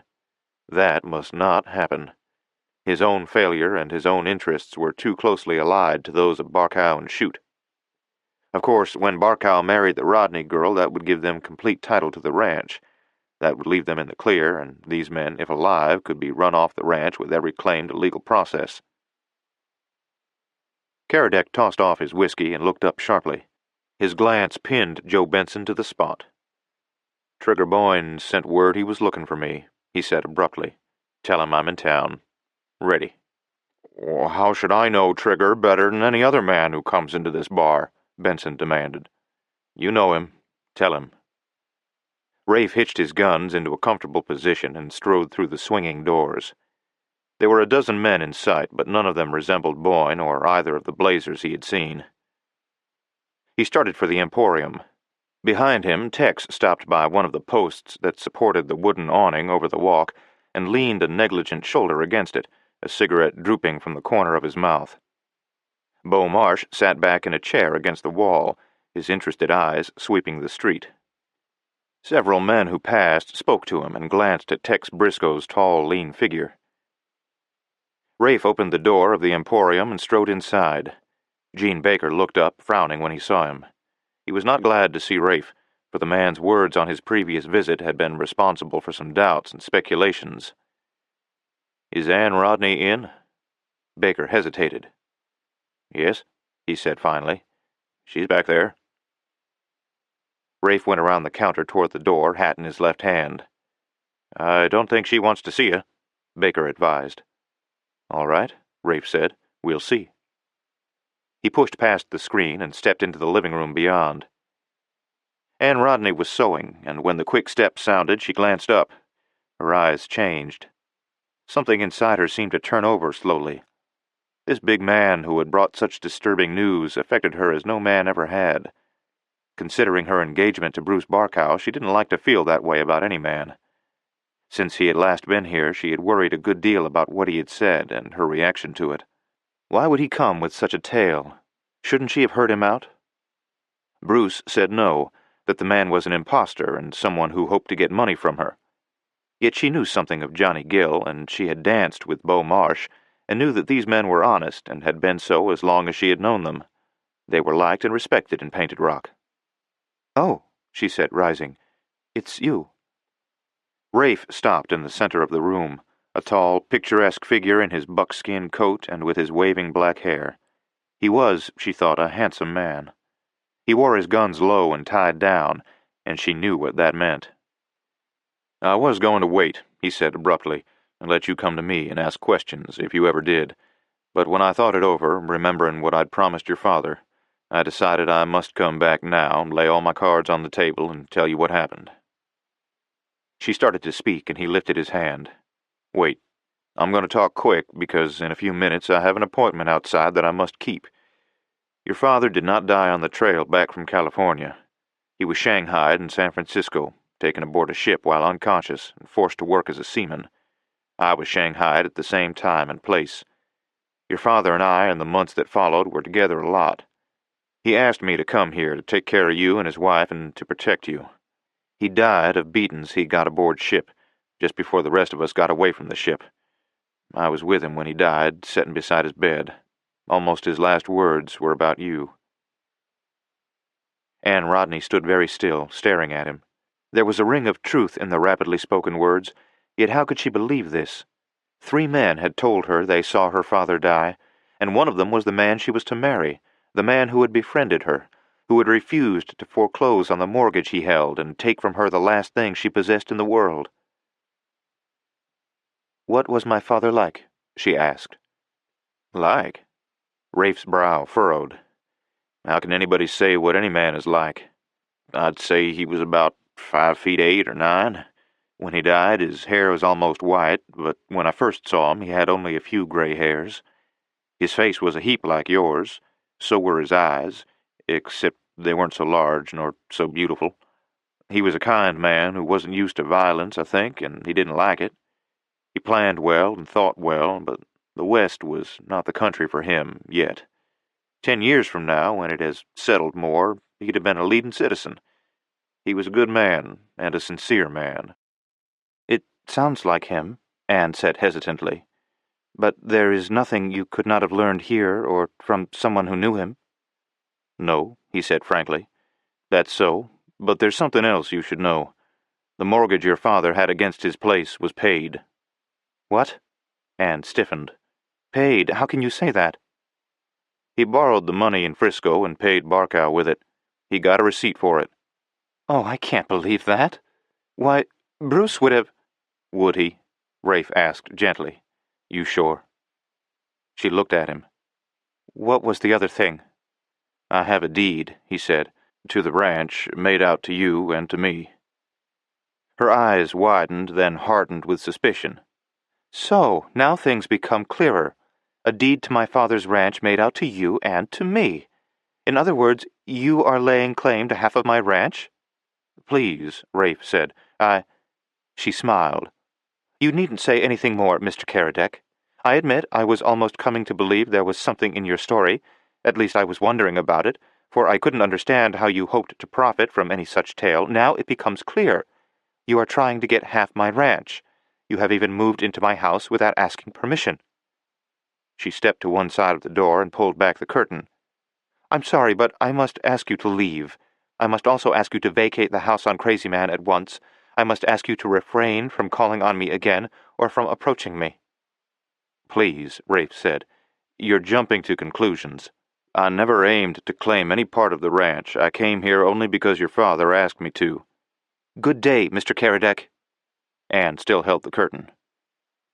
He looked at her, and for an instant their eyes held. She was first to look away. He turned abruptly and stepped through the curtain, and as he did, the door opened and he saw Beau Marsh. Marsh's eyes were excited and anxious. Rafe, he said, that Boyne hombre's in front of the National. He wants you. Why, sure, Rafe said quietly. I'm ready. He walked to the front door, hitching his guns into place. Behind him, he heard Anne Rodney asking Baker, what did he mean that Boyne was waiting for him? Baker's reply came to Rafe as he stepped out into the morning light. Trigger Boyne's going to kill him, Anne. You'd better go back inside.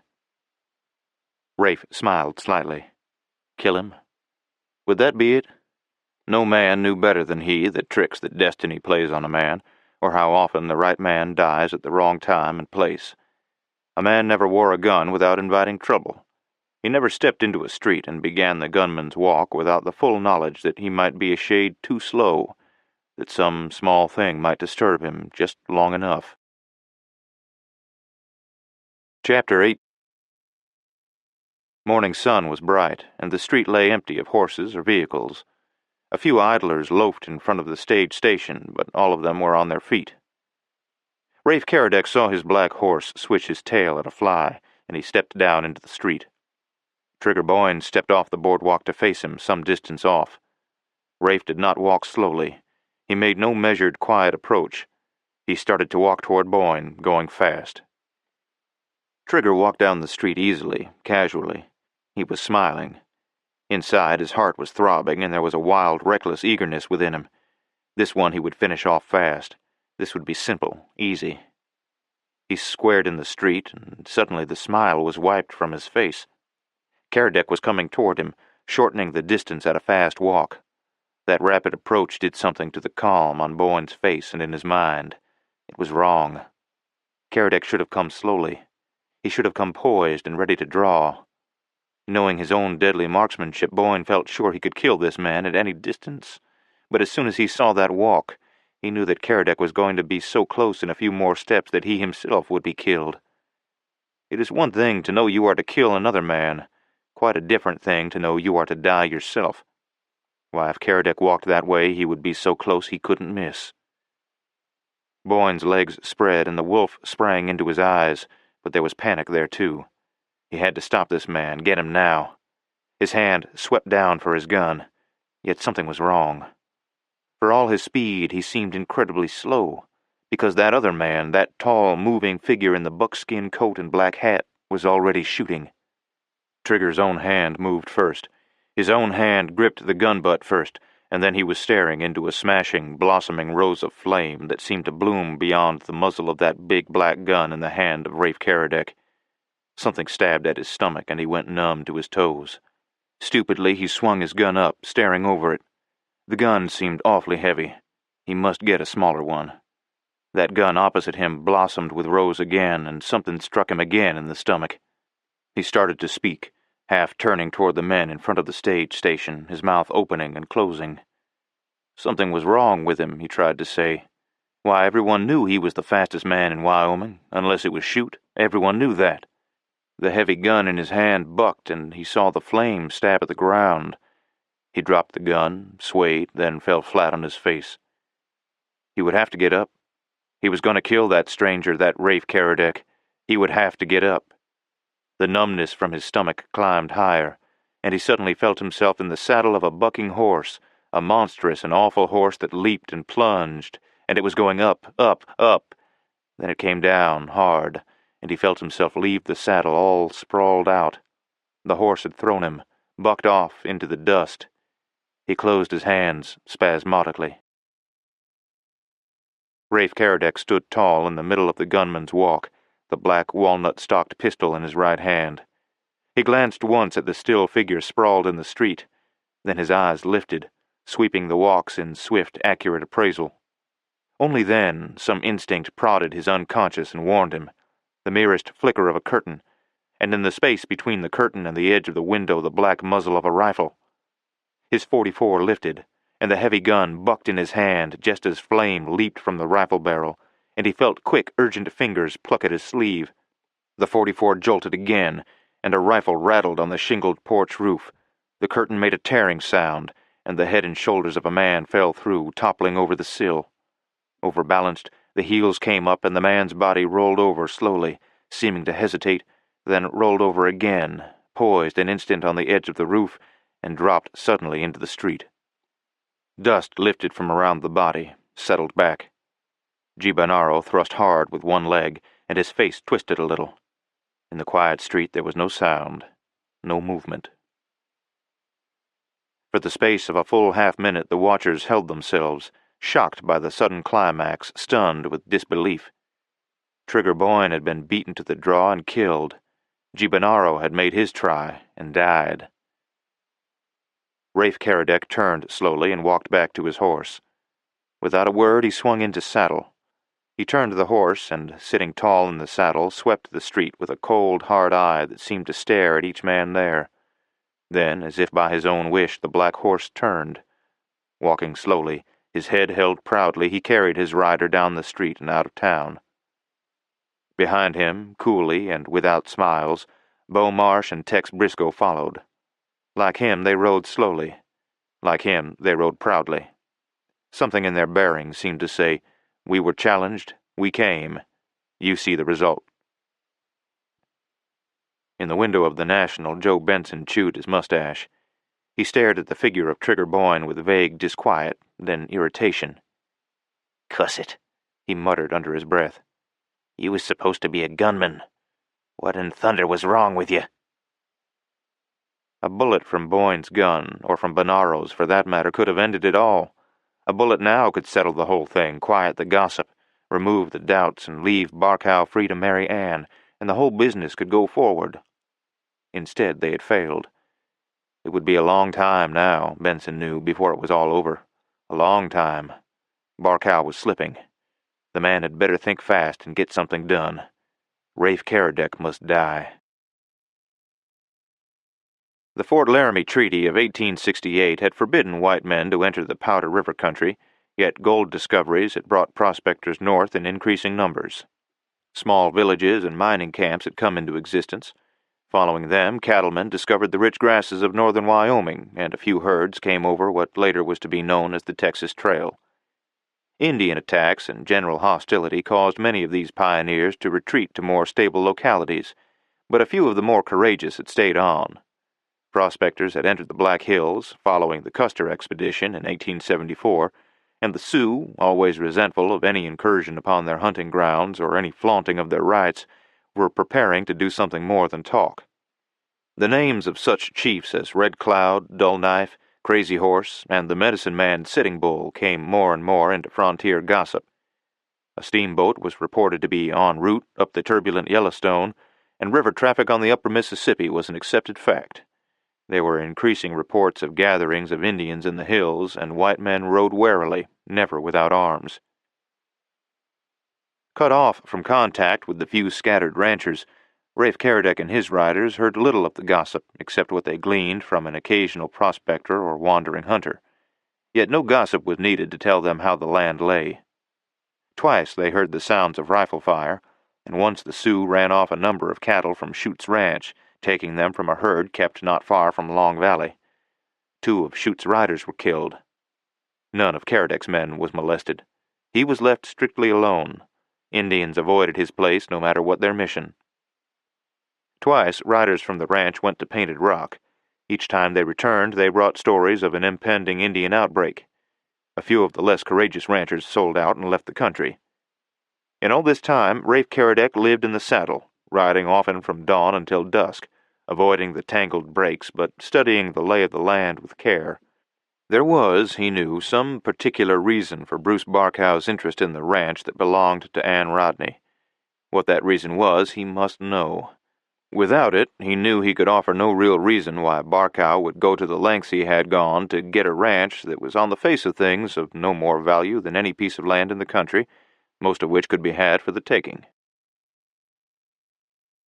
Anne spent much of her time alone. Business at the store was thriving, and Gene Baker and his wife, and often Anne as well, were busy. In her spare time, the thought kept returning to her that Rafe Caradec might be honest, yet she dismissed the thought as unworthy. If she admitted, even for an instant, that he was honest, she must also admit that Bruce Barkow was dishonest, a thief, and possibly a killer. Yet somehow the picture of her father kept returning to her mind. It was present there on one of the occasions when Bruce Barkow came to call. A handsome man, Barkow understood how to appeal to a woman. He carried himself well, and his clothes were always the best in Painted Rock. He called this evening, looking even better than he had on the last occasion, his black suit neatly pressed, his mustache carefully trimmed. They had been talking for some time when Anne mentioned Rafe Caradec. "His story sounded so sincere," she said after a minute. "He said he had been shanghaied in San Francisco with Father, and that they had become acquainted on the ship." "He's a careful man," Barkow commented, "and a dangerous one. He showed that when he killed Trigger Boyne and Bonaro. He met Boyne on the range, and they had some trouble over an Indian girl." "An Indian girl?" Anne looked at him questioningly. "Yes." Barkow frowned as if the subject was distasteful to him. "You know how some of the cowhands are always running after some squaw. They have stolen squaws, kept them for a while, then turned them loose or killed them. Caradec had a young squaw, and Boyne tried to argue with him to let her go. They had words, and there'd have been shooting then if one of Caradec's other men hadn't come up with a rifle and Schutt's boys went away." Anne was shocked. She had heard of such things happening and was well aware of how much trouble they caused. That Rafe Caradec would be a man like that was hard to believe. Yet what did she know of the man? He disturbed her more than she allowed herself to believe. Despite the fact that he seemed to be trying to work some scheme to get all or part of her ranch, and despite all she had heard of him at one time or another from Bruce, she couldn't make herself believe that all she heard was true. That he appealed to her she refused to admit. Yet when with him, she felt drawn to him. She liked his rugged masculinity, his looks, his voice, and was impressed with his sincerity. Yet the killing of Boyne and Bonaro was the talk of the town. The Bonaro phase of the incident she could understand from the previous episode in the store, but no one had any idea of why Boyne should be looking for Caradec. The solution now offered by Barkow was the only one. A fight over a squaw? Without understanding why, Anne felt vaguely resentful. For days, a dozen of Schutt's riders had hung around town. There had been talk of lynching Caradec, but nothing came of it. Anne had heard the talk and asked Baker about it. The old storekeeper looked up, nodding. Yeah, there's talk, but it'll come to nothing. None of these boys seem to ride out there to Crazy Man and tackle that crowd. You know what Gil and Marsh are like. They'll fight, and they can. Well, Caradec showed what he could do with a gun when he killed those two in the street. I don't know whether you saw the other fellow with Caradec or not, the one from Texas. Well, if he ain't tougher than either Marsh or Gil, I'll pay off. Notice how he wore his guns? Nope, nobody'll go looking for them. If they got their hands on Caradec, that would be something else. Baker rubbed his jaw thoughtfully. Unless they are powerful lucky, they won't last long anyway. That's Injun country, and Red Cloud or Man Afraid of His Hoss won't take kindly to white men living there. They liked your paw, and he was friendly to 'em. As a result of his conversations with Barkow, Sheriff Pod Gomer had sent messages south by stage to Cheyenne and the Telegraph. Rafe Caradec had come from San Francisco, and Bruce Barkow wanted to know who and what he was. More than that, he wanted to find out why he'd been allowed to escape the Mary S. With that in mind, he wrote to Bully Borger. Barkow had known nothing about Caradec when the deal was made, but Borger had agreed to take Charles Rodney to sea and let him die there, silencing the truth forever. Allowing Rafe Caradec to come ashore with his story was not keeping the terms of the bargain.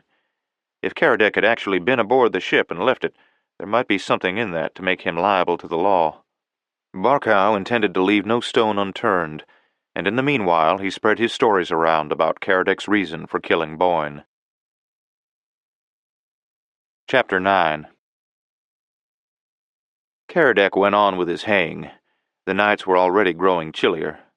At odd times, when not haying or handling cattle, he and the boys built another room onto the cabin and banked the house against the wind. Fortunately, its position was sheltered. Wind would not bother them greatly where they were, but there would be snow, and lots of it. Rafe rode out each day and several times brought back deer or elk. The meat was jerked and stored away. Gil got the old wagon Rodney had brought from Missouri and made some repairs. It would be the easiest way to get supplies out from Painted Rock. He worked over it and soon had it in excellent shape.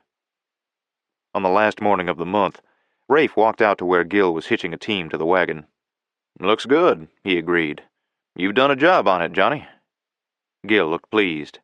He nodded at the hubs of the wheels. "Notice 'em? No squeak." "Well, I'll be hanged." Rafe looked at the grease on the hubs. "Where'd you get the grease?" "Sort of a spring back over in the hills. I brought back a bucket of it." Rafe Caradec looked up sharply. "Johnny, where'd you find that spring?" "Why?" Gil looked puzzled. "It's just a sort of hole back over next to that mound. You know, in that bad range. Ain't much account down there, but I was down there once and found this here spring. This stuff works as well as the grease you buy." "It should," Rafe said dryly. "It's the same stuff." He caught up the black and threw a saddle on it. Within an hour he was riding down toward the barren knoll Gil had mentioned. What he found was not a spring, but a hole among some sparse rushes, dead and sick-looking. It was an oil seepage. Oil! Swiftly his mind leaped forward. This, then, could be the reason why Barkow and Shute were so anxious to acquire title to this piece of land, so anxious that they would have a man shanghaied and killed. Caradec recalled that Bonneville had reported oil seepages on his trip through the state some 40 years or so before, and there had been a well drilled in the previous decade. One of the largest markets for oil was the patent medicine business, for it was the main ingredient in so-called British oil. The hole in which the oil was seeping in a thick stream might be shallow, but sounding with a 6-foot stick found no bottom. Rafe doubted if it was much deeper. Still, there would be several barrels here, and he seemed to recall some talk of selling oil for $20 the barrel. Swinging into the saddle, he turned the big black down the draw and rode rapidly toward the hills. This could be the reason, for certainly it was reason enough. The medicine business was only one possible market, for machinery of all kinds needed lubricants. There was every chance that the oil industry might really mean something in time. If the hole was emptied, how fast would it refill? How constant was the supply? On one point he could soon find out. He swung the horse up out of the draw, forded the Crazy Man, and cantered up the hill to the cabin. As he reined in and swung down at the door, he noticed 2 strange horses. Tex Briscoe stepped to the door, his face hard. "Watch it, boss," he said sharply. Pod Gomer's thick-set body thrust into the doorway. "Caradec," he said calmly. "You're under arrest."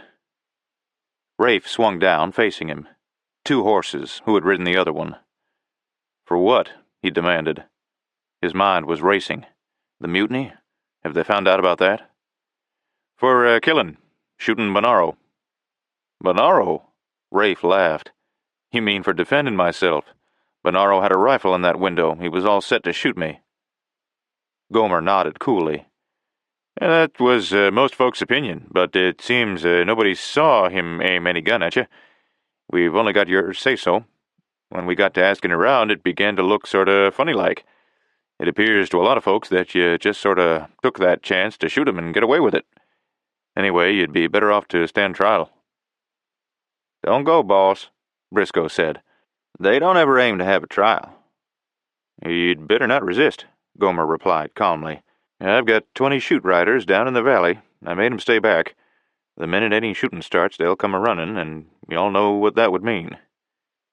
Rafe knew. It would mean the death of all 4 of them and the end of any opposition to Barkow's plans. Probably that was what the rancher hoped would happen. "Why, sure, Gomer," Caradec said calmly.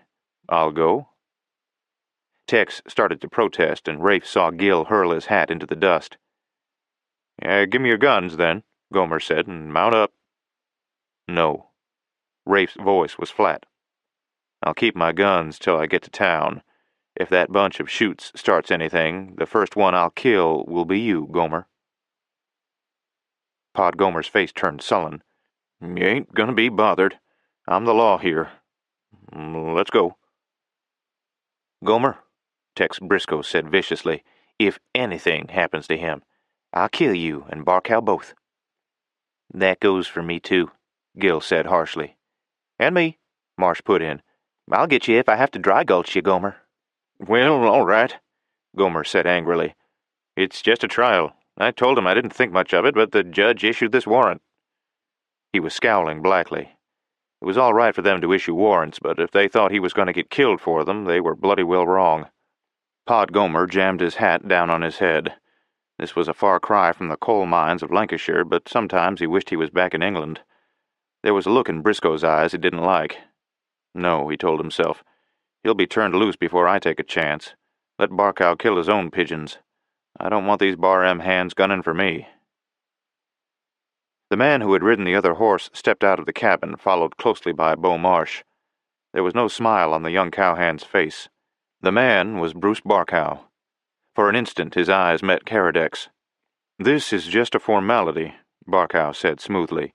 "There's been some talk around Painted Rock, and the trial will clear the air a lot, and, of course, if you're innocent, Caradec, you'll be freed." "You sure of that?" Rafe's eyes smiled cynically. "Barkow, you hate me, and you know it. If I ever leave that jail alive, it won't be your fault."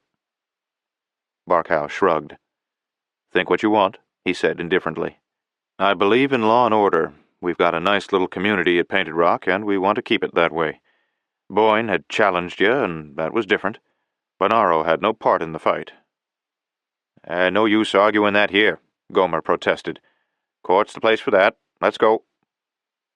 Tex Briscoe lounged down the steps, his thumbs hooked in his belt. He stared at Gomer.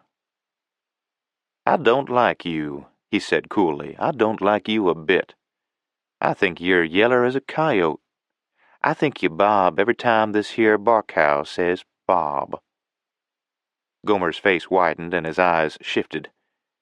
"You've got no call to start trouble," he said.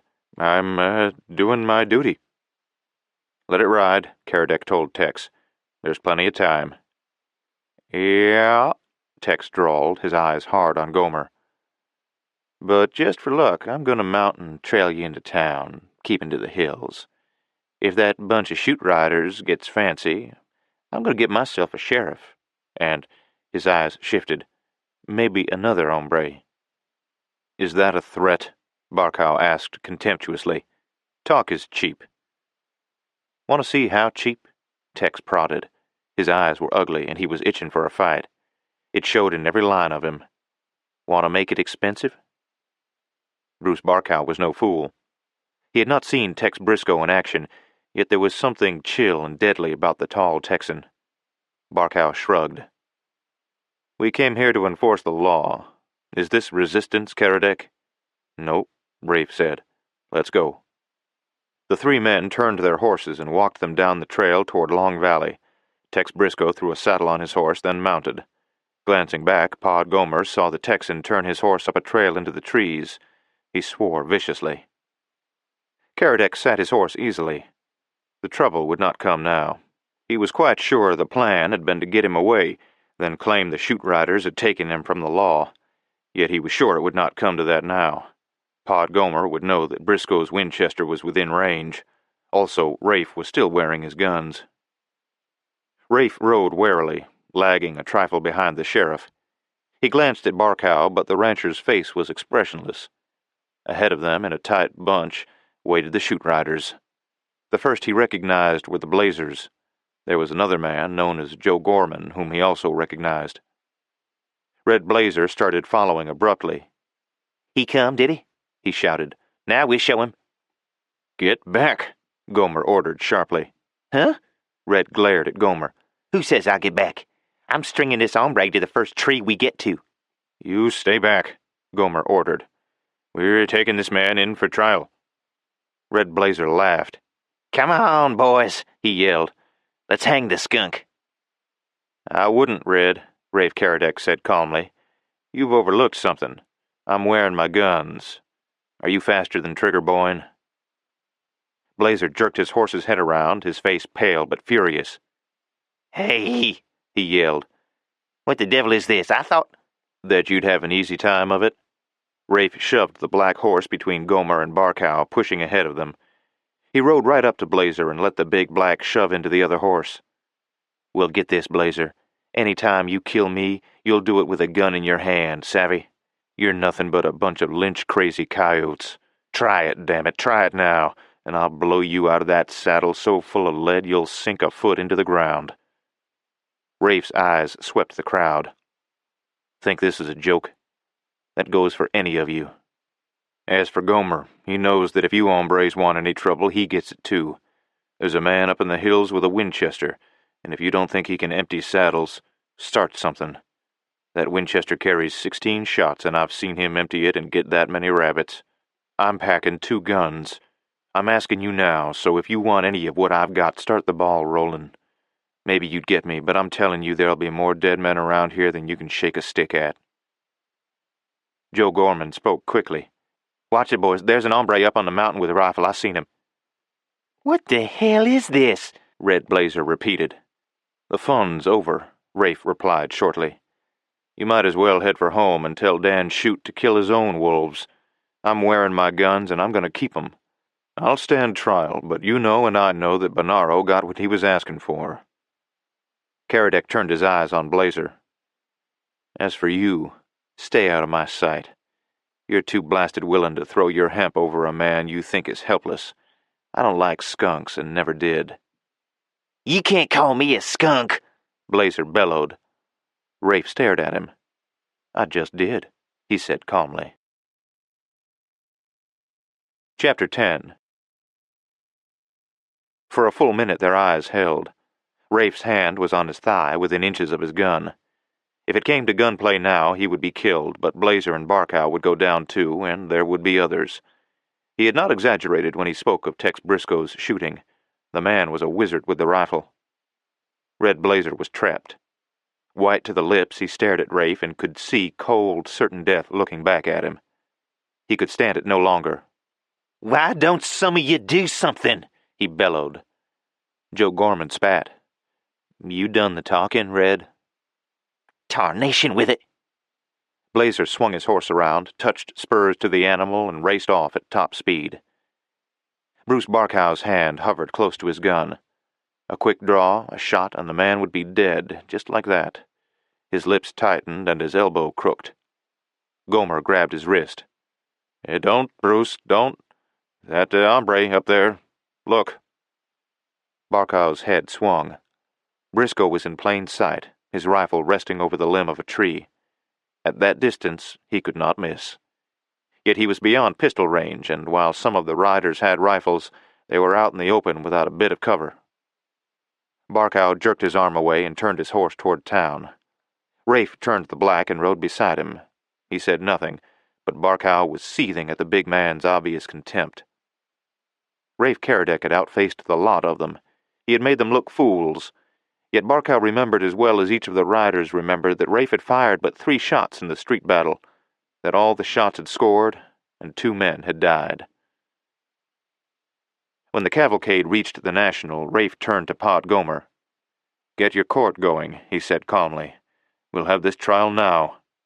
"Listen here," Gomer burst out, infuriated. "You can do things like that too often. We'll have our court when we get blamed good and ready." "No," Rafe said. "You'll hold court this afternoon, now. You haven't got any calendar to interfere. I have business to attend to that can't wait, and I won't. You'll have your trial today, or I'll leave, and you can come and get me." "Who are you telling what to do?" Gomer said angrily. "I'll have you know." "Then you tell him, Barkow, or does he take his orders from Chute? Call that judge of yours and let's get this over." Bruce Barkow's lips tightened.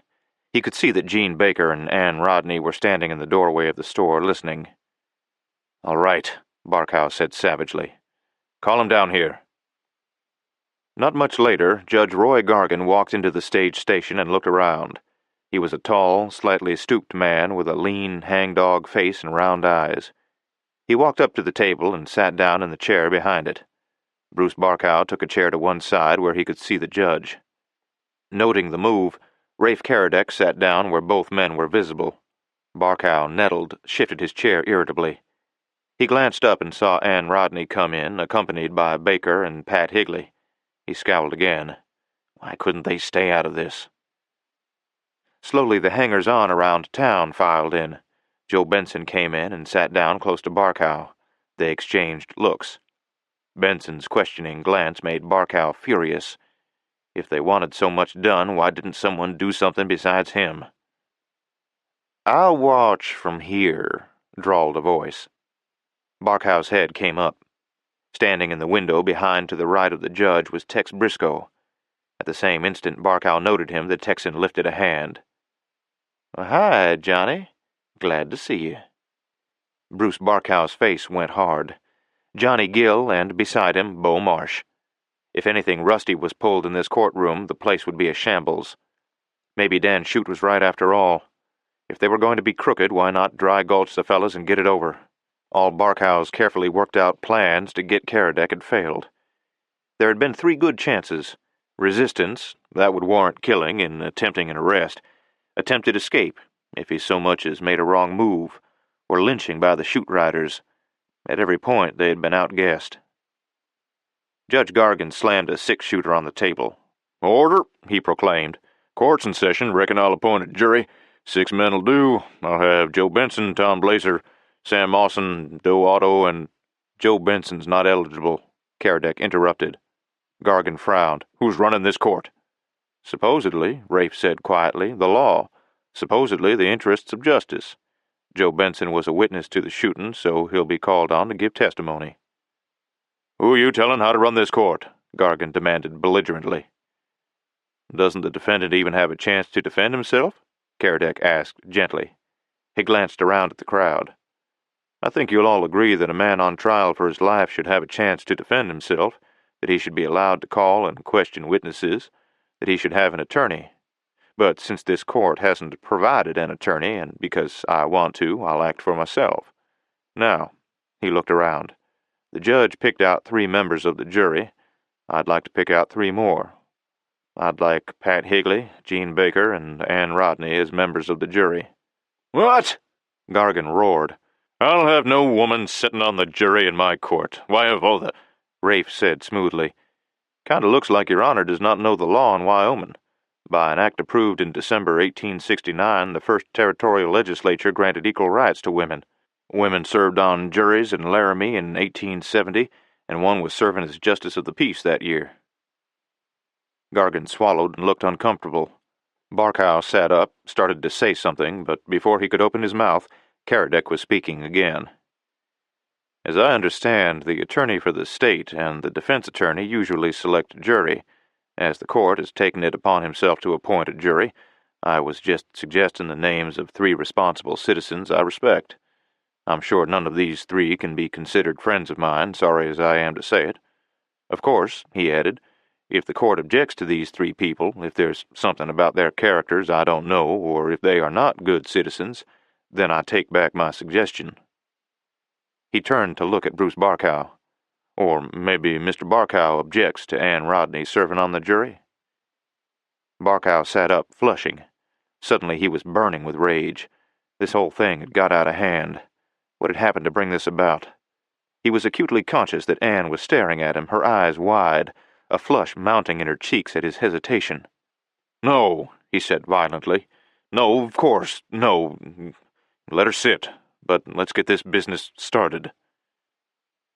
Pod Gomer was slumped in his chair, watching cynically.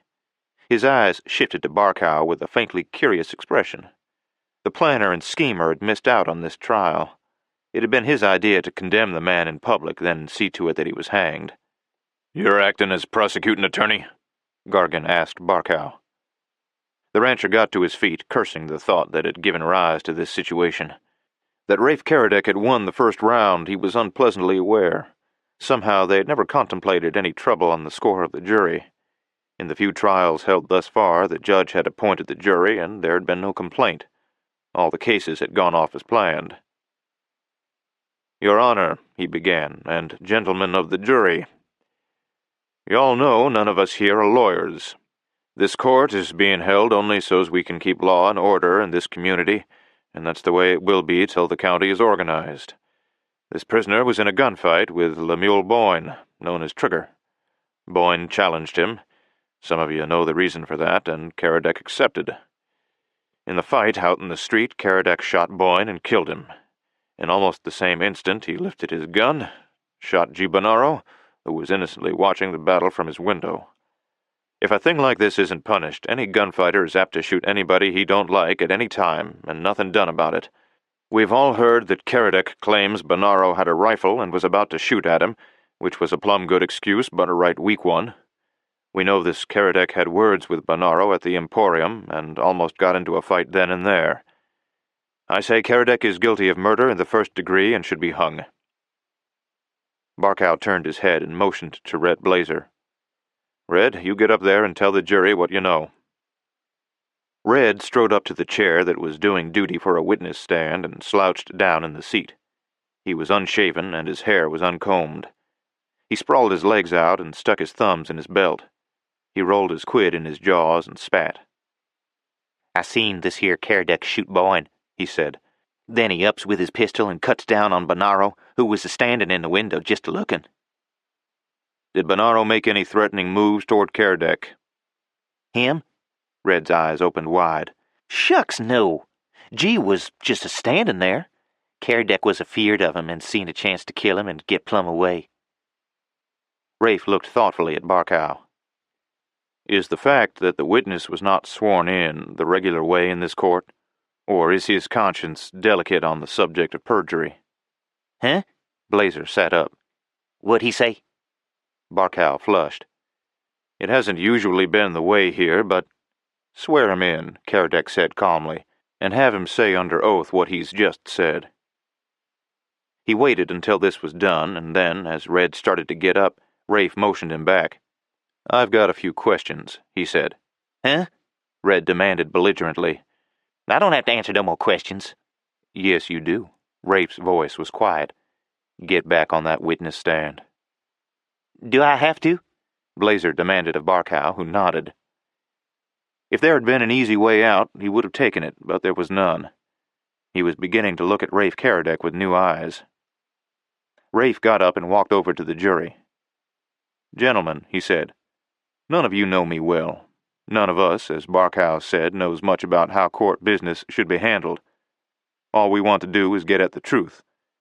I know that all of you here are busy men. You're willing and anxious to help along justice and the beginnings of law hereabouts, and all of you are honest men. You want to do the right thing. Red Blazer has just testified that I shot a man who was making no threatening moves, that Bonaro was standing in a window just watching. Caradec turned around and looked at Blazer thoughtfully. He walked over to him, squatted on his haunches, and peered into his eyes, shifting first to one side, then the other. Red Blazer's face flamed. "What's the matter?" he blared. "You gone crazy?" "No," Caradec said. "Just looking at your eyes. I was curious to see what kind of eyes a man had who could see through a shingle roof and a ceiling." "Huh?" Blazer glared. The jury sat up and Barkow's eyes narrowed. The courtroom crowd leaned forward. "Why, Red, you must have forgot," Rafe said. "You were in the National when I killed Boyne. You were standing behind Joe Benson. You were the first person I saw when I looked around. You could see me and you could see Boyne, but you couldn't see the second-story window across the street." Somebody whooped and Pat Higley grinned. "I reckon he's right," Pat said coolly. "I was standing right alongside of Red." "That's right," somebody from back in the courtroom shouted. "Blazer tried to duck out without paying for his drink, and Joe Benson stopped him." Everybody laughed, and Blazer turned fiery red, glaring back into the room to see who the speaker was and not finding him. Rafe turned to Barkow and smiled. "Have you got another witness?" Chapter 11. Despite herself, Anne Rodney found herself admiring Rafe Caradec's composure, his easy manner. Her curiosity was stirred. What manner of man was he? Where was he from? What background had he? Was he only a wanderer, or was he something different? His language, aside from his characteristic Texas drawl, and his manner spoke of refinement, yet she knew of his gun skill as exhibited in the Boyne fight. "Tom Blazer's my next witness," Barkow said. "Swear him in." Tom Blazer, a hulking redhead even bigger than Red, took the stand. Animosity glared from his eyes. "Did you see the shooting?" Barkow asked. "You're darn right I did," Tom declared, staring at Rafe. "I seen it, and I wasn't inside no saloon. I was right out in the street." "Was Bonaro where you could see him?" "He sure was." "Did he make any threatening moves?" "Not any." "Did he lift a gun?" "He sure didn't." "Did he make any move that would give any idea he was going to shoot?" "Nope, not any." As Tom Blazer answered each question, he glared triumphantly at Caradec. Barkow turned to the jury. "Well, there you are. I think that's enough evidence. I think—" "Let's hear Caradec ask his questions," Pat Higley said. "I want both sides of this yarn." Rafe got up and walked over to Tom Blazer, then looked at the judge. "Your Honor, I'd like permission to ask one question of a man in the audience. He can be sworn or not, just as you say." Gargan hesitated uncertainly. Always before, things had gone smoothly. Trials had been railroaded through, objections swept aside, and the wordless little ranchers or other objectors to the rule of Barkow and shoot had been helpless. This time preparations should have been more complete. He didn't know what to do. "All right," he said, his misgiving showing in his expression and tone. Caradec turned to look at a short, stocky man with a brown mustache streaked with gray. "Grant," he said, "what kind of curtain have you got over that window above your harness and saddle shop?" Grant looked up. "Why, it ain't rightly no curtain," he said frankly. "It's a blanket." "You keep it down all the time, the window covered?" "Uh-huh, sure do. Sun gets in there otherwise and makes the floor hot, and she heats up the store that way. Keeping that window covered keeps her cooler." "It was covered the day of the shooting?" "Sure was." "Where did you find the blanket after the shooting?" "Well, she laid over the sill, partly inside, partly outside." Rafe turned to the jury. "Miss Rodney and gentlemen, I believe the evidence is clear. The window was covered by a blanket. When Bonaro fell after I shot him, he tumbled across the sill, tearing down the blanket. Do you agree?" "Sure." Gene Baker found his voice. The whole case was only too obviously a frame-up to get Caradec. It was like Bonaro to try a sneak killing anyway. "If that blanket hadn't been over the window, then he couldn't have fallen against it and carried part out with him." "That's right." Rafe turned on Tom Blazer. "Your eyes seem to be as amazing as your brother's. You can see through a wool blanket." Blazer sat up with a jerk, his face dark with sullen rage. "Listen," he said. "I'll tell you—" "Wait a minute." Rafe whirled on him and thrust a finger in his face. You're not only a perjurer, but a thief. What did you do with that Winchester Bonaro dropped out of the window?" "It wasn't a Winchester," Blazer blared furiously. "It was a Henry." Then, seeing the expression on Barkow's face and hearing the low murmur that swept the court, he realized what he had said. He started to get up, then sat back, angry and confused. Rafe Caradec turned toward the jury. "The witness swore that Bonaro had no gun, yet he testified that the rifle Bonaro dropped was a Henry. Gentlemen and Miss Rodney, I'm going to ask that you recommend the case be dismissed, and also that Red and Tom Blazer be held in jail to answer charges of perjury." "What?" Tom Blazer came out of the witness chair with a lunge. "Jail? Me? Why, you—" He leaped, hurling a huge red-haired fist in a roundhouse swing. Rafe Caradec stepped in with a left that smashed Blazer's lips, then a solid right that sent him crashing to the floor. He glanced at the judge. "And that, I think," he said quietly, "is contempt of court." Pat Higley got up abruptly. "Gargan, I think you had better dismiss this case. You haven't got any evidence, or anything that sounds like evidence, and I guess everybody here heard about Caradec facing Bonaro down in the store. If he wanted to shoot him, there was his chance." Gargan swallowed. "Case dismissed," he said. He looked up at Bruce Barkow, but the rancher was walking toward Ann Rodney. She glanced at him, then her eyes lifted, and beyond him she saw Rafe Caradec. How fine his face was. It was a rugged, strong face. There was character in it, and sincerity. She came to with a start. Bruce was speaking to her. "Gomer told me he had a case," Barkow said, "or I'd never have been party to this. He's guilty as can be, but he's smooth." Anne looked down at Bruce Barkow, and suddenly his eyes looked different to her than they ever had before. "He may be guilty of a lot of things," she said tartly, "but if ever there was a cooked-up, dishonest case, it was this one. And everyone in town knew it. If I were you, Bruce Barkow, I'd be ashamed of myself." Abruptly she turned her back on him and started for the door. Yet as she went she glanced up, and for a brief instant her eyes met those of Rafe Caradec's, and something within her leaped. Her throat seemed to catch. Head high, she hurried past him into the street. The store seemed a long distance away.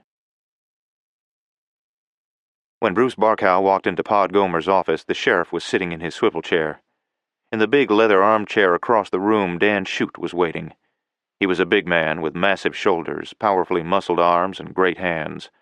A shock of dusky blonde hair covered the top of his head, and his eyebrows were the color of corn silk. He looked up as Barkow came in, and when he spoke his voice was rough. "You sure played hob." "The man's smart, that's all," Barkow said. "Next time we'll have a better case." "Next time?" Dan Shute lounged back in the big chair, the contempt in his eyes unconcealed. "There ain't gonna be a next time. You're through, Barkow. From now on, this is my show, and we run it my way. Caradec needs killing, and we'll kill him. Also, you're gonna foreclose that mortgage on the Rodney place." He held up a hand as Barkow started to speak. "No, you wait. You was all for pulling this slick stuff. Winning the girl, getting the property the easy way, the legal way, to blazes with that. This Caradec is making a monkey of you. You're not slick. You're just a country boy playing with a real smooth lad. To blazes with that smooth stuff. You foreclose on that mortgage and do it plumb quick. I'll take care of Mr. Rafe Caradec, with my own hands or guns if necessary. We'll clean that country down there so slick of his hands and cattle that they won't know what happened." "That won't get it," Barkow protested. "You let me handle this. I'll take care of things." Dan Shute looked up at Barkow, his eyes sardonic. "I'll run this show. You're taking the back seat, Barkow, from now on. All you've done is make us out fumbling fools. Also," he added calmly, "I'm taking over that girl." "What?" Barkow whirled, his face livid. In his wildest doubts of Shute, and he had had many of them, this was one thing that had never entered his mind. "You heard me," Shute replied. "She's a neat little lady, and I can make a place for her out to my ranch. You messed up all around, so I'm taking over." Barkow laughed, but his laugh was hollow with something of fear in it. Always before, Dan Shute had been big, silent, and surly, saying little, letting Barkow plan and plot and take the lead. Bruce Barkow had always thought of the man as a sort of strong-arm squad to use in a pinch. Suddenly he was shockingly aware that this big man was completely sure of himself, that he held him, Barkow, in contempt. He would ride roughshod over everything. "Dan," Barkow protested, trying to keep his thoughts ordered, "you can't play with a girl's affections. She's in love with me. You can't do anything about that. You think she'd fall out of love with one man and—" Dan Shute grinned. "Who said anything about love? You talk about that all you want. Talk it to yourself. I want the girl and I'm going to have her. It doesn't make any difference who says no, and that goes for Jean Baker, her, or you." Bruce Barkow stood flat-footed and pale. Suddenly he felt sick and empty. Here it was, then. He was through. Dan Shute had told him off and in front of Pod Gomer. Out of the tail of his eye he could see the calm yet cynical expression on Gomer's face. He looked up and he felt small under the flat, ironic gaze of Shute's eyes. "All right, Dan, if that's the way you feel. I expect we'd better part company." Shute chuckled, and his voice was rough when he spoke. "No," he said. "We don't part company. You sit tight. You're holding that mortgage, and I want that land. You had a good idea there, Barkow, but you're too weak-kneed to swing it. I'll swing it, and maybe, if you're quiet and obey orders, I'll see you get some of it." Bruce Barkow glared at Shute. For the first time, he knew what hatred was. Here, in a few minutes, he had been destroyed. This story would go the rounds, and before nightfall everyone in town would know it. Dan Shute, big, slow-talking Dan Shute with his hard fists and his guns, had crushed Barkow. He stared at Shute with hatred living in his eyes. "You'll go too far," he said viciously. Shute shrugged. "You can live and come out of this with a few dollars," he said calmly, "or you can die. I'd just as soon kill you, Barkow, as look at you."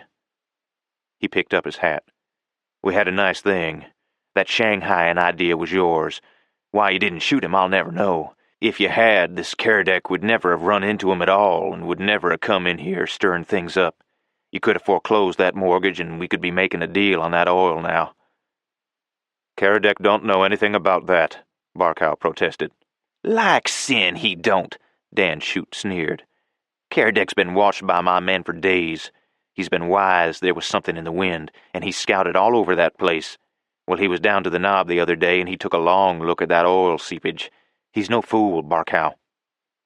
Bruce Barkow looked up.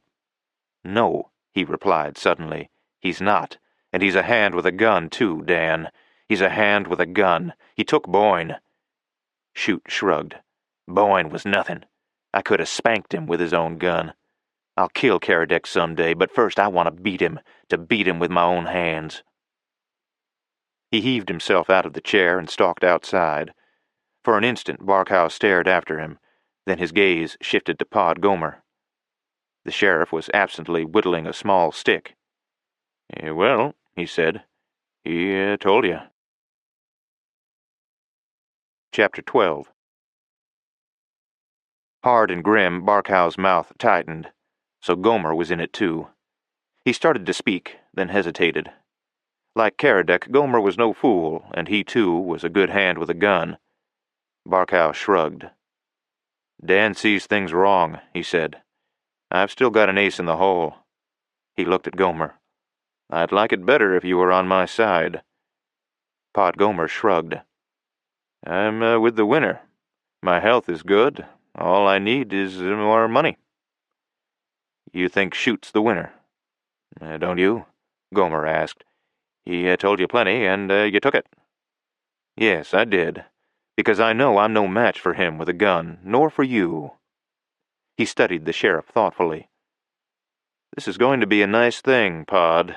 It would split well 2 ways." Gomer got up and snapped his knife shut. "You show me the color of some money," he said, "and how Dan Shute's out, and we might talk. Also," he added, "if you mention this to Dan, I'll call you a liar in the street or in the National. I'll make you use that gun." "I won't talk," Barkow said. "Only I've been learning a few things. When we get answers to some of the messages you sent, and some I sent, we should know more. Borger wouldn't let Caradec off that ship willingly after he knew Rodney. I think he deserted. I think we can get something on him for mutiny, and that means hanging." "Maybe you can," Gomer agreed.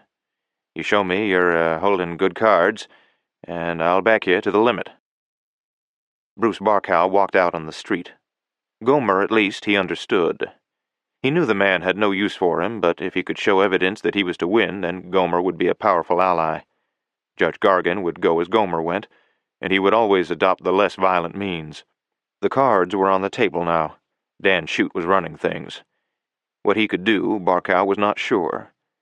He realized suddenly, with no little trepidation, that after all his association with Shute, he knew little of what went on behind the hard brutality of the rancher's face. Yet he was not a man to lag or linger. What he did would be sudden, brutal, and thorough, but it would make a perfect shield under which he, Barkow, could operate and carry to fulfillment his own plans. Dan Shute's abrupt statement of his purpose in regard to Anne Rodney had jolted Barkow. Somehow he had taken Anne for granted.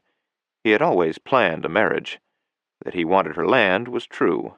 Perhaps better than Shute, he knew what oil might mean in the future, and Barkow was a far-sighted man. But Anne Rodney was lovely and interesting. She would be a good wife for him.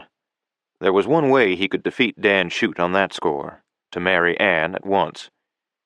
True, it might precipitate a killing, but already Bruce Barkow was getting ideas on that score. He was suddenly less disturbed about Rafe Caradec than Dan Shute. The rancher loomed large and formidable in his mind. He knew the brutality of the man, had seen him kill, and knew with what coldness he regarded people or animals. Bruce Barkow made up his mind. Come what may, he was going to marry Anne Rodney. He could, he realized, marry her and get her clear away from here. His mind leaped ahead. Flight to the northwest to the gold camps would be foolhardy. To the Utah country would be as bad. In either case, Shute might and probably would overtake him. There remained another way out, and one that Shute probably would never suspect.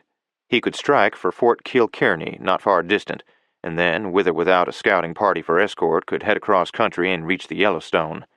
Or he might even try the nearer Powder River. A steamer had ascended the Yellowstone earlier that year, and there was every chance that another would come. If not, with a canoe or barge, they could head downstream until they encountered such a boat and buy passage to St. Louis. Anne and full title to her land would be in his hands then, and he could negotiate a sale or the leasing of the land from a safe distance. The more he thought of this, the more he was positive it remained the only solution for him. Let Gomer think what he would. Let Dan Shute believe him content with a minor role. He would go ahead with his plans, then strike suddenly and swiftly and be well on his way before Shute realized what had happened. Once he made the fort, he would be in the clear. Knowing the officers as well as he did, he was sure he could get an escort to the river. He had never seen the Yellowstone, nor did he know much about either that river or Powder River, but they had been used by many men as a high road to the west, and he could use a river as an escape to the east. Carefully he considered the plan. There were preparations to be made. Every angle must be considered. At his ranch were horses enough. He would borrow Baker's buckboard to take Anne for a ride, then at his ranch they would mount and be off. With luck, they would be well on their way before anyone so much as guessed what had happened. Stopping by the store, he bought ammunition from Baker. He glanced up to find the storekeeper's eyes studying him, and he didn't like the expression. "Is Anne in?" he asked. Baker nodded and jerked a thumb toward the curtain. Turning, Barkow walked behind the curtain and looked at Anne, who arose as he entered. Quickly he sensed a coolness that had not been there before. There was no time to talk of marriage. First things first. He shrugged shamefacedly. "I suppose you're thinking pretty bad of me," he suggested ruefully. "I know now I shouldn't have listened to Dan Shute or to Gomer. Pod swore he had a case, and Shute claims Caradec is a crook and a rustler. If I had realized, I wouldn't have had any hand in it." "It was pretty bad," Anne agreed as she sat down and began knitting. "What will happen now?" "I don't know," he admitted. "But I wish I could spare you all this. Before it's over, I'm afraid there'll be more killings and trouble. Dan Shute is plenty roused up. He'll kill Caradec." She looked at him. "You think that will be easy?" Surprised, he nodded. "Yes. Dan's a dangerous man and a cruel and brutal one. He's fast with a gun, too." "I thought you were a friend to Dan Shute," she asked, looking at him hard. "What changed you, Bruce?" He shrugged. "Oh, little things. He showed himself up today. He's brutal, unfeeling. He'll stop at nothing to gain his ends." "I think he will," Anne said composedly. "I think he'll stop at Rafe Caradec." Barkow stared at her. "He seems to have impressed you. What makes you think that?" "I never really saw him until today, Bruce," she admitted. "Whatever his motives, he is shrewd and capable. I think he is a much more dangerous man than Dan Shute. There's something behind him, too. He has background. I could see it in his manner more than his words. I wish I knew more about him." Nettled at her defense of the man and her apparent respect for him, Bruce shrugged his shoulders. "Don't forget, he probably killed your father." She looked up. "Did he, Bruce?" Her question struck fear into him. Veiling his eyes, he shrugged again. "You never know. I'm worried about you, Anne. This country's going to be flaming within a few days or weeks. If it ain't the fight here, it'll be the Indians. I wish I could get you out of it." "But this is my home," Anne protested. "It is all I have." "Not quite all." Her eyes fell before his gaze. "Anne, how would you like to go to St. Louis?" She looked up, startled. "To St. Louis? But how?" Not so loud. He glanced apprehensively at the door. There was no telling who might be listening. "I don't want anybody to know about it unless you decide, and nobody to know till after we're gone. But, Anne, we could go. I've always wanted to marry you, and there's no time better than now." She got up and walked to the window. St. Louis. It was another world. She hadn't seen a city in 6 years, and after all, they had been engaged for several months now. "How would we get there?" she asked, turning to face him. "Well, that's a secret." He laughed. "Don't tell anybody about it, but I've got a wonderful trip planned for you. I always wanted to do things for you, Anne. We could go away and be married within a few hours." "Where?" "By the chaplain at the fort. One of the officers would stand up with me, and there are a couple of officers' wives there, too." "I don't know, Bruce," she said hesitantly. "I'll have to think about it." He smiled and kissed her lightly. "Then think fast, honey. I want to get you away from all this trouble, and quick." When he got outside in the street, he paused, smiling with satisfaction. "I'll show that Dan Shute a thing or two," he told himself grimly. "I'll leave him standing here flat-footed holding the bag. I'll have the girl and the ranch, and won't be within miles of this place." Abruptly, he turned toward the cabin where he lived. Dan Shute stood on the boardwalk staring into the dust, big hands on his hips above the heavy guns, his gray hat pulled low, a stubble of corn-white beard along his hard jaws. "I think," he said to himself, looking up, "that I'll kill Bruce Barkow, and I'm going to like the doing of it." Chapter 13. Gene Baker was sweeping his store and the stoop in front of it when he saw a tight little cavalcade of horsemen trot around the corner into the street. It was the morning after the fiasco of the trial, and he had been worried and irritated while wondering what the reaction would be from Barkow and Shute. Then word had come to him of the break between the two at Gomer's office. Dan Shute, riding a powerful gray, was in the van of the bunch of horsemen. He rode up to the stoop of Baker's store and reined in. Behind him were Red and Tom Blazer, Joe Gorman, Fritz Handel, Fats McCabe, and others of the hard bunch that trailed with Shute. "Gene," Shute said abruptly, resting his big hands on the pommel of the saddle, "don't sell any more supplies to Caradec or any of his crowd." He added harshly, "I'm not asking you, I'm telling you, and if you do, I'll put you out of business and run you out of the country. You know I don't make threats. The chances are Caradec won't be alive by daybreak anyway, but just in case, you've been told." Without giving Baker a chance to reply, Dan Shute touched spurs to his horse and led off down the south trail toward the crazy man. The door slammed behind Baker. "Where are they going?" Anne wanted to know, her eyes wide. "What are they going to do?" Gene stared after them bleakly. This was the end of something. "They are going after Caradec and his crowd, Anne." "What will they do to him?" Something inside her went sick and frightened. She had always been afraid of Dan Shute. The way he looked at her made her shrink. He was the only human being of whom she had ever been afraid. He seemed without feeling, without decency, without regard for anything but his own immediate desires. "Kill him," Baker said. "They'll kill him. Shoot's a hard man, and with him, that's a mighty wicked lot of men." "But can't someone warn him?" Anne protested. Baker glanced at her. "So far as we know, that Caradec is a crook, and maybe a killer, Anne. You ain't getting soft on him, are you?" "No," she exclaimed, startled. "Of course not. What an idea! Why, I've scarcely talked to him." Yet there was a heavy, sinking feeling in her heart as she watched the riders disappear in the dust along the southward trail. If there were only something she could do, if she could warn them. Suddenly she remembered the bay horse her father had given her. Because of the Indians, she had not been riding in a long time, but if she took the mountain trail... Hurrying through the door, she swiftly saddled the bay. There was no thought in her mind. She was acting strictly on impulse, prompted by some memory of the way the hair swept back from Rafe's brow and the look in his eyes when he met her gaze. She told herself she wanted to see no man killed, that Beau Marsh and Johnny Gill were her friends. Yet even in her heart she knew the excuse would not do. She was thinking of Rafe, and only of Rafe. The bay was in fine shape and impatient after his long restraint in the corral. He started for the trail, eagerly, and his ears pricked up at every sound.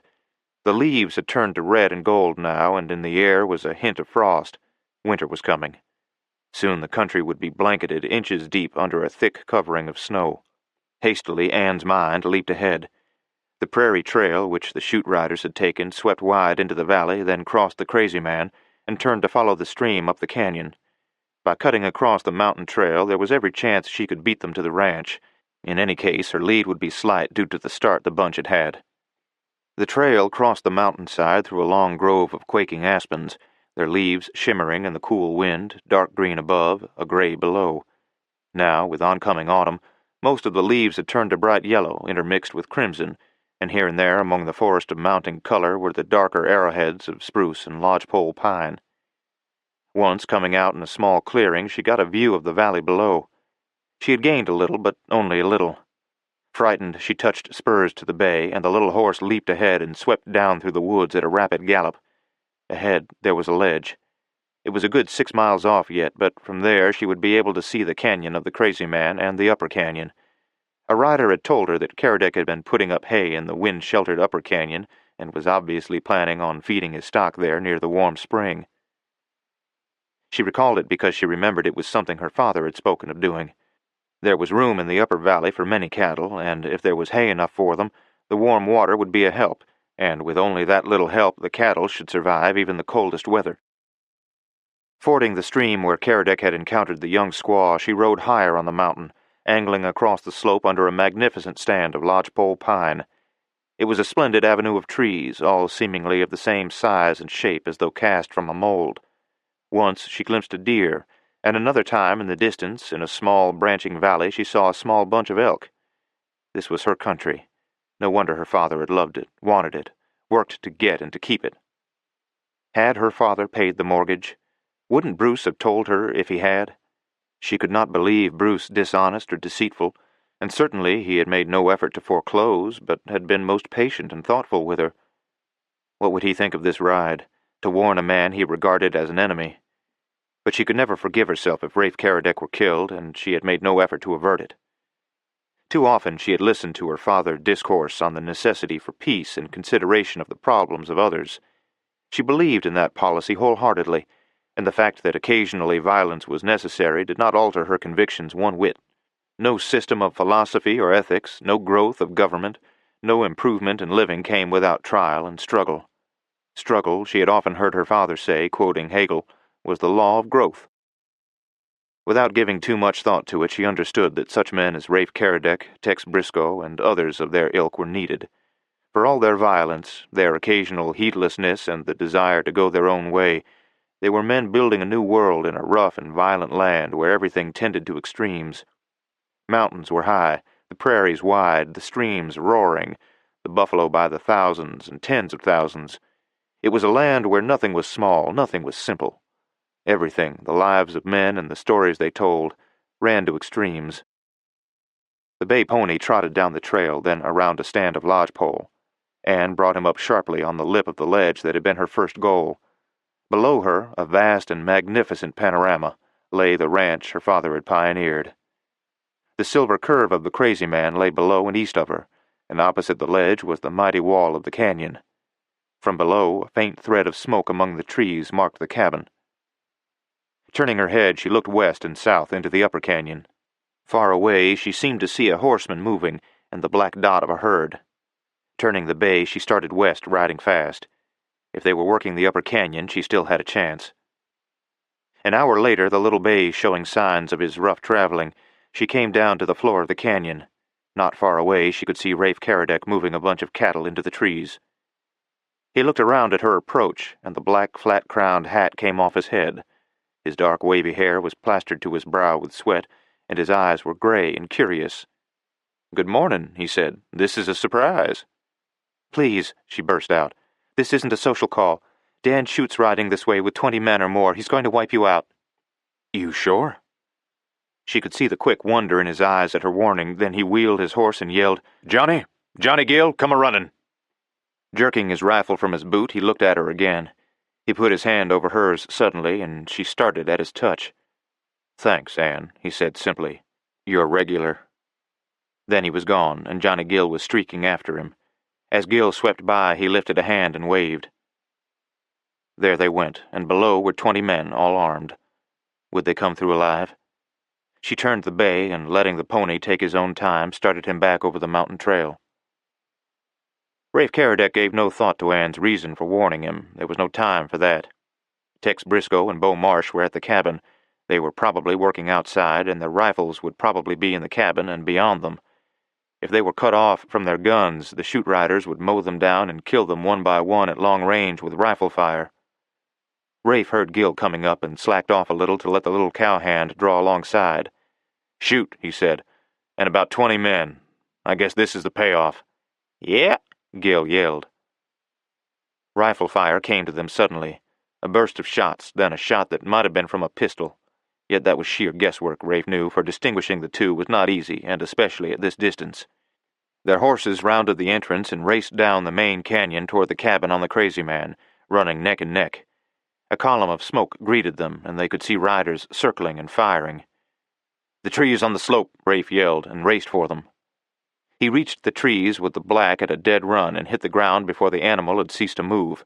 He raced to the rocks at the edge of the trees. His rifle lifted, settled, his breath steadied. Then the rifle spoke. A man shouted and waved an arm, and at the same moment Gill fired. A horse went down. 2 men, or possibly 3, lay sprawled in the clearing before the cabin. Were Tex and Beau already down? Rafe steadied himself and squeezed off another shot. A saddle emptied. He saw the fallen man lunge to his feet, then spill over on his face. Coolly then, and taking their time, he and Gill began to fire. Another man went down, and rifles began to smoke in their direction.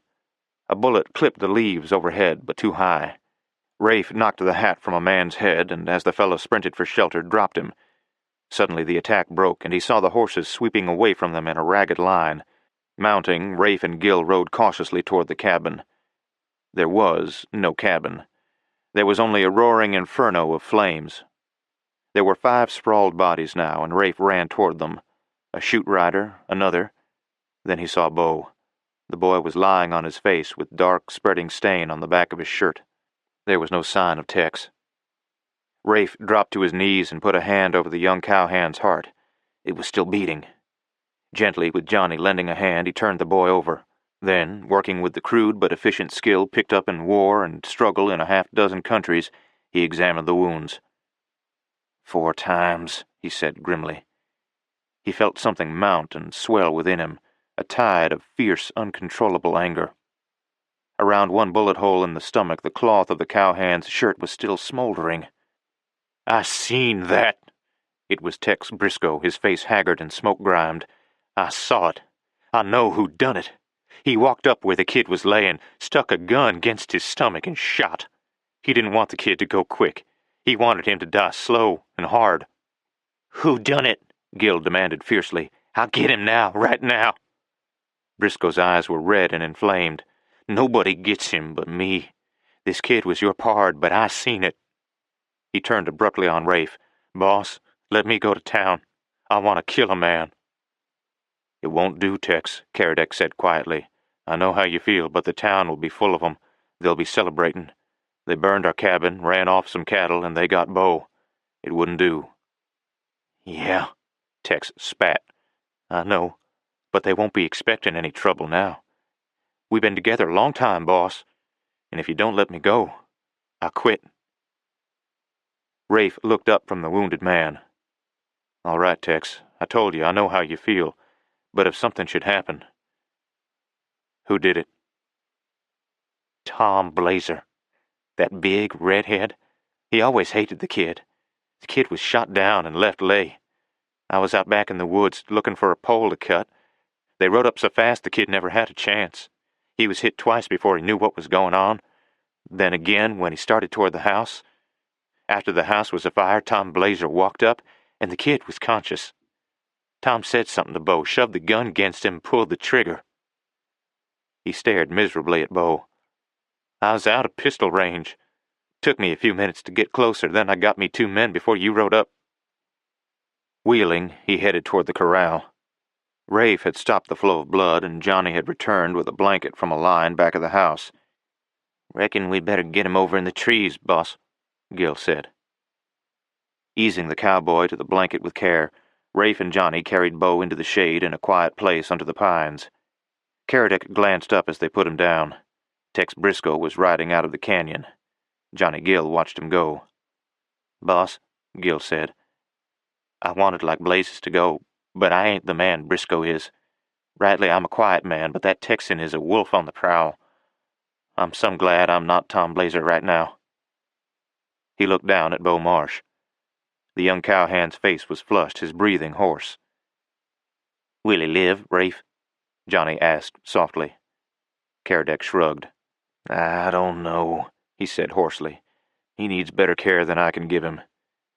He studied the situation thoughtfully. Johnny, he said, you stay with him. Better take time to build a lean-to for cover in case of rain or snow. Get some fuel, too. What about you? Johnny asked. Where you going? To the fort. There's an army doctor there, and I'll go get him. Reckon he'll come this far? Johnny asked doubtfully. He'll come.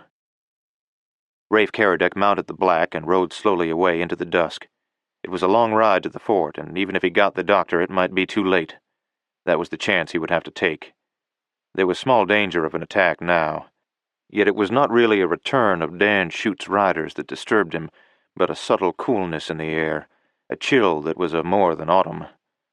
Winters in this country could be bitterly cold, and all the signs gave evidence that this one would be the worst in years, and they were without a cabin.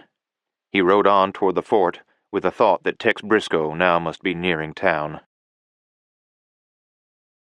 Chapter 14. It was growing late, and Painted Rock was swathed in velvety darkness when Tex Briscoe walked his horse to the edge of town. He stopped across the bend of the stream from town and planned to leave his horse among the trees there. He would have a better chance of escape from across the stream than from the street, and by leaving town on foot he could create some doubt as to his whereabouts. He was under no misapprehension as to the problem he faced.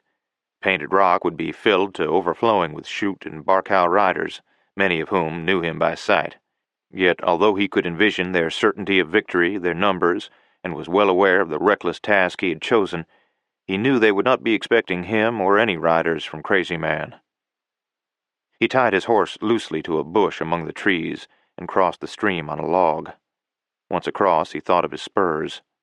Kneeling down, he unfastened them from his boots and hung them over a root near the end of the log. He wanted no jingling spurs to give his presence away at an inopportune moment. Carefully avoiding any dwellings with lights, he made his way through the scattered houses to the back of the row of buildings across the street. He was wearing the gun he usually wore, and for luck he had taken another from his saddlebags and thrust it into his waistband. Tex Briscoe was a man of the frontier. From riding the range in South and West Texas, he had drifted north with trail herds. He had seen some of the days around the beginning of Dodge and Ellsworth, and some hard fighting down in the Nations and with rustlers along the Mexican border. He was an honest man, a sincere man. He had a quality to be found in many men of his kind and period, a quality of deep-seated loyalty that was his outstanding trait. Hard and reckless in demeanor, he rode with dash and acted with a flair. He had at times been called a hard case, yet no man lived long in a dangerous country if he were reckless. There was a place always for courage, but intelligent courage, not the heedlessness of a harebrained youngster. Tex Briscoe was 25 years old, but he'd been doing a man's work since he was 11. He had walked with men, ridden with men, fought with men as one of them. He had asked no favors and had been granted none. Now, at 25, he was a seasoned veteran. He was a man who knew the plains and the mountains, knew cattle, horses, and guns. He possessed a fierce loyalty to his outfit and to his friends. Shanghaied, he had quickly seen that the sea was not his element. He had concealed his resentment and gone to work, realizing that safety lay along that route. He had known his time would come. It had come when Rafe Caradec came aboard, and all his need for friendship, for loyalty, and for a cause had been tied to the big, soft-spoken stranger. Now Painted Rock was vibrant with danger. The men who did not hate him in Painted Rock were men who would not speak for him or act for him. It was like Tex Briscoe that he did not think in terms of help. He had his job, he knew his problem, and he knew he was the man to do it. The National Saloon was booming with sound. The tinny jangle of an out-of-tune piano mingled with hoarse laughter, shouts, and the rattle of glasses. The hitching rail was lined with horses.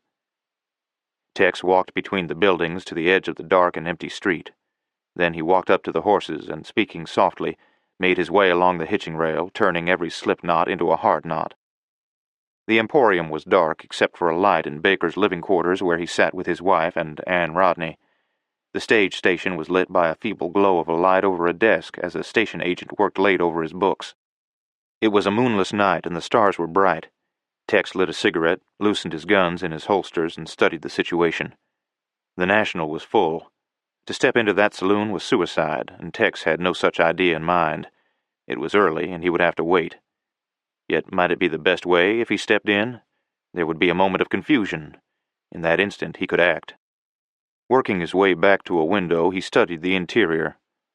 It took him several minutes to locate Tom Blazer. The big man was standing by the bar with Fats McCabe. Slipping to the other end of the window, Tex could see that no one was between them and the rear door. He stepped back into the darkest shadows and, leaning against the building, finished his cigarette. When it was down to a stub, he threw it on the ground and carefully rubbed it out with the toe of his boot. Then he pulled his hat low and walked around to the rear of the saloon. There was some scrap lumber there, and he skirted the rough pile, avoiding some bottles. It was cool out here, and he rubbed his fingers a little, working his hands to keep the circulation going.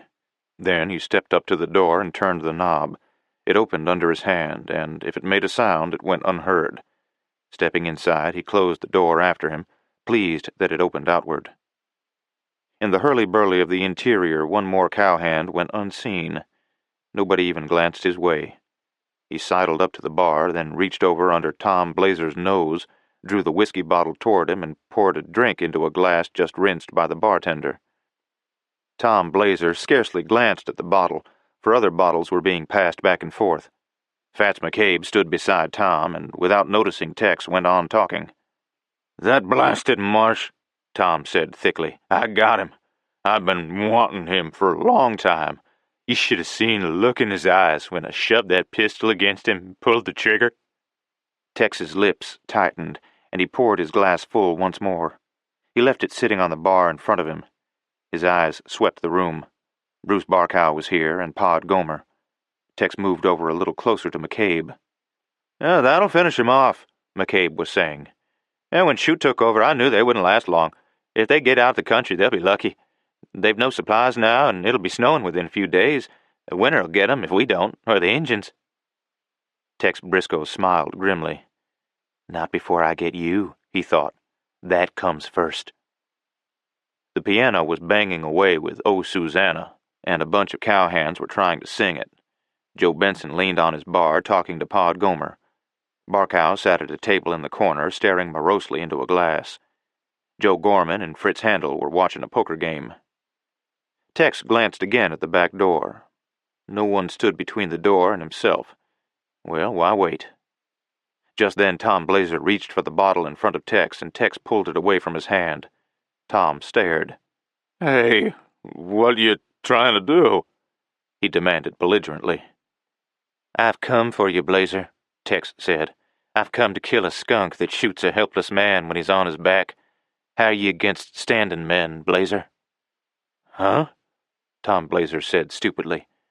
Then he realized what had been said, and he thrust his big face forward for a closer look. The gray eyes he saw were icy, the lantern-jawed Texan's face was chill as death, and Tom Blazer jerked back. Slowly, his face white, Fats McCabe drew aside. To neither man came the realization that Tex Briscoe was alone. All they felt was the shock of his sudden appearance here among them. Briscoe turned, stepping one pace away from the bar. "Well, Tom," he said quietly, his voice just loud enough to carry over the sound of the music, "I've come for you." Riveted to the spot, Tom Blazer felt an instant of panic. Briscoe's presence here had the air of magic, and Tom was half frightened by the sheer unexpectedness of it. Sounds in the saloon seemed to die out, although they still went full blast, and Tom stared across that short space like a man in a trance, trapped and faced with a fight to the death. There would be no escaping this issue, he knew. He might win, and he might lose, but it was here, now, and he had to face it. He realized suddenly that it was a chance he had no desire to make. Wouldn't anyone notice? Why didn't Fats say something? Tex Briscoe stood there, staring at him. "You've had your chance," Tex said gently. "Now I'm going to kill you." The shock of the word kill snapped Tom Blazer out of it. He dropped into a half-crouch, and his lips curled in a snarl of mingled rage and fear. His clawed hand swept back for his gun. In the throbbing and rattle of the room, the guns boomed like a crash of thunder. Heads whirled, and liquor-befuddled brains tried to focus eyes. All they saw was Tom Blazer, sagging back against the bar, his shirt darkening with blood, and the strained, foolish expression on his face like that of a man who had been shocked beyond reason. Facing the room was a lean, broad-shouldered man with 2 guns, and as they looked, he swung a gun at Fats McCabe. Instinctively, at the boom of guns, McCabe's brain had reacted, but a shade slow. His hand started for his gun. It was an involuntary movement that, had he had but a moment's thought, would never have been made. He had no intention of drawing. All he wanted was out, but the movement of his hand was enough. It was too much. Tex Briscoe's gun boomed again, and Fats toppled over on his face. Then Tex opened up, and 3 shots blasting into the brightly lit room brought it to complete darkness. Briscoe faded into that darkness, swung the door open, and vanished as a shot clipped the air over his head. He ran hard for 50 feet, then ducked into the shadow of a barn, threw himself over a low corral fence, and ran across the corral in a slow crouch. Shouts and orders, then the crash of glass came from the saloon. The door burst open again, and he could have gotten another man, but only by betraying his position. He crawled through the fence, and keeping close to a dark house, ran swiftly to its far corner. He paused there, breathing heavily. So far, so good. From here on, he would be in comparative light, but the distance was enough now. He ran on swiftly for the river. Behind him he heard curses and yells as men found their knotted bridle reins. At the end of the log, Tex retrieved his spurs. Then, gasping for breath from his hard run, he ran across the log and started for his horse. He saw it suddenly, and then he saw something else. Chapter 15. In the dim light, Tex recognized Joe Gorman by his hat. Joe wore his hat brim rolled to a point in front. "Hi, Texas," Gorman said. Tex could see the gun in his hand, waist high, and leveled on him. "Hi, Joe. Looks like you smelled something." "Yeah," Joe nodded. "I did at that. Happened to see somebody ride up here in the dark and got curious. When you headed for the saloon, I got around you and went in. Then I saw you come in the back door. Slipped out just before the shooting started so's I could beat you back here in case you got away." "Too bad you missed the fun," Briscoe said quietly. Behind Tex, the pursuit seemed to have gained no direction as yet. His mind was on a hair trigger, watching for a break. Which of his guns was still loaded? He had forgotten whether he put the loaded gun in the holster or in his belt. "Who'd you get?" asked Gorman. "Tom Blazer. Fats McCabe, too." "I figured Tom. I told him he shouldn't have shot the kid. That was a low-down trick, but why shoot Fats?" "He acted like he was reaching for a gun." "Huh. Don't take a lot to get a man killed, does it?" Briscoe could see in the dark enough to realize that Gorman was smiling a little. "How do you want it, Tex? Should I let you have it now or save you for shoot? He's a bad man, Tex." I think you'd better slip your gun in your holster and go back home, Joe, Tex said. You're the most decent one of a bad lot. Maybe I want the money I'd get for you, Tex. I can use some. Think you'd live to collect? You mean Caradec? He's through, Briscoe, through. We got Bo, now we got you. That leaves only Caradec and Johnny Gill. They won't be so tough. You're wrong, Joe, Tex said quietly. Rafe could take the lot of you, and he will. But you bought into my game yourself. I wouldn't ask for help, Joe. I'd kill you myself. You? Gorman chuckled with real humor. And me with the drop on you? Not a chance. Why, Tex, one of these slugs would get you, and if I have to start blasting, I'm going to empty the gun before I quit. Uh-huh, Tex agreed. You mean get me before I could shoot? He repeated. Not a chance. The sounds of pursuit were coming now. The men had a light and had found his tracks. Toward the river. I'll be a coon, a voice yelled. Let's go. Here it was. Joe Gorman started to yell, then saw the black figure ahead of him move, and his gun blazed. Tex felt the shocking jolt of a slug, and his knees buckled, but his gun was out, and he triggered 2 shots fast. Joe started to fall, and he fired again, but the hammer fell on an empty chamber. Tex jerked the slip knot in his reins loose and dragged himself into the saddle. He was bleeding badly. His mind felt hazy, but he saw Joe Gorman move on the ground and heard him say, You did it, damn you did it. So long, Joe, Tex whispered hoarsely. He walked the horse for 20 feet, then started moving faster. His brain was singing with a strange noise, and his blood seemed to drum in his brain. He headed up the tree-covered slope, and the numbness crawled up his legs. He fought like a cornered wolf against the darkness that crept over him. I can't die. I can't, he kept saying in his brain. Rafe will need help. I can't. Fighting the blackness and numbness, he tied the bridle reins to the saddle horn and thrust both feet clear through the stirrups.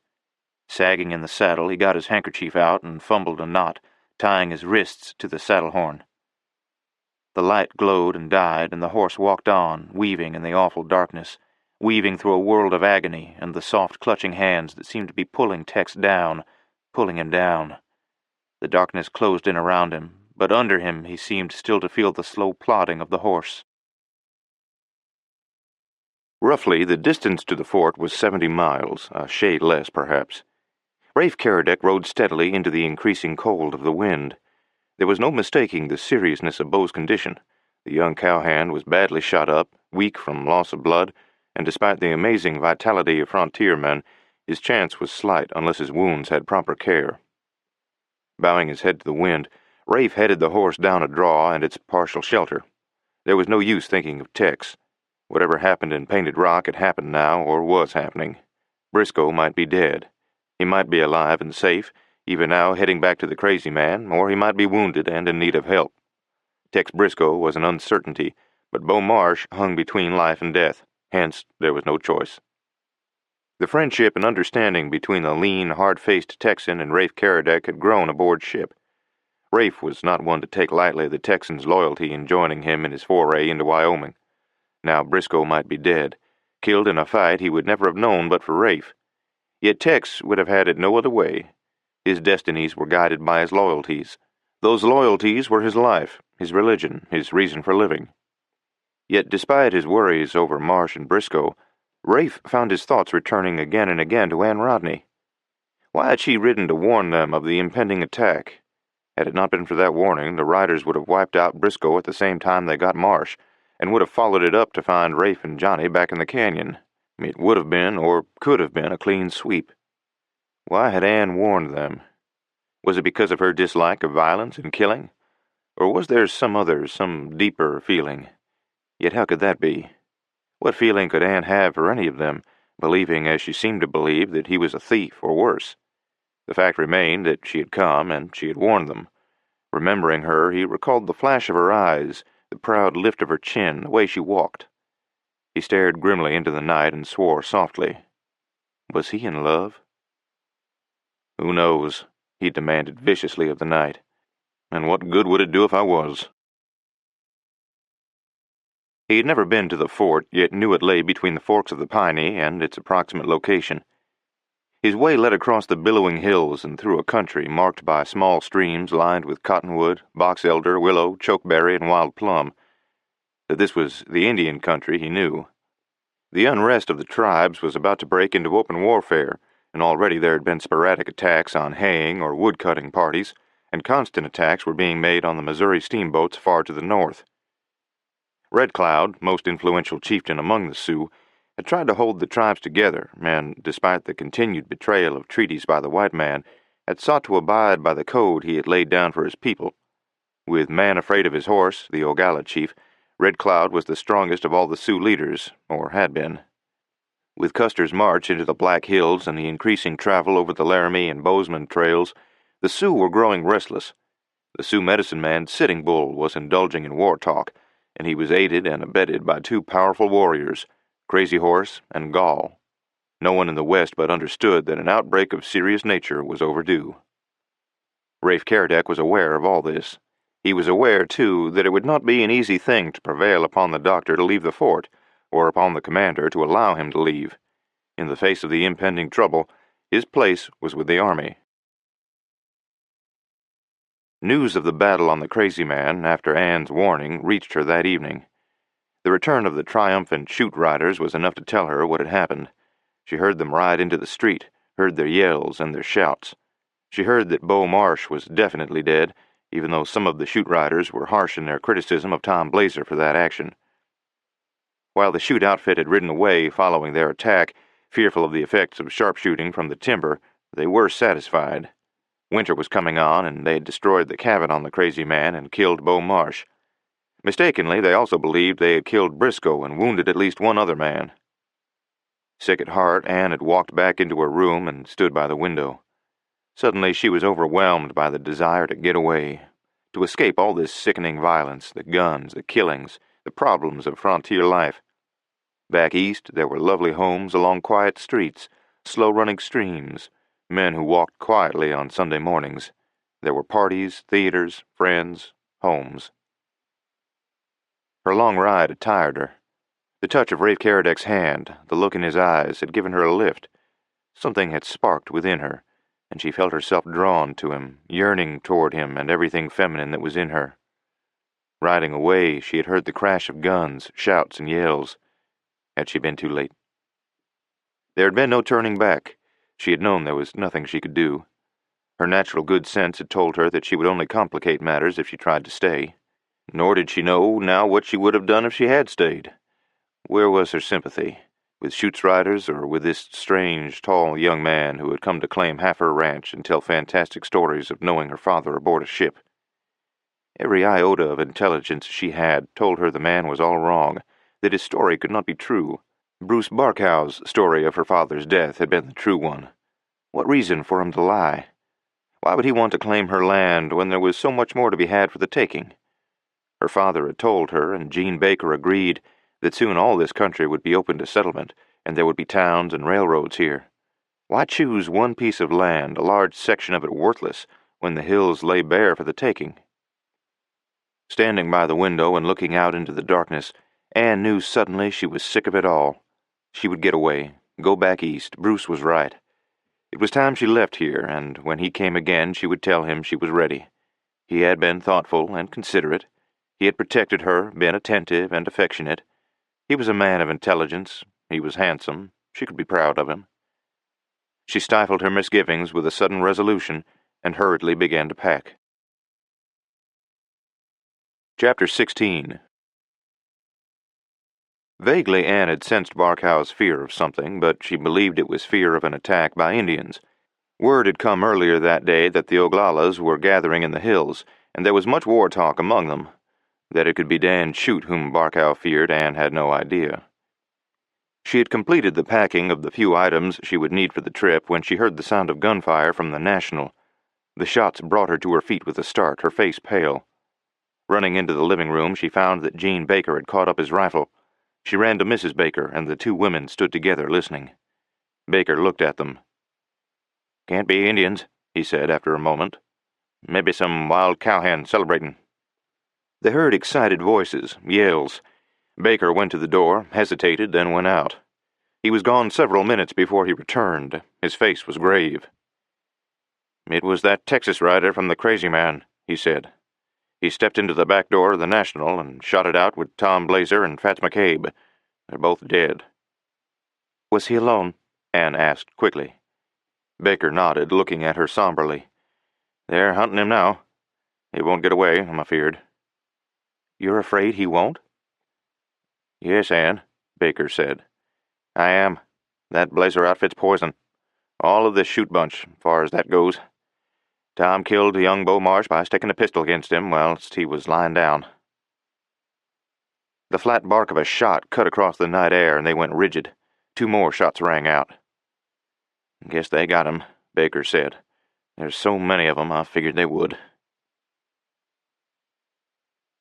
Before the news reached them of what had actually happened, daylight had come. Anne Rodney was awake after an almost sleepless night.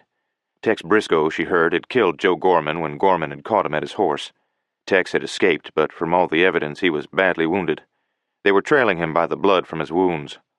Beau Marsh, now Briscoe. Was Johnny Gill alive? Was Rafe? If Rafe were alive, then he must be alone, harried like a rabbit by hounds. Restless, Anne paced the floor. Shoot riders came and went in the store. They were buying supplies and going out in groups of 4 and 5, scouring the hills for Briscoe or any of the others of the Crazy Man crowd. Bruce Barkow came shortly after breakfast. He walked into the store. He looked tired, worried. "Anne," he said abruptly, "if we're going, it'll have to be today. This country is going to the wolves. All they think about now is killing. Let's get out." She hesitated only an instant. Something inside her seemed lost and dead. "All right, Bruce. We've planned it for a long time. It might as well be now." There was no fire in her, no spark. Barkow scarcely heeded that. She would go, and once away from here and married, he would have title to the land, and Dan Shoot, for all his talk and harsh ways, would be helpless. "All right," he said. "We'll leave in an hour. Don't tell anybody. We'll take the buckboard like we're going for a drive, as we often do." She was ready, so there was nothing to do after he had gone. Baker seemed older, worried. Twice riders came in, and each time Anne heard that Tex Briscoe was still at large. His horse had been trailed, seemingly wandering without guidance, to a place on Mountain Creek. There the horse had walked into the water, and no trail had been found to show where he had left it. He was apparently headed for the high ridges south by west, nor had anything been found of Marsh or Gill.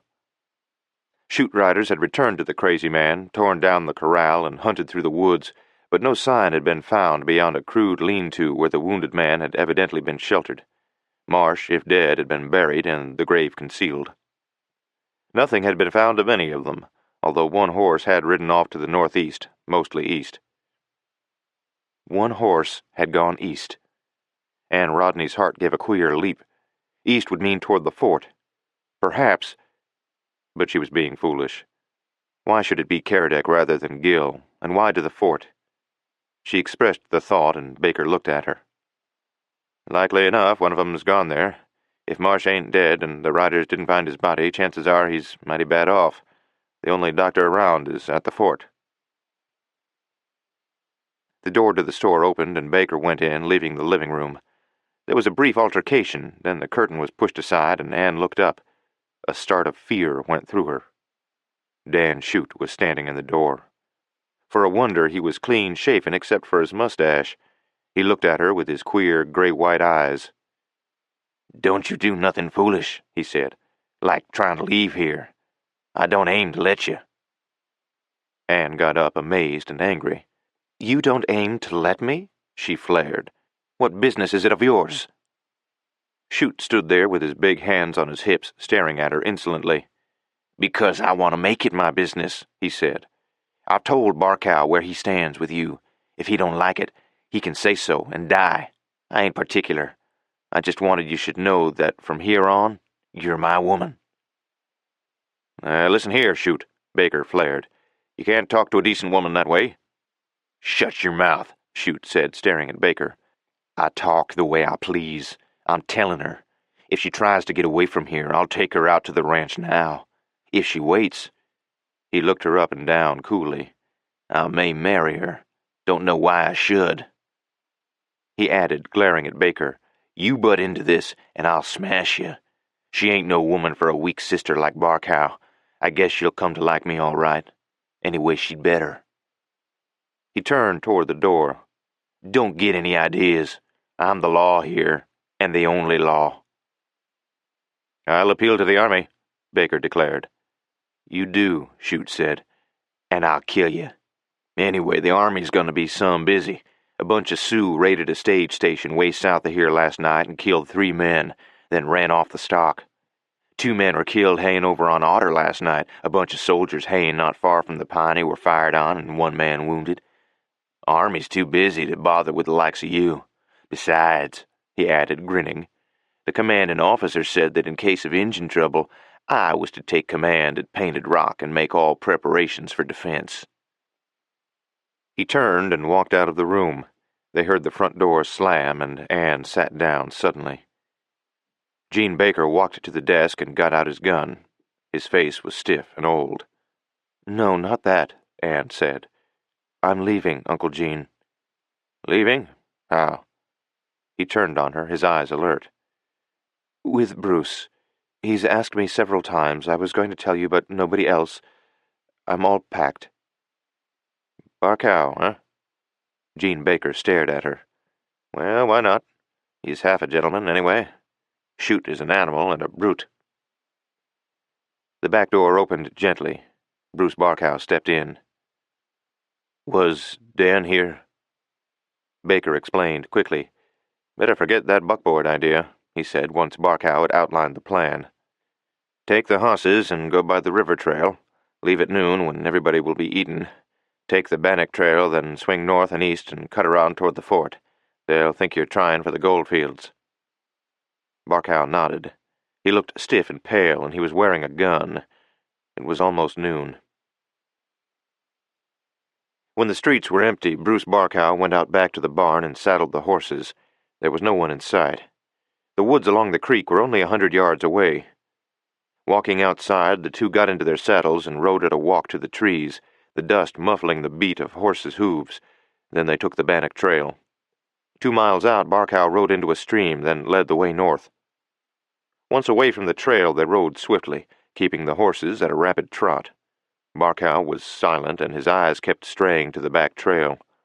Twice they saw Indian sign, but their escape had evidently been made successfully, for there was no immediate sound of pursuit. Bruce Barkow kept moving, and as he rode, his irritation, doubt, and fear began to grow more and more obvious. He rode like a man in the grip of deadly terror. Anne, watching him, wondered. Before, Chute had tolerated Barkow. Now a definite break had been made, and with each mile of their escape, Barkow became more frightened. There was no way back now. He would be killed on sight, for Dan Chute was not a man to forgive or tolerate such a thing. It was only on the girl's insistence that he stopped for a rest, and to give the horses a much-needed blow. They took it while Anne sat on the grass, and Bruce paced the ground, his eyes searching the trail over which they had come. When they were in the saddle again, he seemed to relax, to come to himself. Then he looked at her. "You must think I'm a coward," he said. "But it's just that I'm afraid of what Chute would do if he got his hands on you, and I'm no gunfighter. He'd kill us both." "I know." She nodded gravely. This man who was to be her husband impressed her less at every moment. Somehow his claim that he was thinking of her failed to ring with sincerity. Yet with all his faults, he was probably only a weak man, a man cut out for civilization and not for the frontier. They rode on, and the miles piled up behind them. Rafe Caradec awakened with a start to the sound of a bugle. It took him several seconds to realize that he was in bed at the fort. Then he remembered. The commanding officer had refused to allow the surgeon to leave before morning, and then only with an escort. With Lieutenant Bryson and 8 men, they would form a scouting party, would circle around by Crazy Man, then cut back toward the fort. The party at the fort was small, for the place had been abandoned several years before and had been utilized only for a few weeks as a base for scouting parties when fear of an Indian outbreak began to grow. It was no longer an established post, but merely a camp. Further to the south, there was a post at Fort Fetterman, named for the leader of the troops trapped in the Fetterman massacre. A wagon train had been attacked within a short distance of Fort Phil-Kearny, and a group of 79 soldiers and 2 civilians were to march out to relieve them under command of Major James Powell, a skilled Indian fighter. However, Brevet Lieutenant Colonel Fetterman had used his rank to take over command and had ridden out. Holding the fighting ability of the Indians in contempt, Fetterman had pursued some of them beyond a ridge. Firing had been heard, and when other troops were sent out from the fort, they had discovered Fetterman and his entire command wiped out about halfway down the ridge. The wagon train they had gone to relieve had reached the fort later, unaware of the encounter on the ridge. Getting into his clothes, Rafe hurried outside. The first person he met was Bryson. "Good morning, Caradec," Bryson said, grinning. "Bugle wake you up?" Caradec nodded. "It isn't the first time." "You've been in the service, then?" Bryson asked, glancing at him quickly. "Yes." Rafe glanced around the stockade. "I was with Sully. In Mexico for a while, too, and Guatemala." Bryson glanced at him. "Then you're that Caradec. Man, I've heard of you. Major Skian will be pleased to know he's an admirer of yours, sir." He nodded toward 2 weary, dust-covered horses. "You're not the only arrival from Painted Rock," Bryson said. "Those horses came in last night, almost daylight, in fact, with 2 riders. A chap named Barkow and a girl. Pretty, too, the lucky dog." Rafe turned on him, his eyes sharp. "A woman? A girl?" Bryson looked surprised. "Why, yes. Her name's Rodney. She—" "Where is she?" Rafe snapped. "Where is she now?" Bryson smiled slightly. "Why, that's her over there. A friend of yours?" But Rafe was gone. Anne was standing in the door of one of the partly reconstructed buildings, and when she saw him, her eyes widened. "Rafe, you here? Then you got away?" "I came after a doctor from Marsh. He's in a bad way." He tossed the remark aside, studying her face. "Anne, what are you doing here with Barkow?" His tone nettled her. "Why? How does it concern you?" "Your father asked me to take care of you," he said. "And if you married Bruce Barkow, I certainly wouldn't be doing it." "Oh?" Her voice was icy. "Still claiming you knew my father? Well, Mr. Caradec, I think you'd be much better off to forget that story. I don't know where you got the idea or how, or what made you believe you could get away with it, but it won't do. I've been engaged to Bruce for months. I intend to marry him now. There's a chaplain here. Then we'll go on the river and down to St. Louis. There's a steamer on the way up that we can meet." "I won't let you do it, Anne," Rafe said harshly. Her weariness, her irritation, and something else brought quick anger to her face and lips. "You won't let me? You have nothing to do with it. It simply isn't any of your business. Now, if you please, I'm waiting for Bruce. Will you go?" "No," he said violently. "I won't. I'll say again what I said before. I knew your father. He gave me a deed giving us the ranch. He asked me to take care of you. He also gave me the receipt that Bruce Barkow gave him for the mortgage money. I wanted things to be different, Anne. "Caradec," Bryson called. "We're ready." He glanced around. The small column awaited him, and his horse was ready. For an instant he glanced back at the girl. Her jaw was set, her eyes blazing. "Ah, what's the use?" he flared. "Marry who you blasted well please." Wheeling, he walked to his horse and swung into the saddle, riding away without a backward glance. Chapter 17. Lips parted to speak, and Rodney stared after the disappearing riders. Suddenly all her anger was gone. She found herself gazing at the closing gate of the stockade and fighting a mounting sense of panic. What had she done? Suppose what Rafe had said was the truth. What had he ever done to make her doubt him? Confused, puzzled by her own feelings for this stranger of whom she knew so little, yet who stirred her so deeply, she was standing there, one hand partly upraised, when she saw 2 men come around the corner of the building. Both wore the rough clothing of miners. They paused near her, one a stocky, thick-set man with a broad, hard jaw, the other a slender, blond young man. "Miss," the younger man said, "we just come in from the river. The Major was telling us you were going back that way." She nodded dumbly, then forced herself to speak. "Yes, we are going to the river with some of the troops, or that has been our plan." "We come up the Powder from the Yellowstone, miss," the young man said, "and if you could tell us where to find your husband, we might sell him our boats." She shook her head. I'm not married yet. You will have to see my fiancé, Bruce Barkow. He's in the mess hall. The fellow hesitated, turning his hat in his hand. Miss, they said you was from Painted Rock. Ever hear tell of a man named Rafe Caradec over there? She stiffened. Rafe Caradec? She looked at him quickly. You know him? He nodded, pleased by her sudden interest. Yes, miss, we were shipmates of his. Me and my partner over there, Rock Mullaney. My name is Penn, miss, Roy Penn. Suddenly her heart was pounding. She looked at him and bit her lip. Then she said carefully, You were on a ship with him? That's right. Penn was puzzled, and he was growing wary. After all, there was the matter of their leaving. Of course, that was months ago, and they were far from the sea now, but that still hung over them. Was there, aboard that ship, a man named Rodney? Anne couldn't look at them now. She stared at the stockade, almost afraid to hear their reply. Vaguely she realized that Bruce Barkow was approaching. Rodney? Surest thing you know. Charles Rodney, nice feller, too. He died off the California coast after... He hesitated. Miss, you ain't no relation of his now. I'm Charles Rodney's daughter. Oh.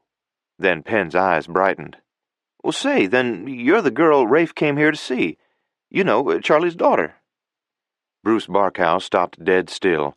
His dark face was suddenly wary. What was that? He said sharply. What did you say? Penn stared at him. No reason to get excited, mister. Yeah, we knew this young lady's father aboard ship. He was shanghaied out of San Francisco. Bruce Barkow's face was cold. Here it was at the last minute. He could see in Anne's face the growing realization of how he had lied, how he had betrayed her, and even, he could see that coming into her eyes too, the idea that he had killed her father. Veins swelled in his forehead and throat. He glared at Penn, half crouching like some cornered animal. You're a liar, he snarled. Don't call me that, Penn said fiercely. I'm not wearing a gun, mister. If Barkow heard the last words, they made no impression. His hand was already sweeping down. Penn stepped back, throwing his arms wide, and Bruce Barkow, his face livid with the fury of frustration, whipped up a gun and shot him twice through the body. Penn staggered back, uncomprehending, staring. No gun, he gasped. I don't... gun. He staggered into an army wagon, reeled, and fell headlong. Bruce Barkow stared at the fallen man. Then his contorted face turned upward. On the verge of escape and success, and he had been trapped, and now he had become a killer. Wheeling, he sprang into saddle. The gate was open for a wood wagon, and he whipped the horse through it, shouting hoarsely.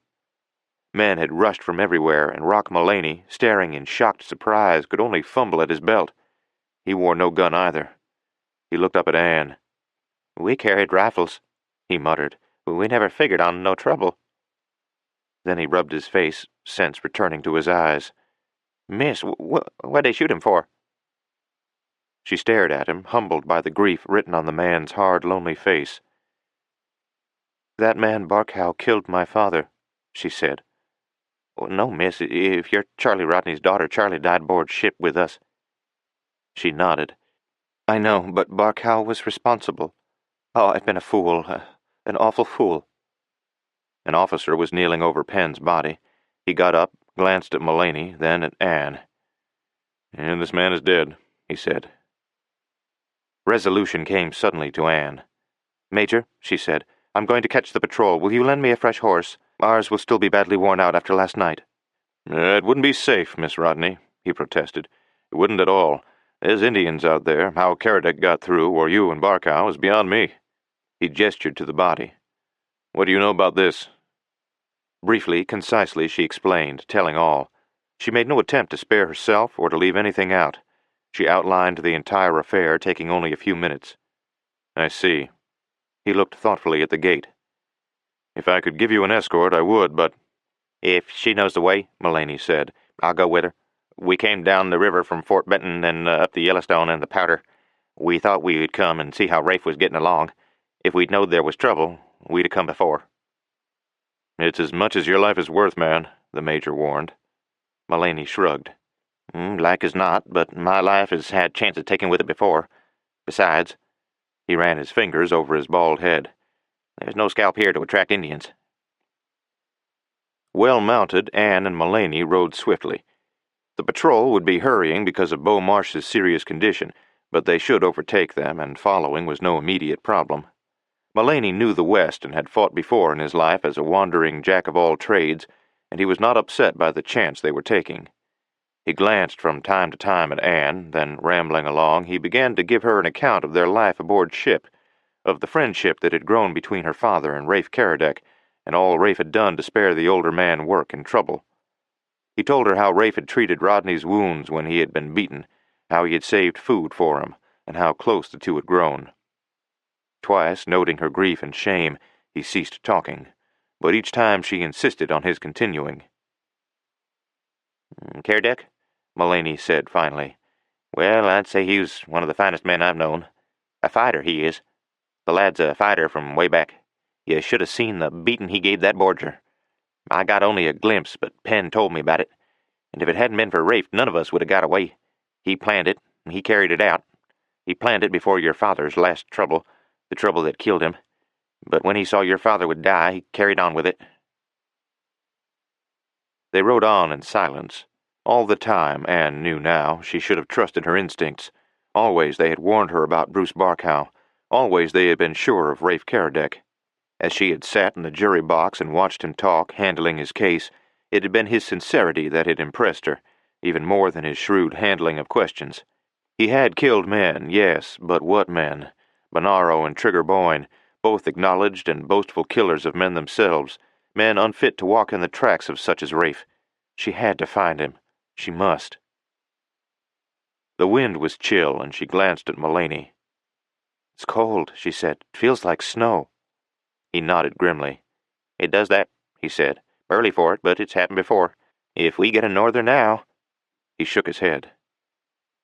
They made camp while it was still light, and Mullaney built a fire of dry sticks that gave off almost no smoke. Water was heated, and they made coffee. While Anne was fixing the little food they had, he rubbed the horses down with handfuls of dry grass. "Can you find your way in the dark?" he asked her. "Yes, I think so. It is fairly easy from here, for we have the mountains. That highest peak will serve as a landmark unless there are too many clouds." "All right," he said. "We'll try to keep moving." She found herself liking the burly seaman and cowhand. He helped her smother the fire and wipe out traces of it. "If we stick to the trail of the soldiers," he said, "it'll confuse the Indians. They'll think we're part of their party." They started on. Anne led off, keeping the horses at a fast walk. Dusk came, and with it the wind grew stronger. After an hour of travel, Anne reined in. Mullaney rode up beside her. "What's the matter?" She indicated the tracks of a single horse crossing the route of the soldiers. "You think this is Barkow?" He nodded as an idea came. "It could be. Soldiers don't know what happened back there. You might ride with them for protection." Another thought came to him. He looked at Anne keenly. "You suppose he'd try to kill Caradec?" Her heart jumped. Oh, no. She was saying no to the thought, not to the possibility. She knew it was a possibility. What did Bruce have to lose? He was already a fugitive, and another killing would make it no worse, and Rafe Caradec had been the cause of it all. "He might," she agreed. "He might at that." Miles to the west, Bruce Barkow, his rifle across his saddle, leaned into the wind. He had followed the soldiers for a way, and the idea of a snipe shot at Caradec stayed in his mind. He could do it, and they would think the Indians had done it. But there was a better way, a way to get at them all. If he could ride on ahead, reach Gill and Marsh before the patrol did, he might kill them, then get Caradec when he approached. If then he could get rid of Chute, Gomer would have to swing with him to save something from the mess.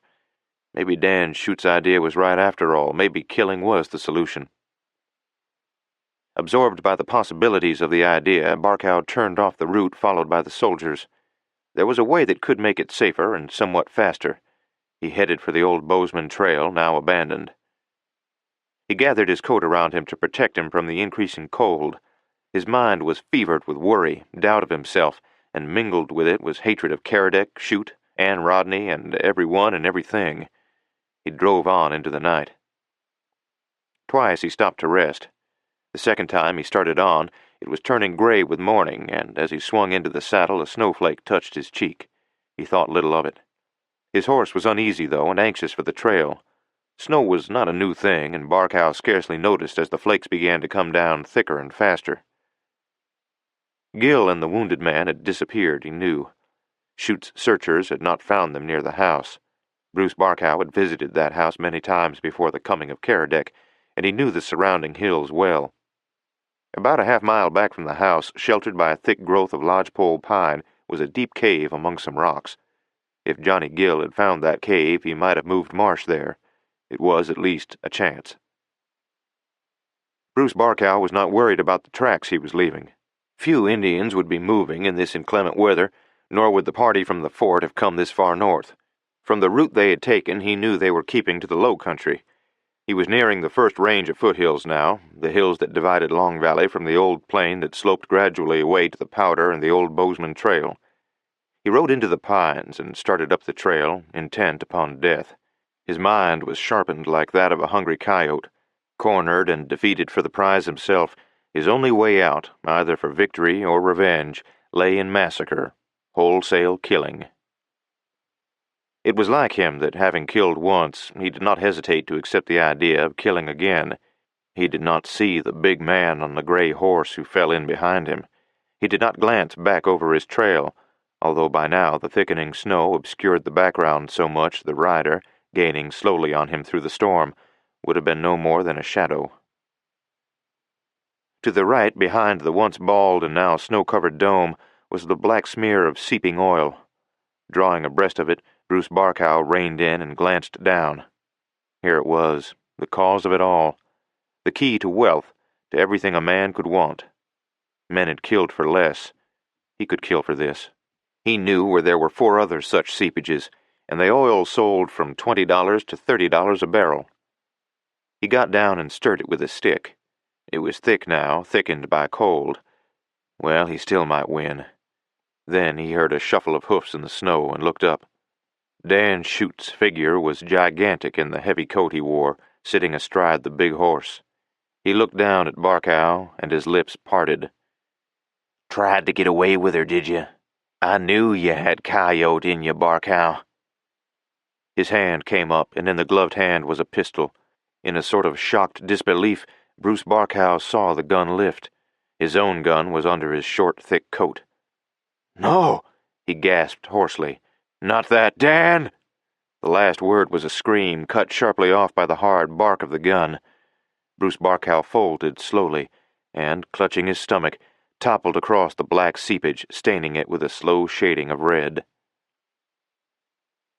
For a minute Dan Shute sat his horse, staring down. Then he turned the horse and moved on. He had an idea of his own. Before the storm began, from a mountain ridge he had picked out the moving patrol. Behind it were 2 figures. He had a hunch about those 2 riders, striving to overtake the patrol. He would see. Chapter 18. Pushing rapidly ahead through the falling snow, the patrol came up to the ruins of the cabin on the Crazy Man on the morning of the second day out from the fort. Steam rose from the horses, and the breath of horses and men fogged the air. There was no sign of life. Rafe swung down and stared about.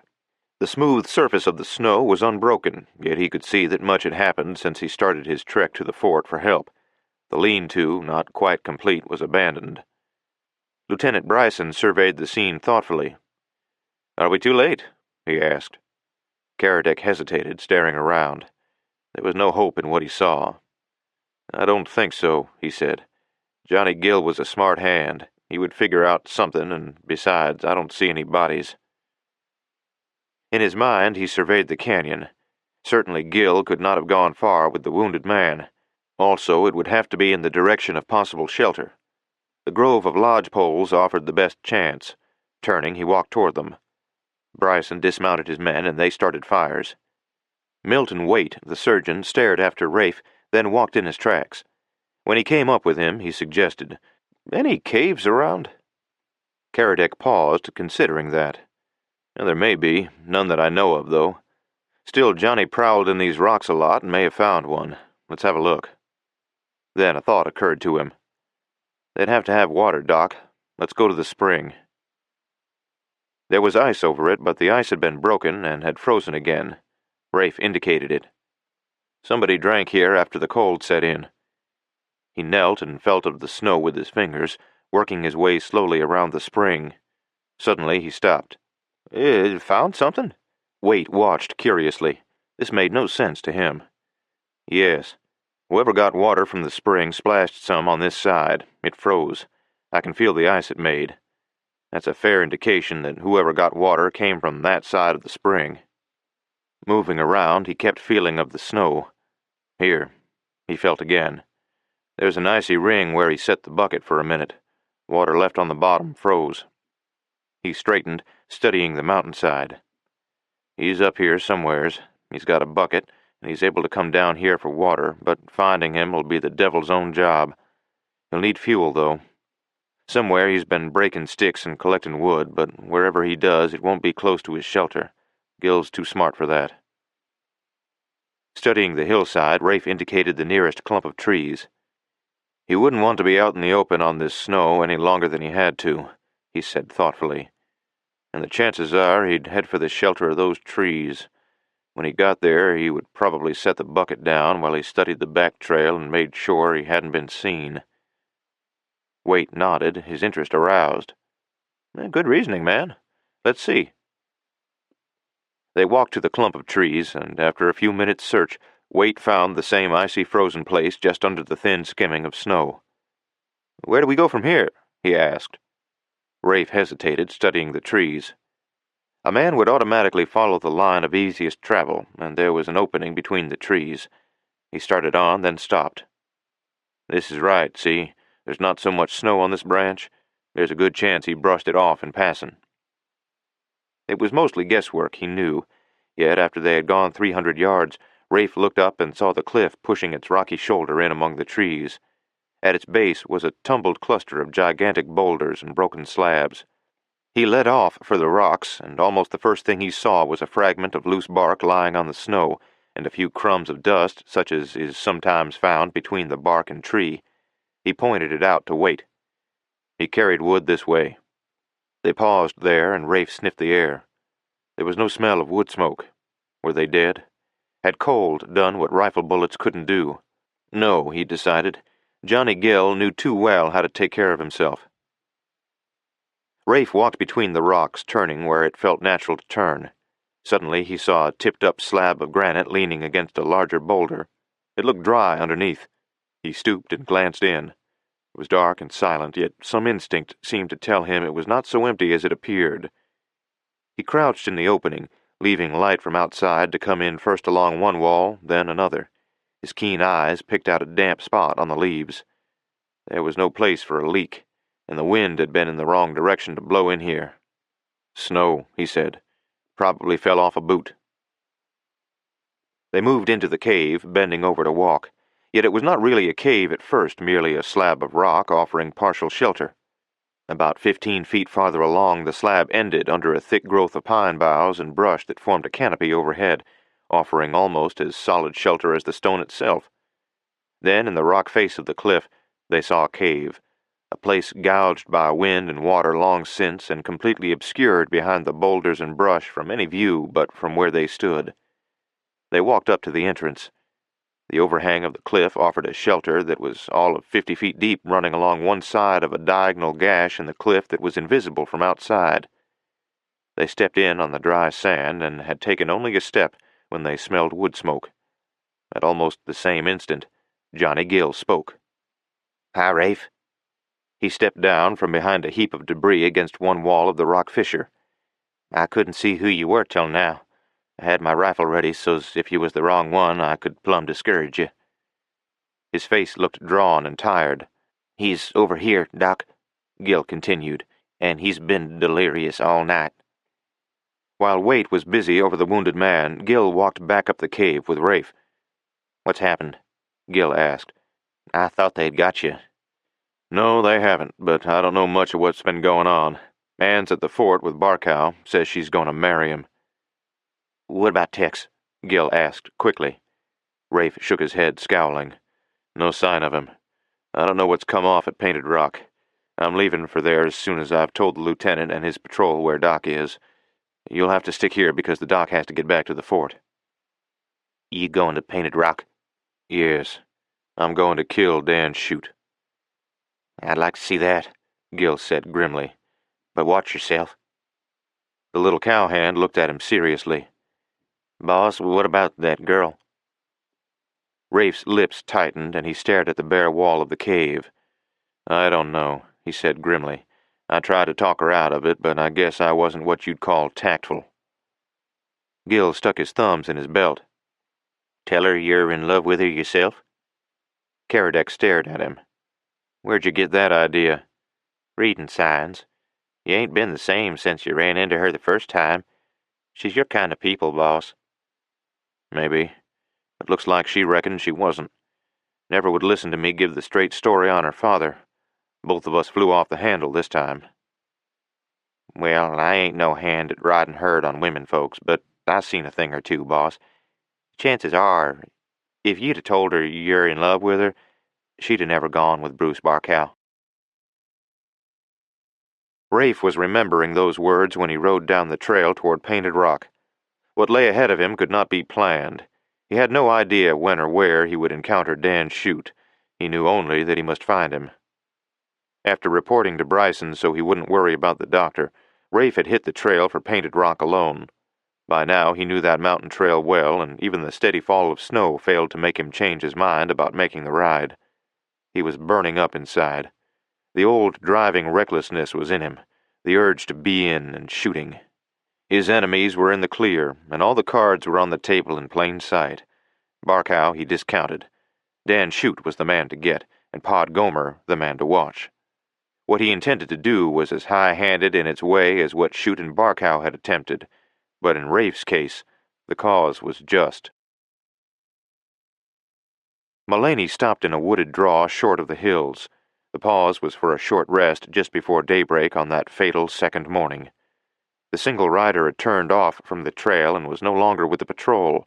Both he and the girl needed rest, aside from the horses. He kicked snow away from the grass, then swept some of it clear with a branch. In most places it was already much too thick for that. After he made coffee and they had eaten, he got up. "Get ready," he said. "I'll get the horses." All night he had been thinking of what he would do when he found Barkow. He had seen the man draw and pen, and he was not fast. That made it an even break, for Mullaney knew that he was not fast himself. When he found the horses missing, he stopped. Evidently they had pulled their picket pins and wandered off. He started on, keeping in their tracks. He did not see the big man in the heavy coat who stood in the brush and watched him go. Dan Shute threaded his way down to the campfire. When Anne looked up at his approach, she thought it was Mullaney, and then she saw Shute. Eyes wide, she came to her feet. "Why, hello. What are you doing here?" He smiled at her, his eyes sleepy and yet wary. "Hunting you. Reckoned this was you. When I seen Barkow, I reckoned something had gone wrong." "You saw Bruce? Where?" "North a ways. He won't bother you none." Shute smiled. "Barkow was spineless. Thought he was smart. He never was half as smart as that Caradec, nor as tough as me." "What happened?" Anne's heart was pounding. Mullaney should be coming now. He would hear their voices and be warned. "I killed him." Shute was grinning cynically. "He wasn't much good. Don't be wondering about that hombre with you. I led the hosses off and turned his adrift. He'll be ours catching it if he ever does. However, he might come back, so we'd better drift." "No," Anne said. "I'll wait." He smiled. "Better come quiet. If he came back, I'd have to kill him. You don't want him killed, do you?" She hesitated only a moment. This man would stop at nothing. He was going to take her if he had to knock her out and tie her. Better anything than that. If she appeared to play along, she might have a chance. "I'll go," she said simply. "You have a horse?" "I kept yours," he said. "Mount up." Chapter 19. By the time Rafe Caradec was en route to Painted Rock, Dan Shute was riding with his prisoner into the ranch yard of his place near Painted Rock. Far to the south and west, Rock Mullaney long since had come up to the place where Chute had finally turned his horse loose and ridden on, leading the other. Mullaney kept on the trail of the lone horse and came up with it almost a mile farther.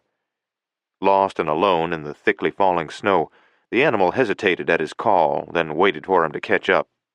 When he was mounted once more, he turned back to his camp, and the tracks, nearly covered, told him little. The girl, accompanied by another rider, had ridden away. She would never have gone willingly. Mullaney was worried. During the travel they had talked little, yet Anne had supplied a few of the details, and he knew vaguely about Dan Chute, about Bruce Barkow. He also knew, having heard all about it long before reaching the fort, that an Indian outbreak was feared. Mullaney knew something about Indians, and doubted any trouble until spring or summer.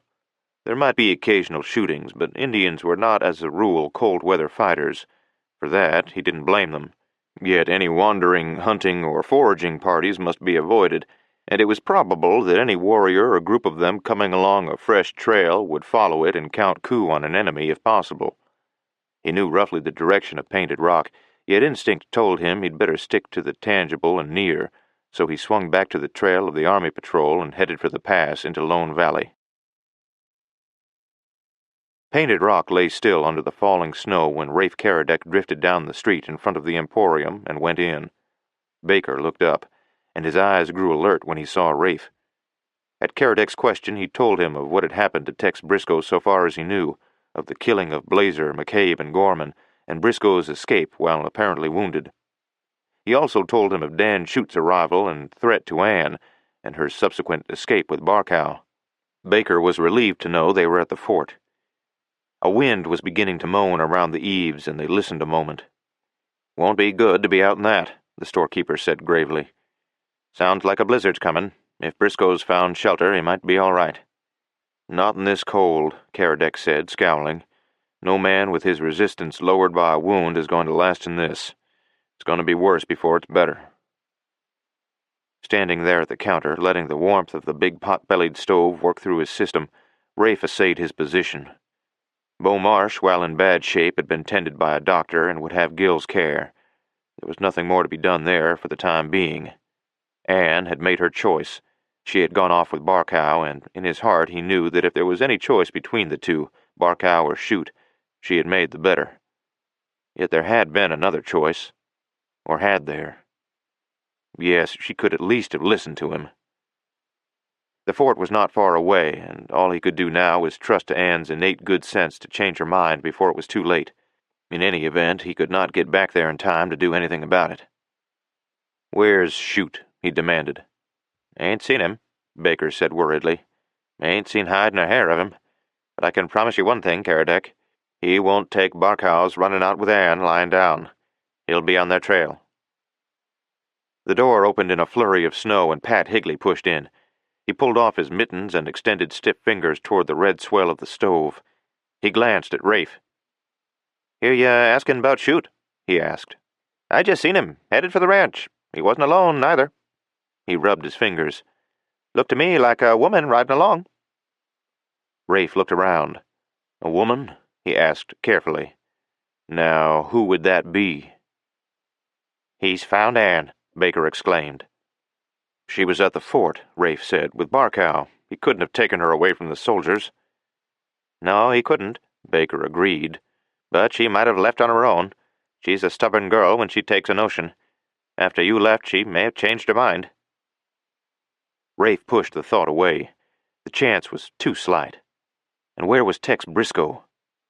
"Baker," he suggested, "you and Higley know this country. You know about Tex. Where do you reckon he'd wind up?" Higley shrugged. "There's no telling. It ain't as if he knew the country, too.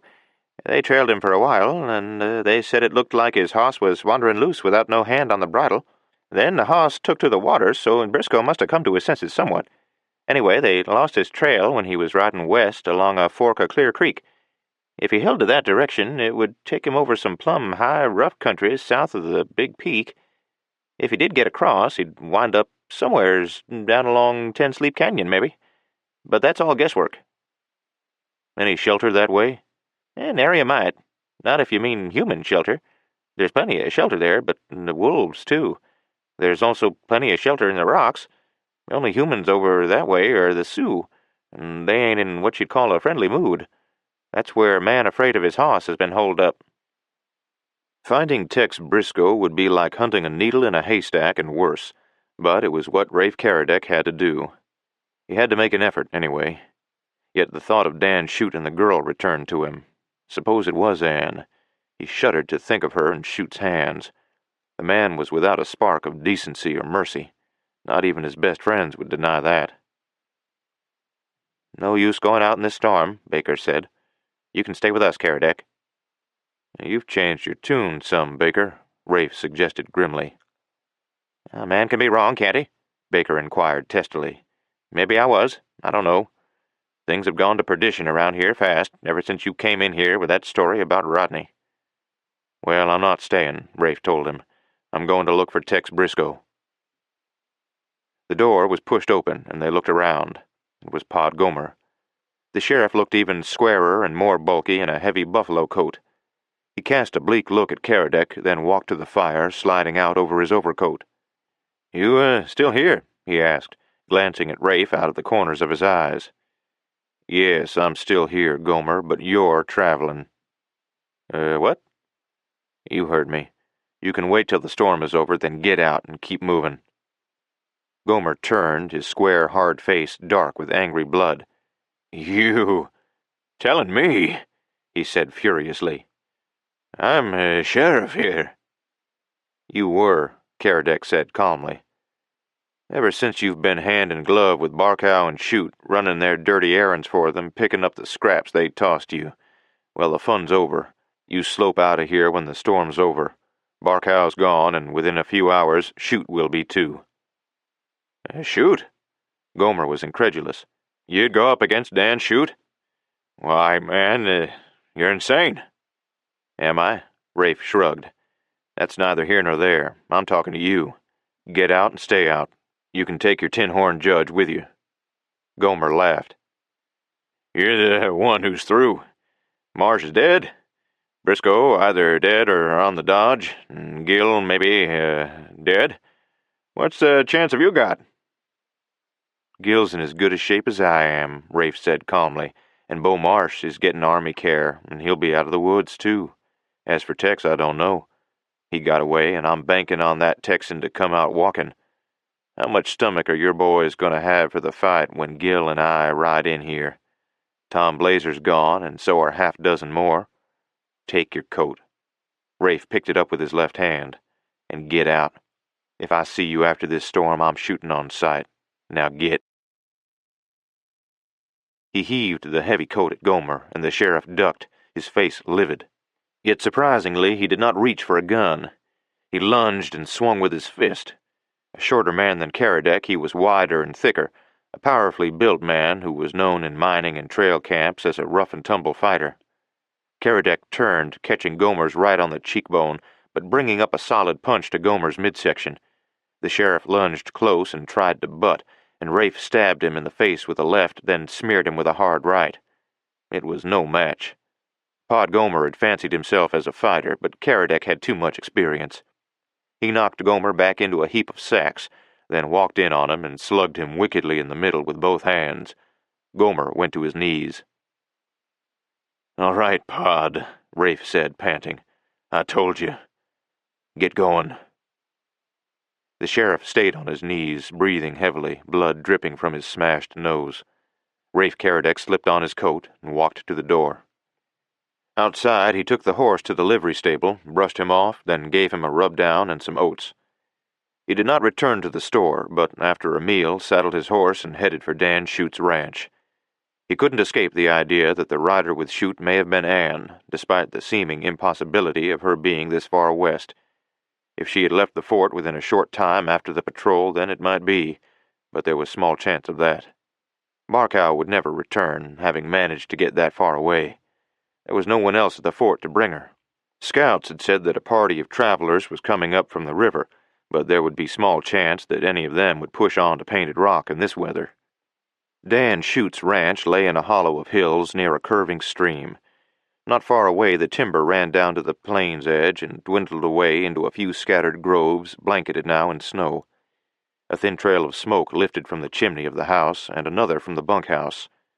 Rafe Caradec decided on boldness as the best course, and his muffled, snow-covered appearance to disguise him until within gun range. He opened a button on the front of his coat so he could get at a gun thrust into his waistband. He removed his right hand from the glove and thrust it deeply in his pocket. There it would be warm and at the same time free to grasp the 6-gun when he needed it. No one showed. It was very cold, and if there was anyone around and they noticed his approach, their curiosity did not extend to the point where they would come outside to investigate. Rafe strode directly to the house, walked up on the porch and rapped on the door with his left hand. There was no response. He rapped again, much harder. All was silence. The mounting wind made hearing difficult, but he put his ear to the door and listened. There was no sound. He dropped his left hand to the door and turned the knob. The door opened easily, and he let it swing wide, standing well out of line. The wind howled in, and a few flakes of snow, but there was no sound. He stepped inside and closed the door after him. His ears tingled with cold, and he resisted a desire to rub them, then let his eyes sweep the wide room. A fire burned on the huge stone fireplace, but there was no one in the long room. 2 exits from the room were hung with blankets. There was a table littered with odds and ends, and one end held some dirty dishes where a hasty meal had been eaten. Beneath that spot was a place showing dampness, as though a pair of boots had shed melting snow. There was no sound in the living room but the crackle of the fire and the low moan of the wind around the eaves. Walking warily, Rafe stepped over a saddle and some bits of harness and walked across to the opposite room. He pushed the blanket aside. Empty. There was an unmade bed of tumbled blankets and a lamp standing on a table by the bed.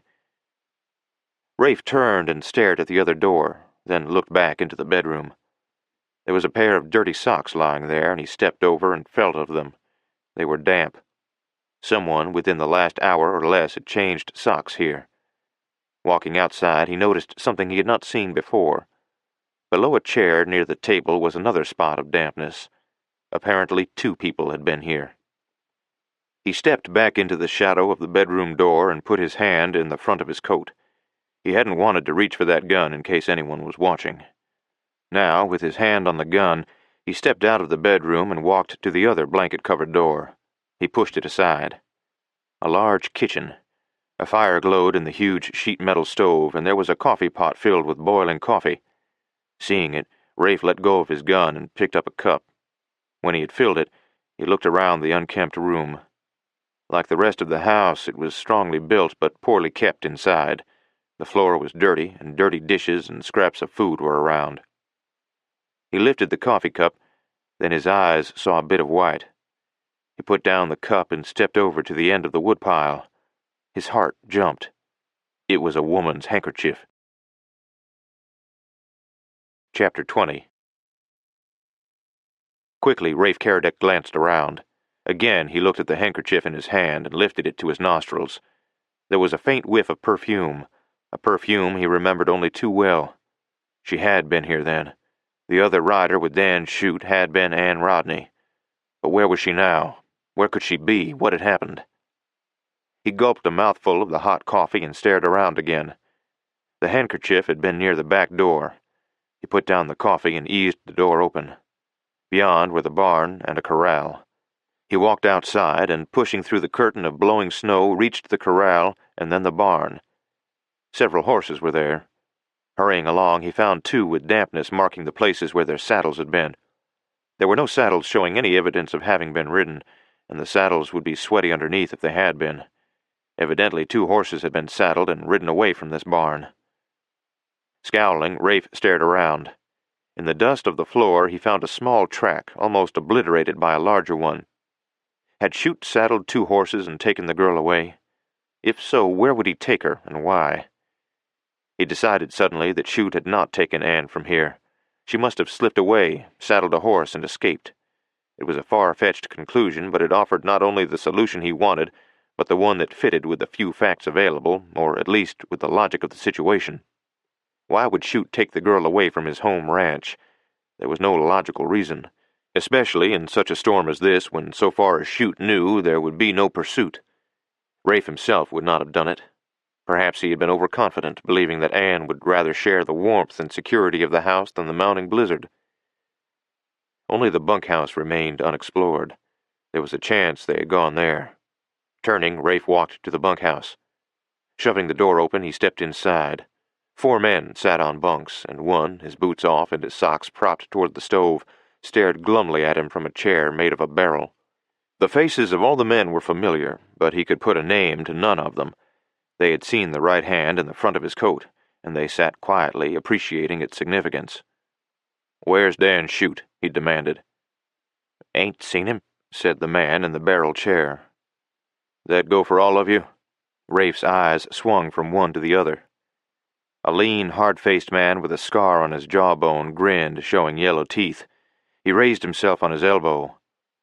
"Why, no. It sure don't, Pilgrim. I seen him. He rode up here nigh on an hour ago with that girl from the store. They went inside. Suppose you want to get killed, you go to the house." "I've been there. It's empty." The lean-faced man sat up. "That right? That don't make no sense. Why would a man with a filly like that go off into the storm?" Rafe Caradec studied them coldly. "You men," he said, "had better get out of here when the storm's over. Dan Chute's through." "Ain't you counting unbranded stock, partner?" the lean-faced man said, smiling tauntingly. "Dan Chute's able to handle his own troubles. He took care of Barkow." This was news to Rafe. "He did? How'd you know that?" "He done told me. Barkow was with this girl, and Chute trailed him. I didn't only see Chute come back, I talked with him, and I unsaddled his hosses."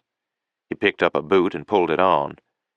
"This here Rodney girl, she left the fort, running away from Barkow and taking after the army patrol that rode out with you. Chute, he seen him. He also seen Barkow. He hunted Bruce down and shot him near the Bear Dome in your lower valley, and then he left Barkow and caught up with the girl and this strange hombre with her. Chute led their hosses off, then got the girl while this hombre was hunting the hosses." The explanation cleared up several points for Rafe. He stared thoughtfully around. "You didn't see him leave here?" "Not us," the lean-faced puncher said dryly. "None of us hired on for punching cows or riding herd on women in blizzards. Come a storm, we hole up and set her out. We aim to keep on doing just that." Rafe backed to the door and stepped out. The wind tore at his garments, and he backed away from the building. Within 20 feet it was lost behind a curtain of blowing snow. He stumbled back to the house. More than ever, he was convinced that somehow Anne had escaped. Yet where to look? In this storm there was no direction, nothing. If she headed for town, she might make it. However, safety for her would more likely lie toward the mountains, for there she could improvise shelter and probably could last the storm out. Knowing the country, she would know how long such storms lasted. It was rarely more than 3 days. He had little hope of finding Anne, yet he knew she would never return here. Seated in the ranch house, he coolly ate a hastily picked-up meal and drank more coffee. Then he returned to his horse that he had led to the stable. Mounting, he rode out into the storm on the way to town. Gene Baker and Pat Higley looked up when Rafe Caradec came in. Baker's face paled when he saw that Rafe was alone. "Did you find out?" he asked. "Was it Anne?" Briefly, Rafe explained, telling all he had learned and his own speculations as to what had happened. "She must have plumb got away," Higley agreed. "Chute would never take her away from his ranch in this storm. But where could she have gone?" Rafe explained his own theories on that. "She probably took it for granted he would think she would head for town," he suggested. "So she may have taken to the mountains. After all, she would know that Chute would kill anybody who tried to stop him." Gene Baker nodded miserably. "That's right. What can a body do?" "Wait," Higley said. "Just wait." "I won't wait," Rafe said. "If she shows up here, hold her. Shoot Dan if you have to, dry gulch him or anything. Get him out of the way. I'm going into the mountains. I can at least be looking, and I might stumble onto some kind of a trail." 2 hours later, shivering with cold, Rafe Caradec acknowledged how foolhardy he had been. His black horse was walking steadily through a snow-covered avenue among the pines, weaving around fallen logs and clumps of brush. He had found nothing that resembled a trail, and twice he had crossed the stream. This, he knew, was also the direction that had been taken by the wounded Tex Briscoe.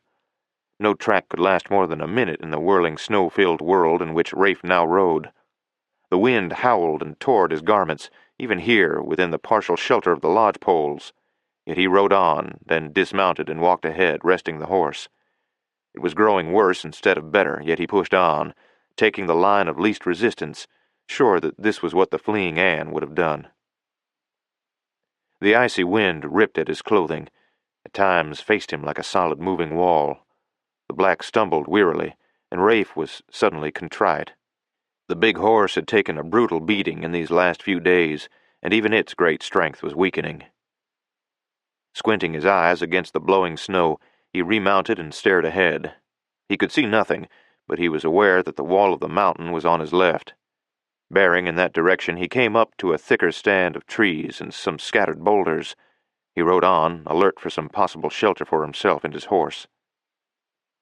Almost an hour later, he found it, a dry, sandy place under the overhang of the cliff, sheltered from the wind and protected from the snow by the overhang and by the trees and brush that fronted it.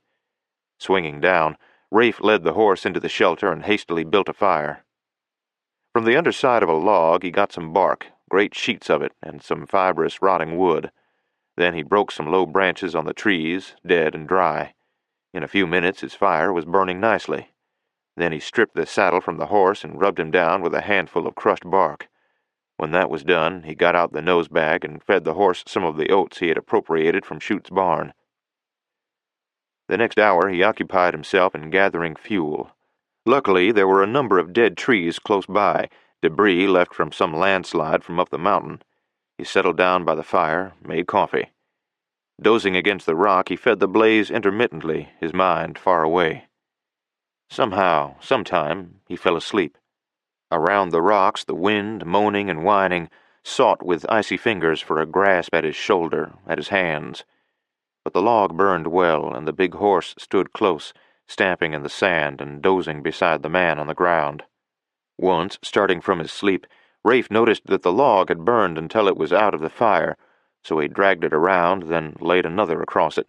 Soon he was again asleep. He awakened suddenly. It was daylight, and the storm was still raging. His fire blazed among the charred embers of his logs, and he lifted his eyes. 6 Indians faced him beyond the fire, and their rifles and bows covered him. Their faces were hard and unreadable. 2 stepped forward and jerked him to his feet, stripped his guns from him, and motioned for him to saddle his horse. Numb with cold, he could scarcely realize what had happened to him. One of the Indians, wrapped in a worn red blanket, jabbered at the others and kept pointing to the horse, making threatening gestures. Yet when Rafe had the animal saddled, they motioned him to mount. 2 of the Indians rode up then, leading the horses of the others. So this was the way it ended. He was a prisoner. Chapter 21. Uncomprehending, Rafe Caradec opened his eyes to darkness. He sat up abruptly and stared around. Then, after a long minute, it came to him. He was a prisoner in a village of the lawless Sioux, and he had just wakened. 2 days before, they had brought him here, bound him hand and foot, and left him in the tepee he now occupied. Several times squaws had entered the tepee and departed. They had given him food and water. It was night, and his wrists were swollen from the tightness of the bonds. It was warm in the tepee, for there was a fire, but smoke filled the skin wigwam and filtered out at the top. He had a feeling it was almost morning. What had happened at Painted Rock? Where was Anne? And where was Tex Briscoe? Had Dan Chute returned? He was rolling over toward the entrance to catch a breath of fresh air when the flap was drawn back and a squaw came in. She spoke rapidly in Sioux, then picked a brand from the fire and, as it blazed up, held it close to his face. He drew back, thinking she meant to sear his eyes. Then, looking beyond the blaze, he saw the squaw holding it was the Indian girl he had saved from Trigger Boyne. With a burst of excited talk, she bent over him. A knife slid under his bonds, and they were cut. Chafing his ankles, he looked up. In the flare of the torchlight, he could now see the face of a male Indian. He spoke gutturally, but in fair English. "My daughter say you man help her," he said. "Yes," Rafe replied. "The Sioux are not my enemies, nor am I theirs." "Your name, Caradec?" The Indian's statement was flat, not to be contradicted. "Yes." Rafe stumbled to his feet, rubbing his wrists. "We know your horse, also the horses of the others." "Others?" Rafe asked, quickly. "There are others here?" "Yes, a woman and a man. The man is much better. He had been injured." "Anne and Tex." Rafe's heart leaped. "May I see them?" he asked. "They are my friends." The Indian nodded. He studied Rafe for a minute. "I think you are a good man. My name, Man Afraid of His Horse." "The Oglala chief." Rafe looked again at the Indian. "I know the name. With Red Cloud you are the greatest of the Sioux." The chief nodded. "There are others. John Grass, Gall, Crazy Horse, many others. The Sioux have many great men." The girl led Rafe away to the tent where he found Tex Briscoe lying on a pile of skins and blankets. Tex was pale, but he grinned when Rafe came in. "Man," he said, "it's good to see you. And here's Anne." Rafe turned to look at her, and she smiled, then held out her hand. "I have learned how foolish I was, first from Pen, and then from Mullaney and Tex." "Pen? Mullaney?" Rafe squinted his eyes. "Are they here?" Quickly, Anne explained about Barkow's killing of Penn and her subsequent attempt to overtake Bruce, guided and helped by Rock Mullaney. "Barkow's dead," Rafe said. "Chute killed him." "Anne told me," Tex said. "Had it coming. Where's Dan Chute now?" Caradec shrugged. "I don't know, but I'm going to find out." "Please," Anne came to him. "Don't fight with him, Rafe. There's been enough killing. You might be hurt, and I couldn't stand that." He looked at her. "Does it matter so much?" Her eyes fell. "Yes," she said simply. "It does." Painted Rock lay quietly in a world of white, its shabbiness lost under the purity of freshly fallen snow. Escorted by a band of Oglalas, Anne, Rafe, and Tex rode to the edge of town. The street was empty, and the town seemed to have no word of their coming. Tex Briscoe, still weak from loss of blood and looking pale, brought up the rear. With Anne, he headed right for the Emporium. Rafe Caradec rode ahead until they neared the National Saloon, then swung toward the boardwalk and waited until they had gone by. Baker came rushing from the store and, with Anne's help, got Tex down from the horse and inside. Rafe Caradec led his own horse down the street and tied it to the hitching rail. Then he glanced up and down the street, looking for Chute. Within a matter of minutes, Dan would know he was back, and once he was aware of it, there would be trouble. Pat Higley was inside the store when Rafe entered. He nodded at Rafe's story of what had taken place. "Chute's been back in town," Higley said.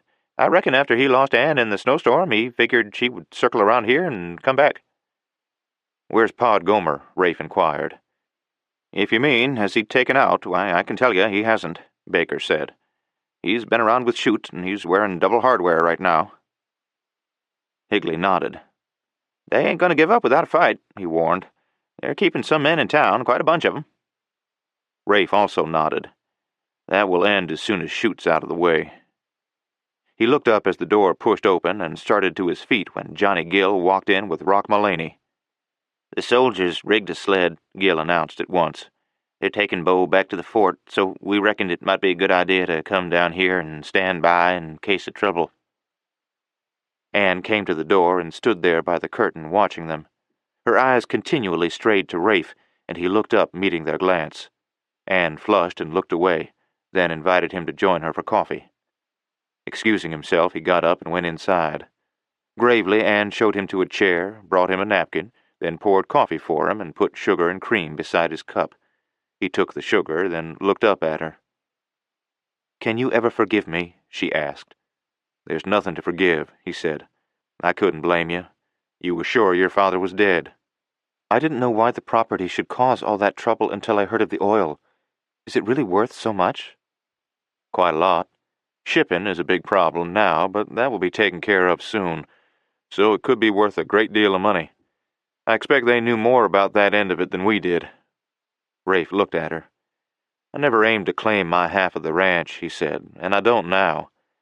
I accepted it just to give me some kind of legal basis for working with you, but now that the trouble is over, I'll give you the deed, the will your father made out, and the other papers." "Oh, no," she exclaimed quickly. "You mustn't. I'll need your help to handle things, and you must accept your part of the ranch and stay on. That is," she added, "if you don't think I'm too awful for the way I acted." He flushed. "I don't think you're awful, Anne," he said clumsily, getting to his feet. "I think you're wonderful. I guess I always have, ever since that first day when I came into the store and saw you." His eyes strayed and carried their glance out the window. He came to with a start and got to his feet. "There's Dan Shute," he said. "I got to go." Anne arose with him, white to the lips. He avoided her glance, then turned abruptly toward the door. The girl made no protest, but as he started through the curtain, she said, "Come back, Rafe. I'll be waiting." He walked to the street door, and the others saw him go. Then something in his manner apprised them of what was about to happen. Mullaney caught up his rifle and started for the door also, and Baker reached for a scattergun. Rafe Caradec glanced quickly at the snow-covered street. One wagon had been down the center of the street about daybreak, and there had been no other traffic except for a few passing riders. Horses stood in front of the National and the Emporium, and had kicked up the snow, but otherwise it was an even, unbroken expanse of pure white. Rafe stepped out on the porch of the Emporium. Dan Shute's gray was tied at the National's hitching rail, but Shute was nowhere in sight. Rafe walked to the corner of the store, his feet crunching on the snow. The sun was coming out, and the snow might soon be gone. As he thought of that, a drop fell from the roof overhead and touched him on the neck. Dan Shute would be in the National. Rafe walked slowly down the walk to the saloon and pushed open the door. Joe Benson looked up from behind his bar and hastily moved down toward the other end. Pod Gomer, slumped in a chair at a table across the room, sat up abruptly, his eyes shifting to the big man at the bar. Dan Shute's back was to the room. In his short, thick coat he looked enormous. His hat was off, and his shock of blonde hair, coarse and uncombed, glinted in the sunlight. Rafe stopped inside the door, his gaze sweeping the room in one all-encompassing glance. Then his eyes riveted on the big man at the bar. "All right, Shute," he said calmly. "Turn around and take it." Dan Shute turned, and he was grinning. He was grinning widely, and there was a wicked light dancing in his eyes. He stared at Caradec, letting his slow, insolent gaze go over him from head to foot. "Killing you would be too easy," he said. "I promised myself that when the time came, I would take you apart with my hands, and then, if there was anything left, shoot it full of holes. I'm gonna kill you, Caradec." Out of the tail of his eye, Rafe saw that Johnny Gill was leaning against the jamb of the back door, and that Rock Mullaney was just inside of that same door. "Take off your guns, Caradec, and I'll kill you," Shute said softly.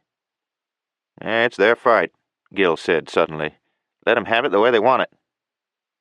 The voice startled Gomer so that he jerked, and he glanced over his shoulder, his face white. Then the front door pushed open, and Higley came in with Baker. Pod Gomer touched his lips with his tongue and shot a sidelong glance at Benson. The saloon-keeper looked unhappy. Carefully, Dan Shute reached for his belt buckle and unbuckled the twin belts, laying the big guns on the bar, butts toward him. At the opposite end of the bar, Rafe Caradec did the same. Then, as one man, they shed their coats. Lithe and broad-shouldered, Rafe was an inch shorter and 40 pounds lighter than the other man.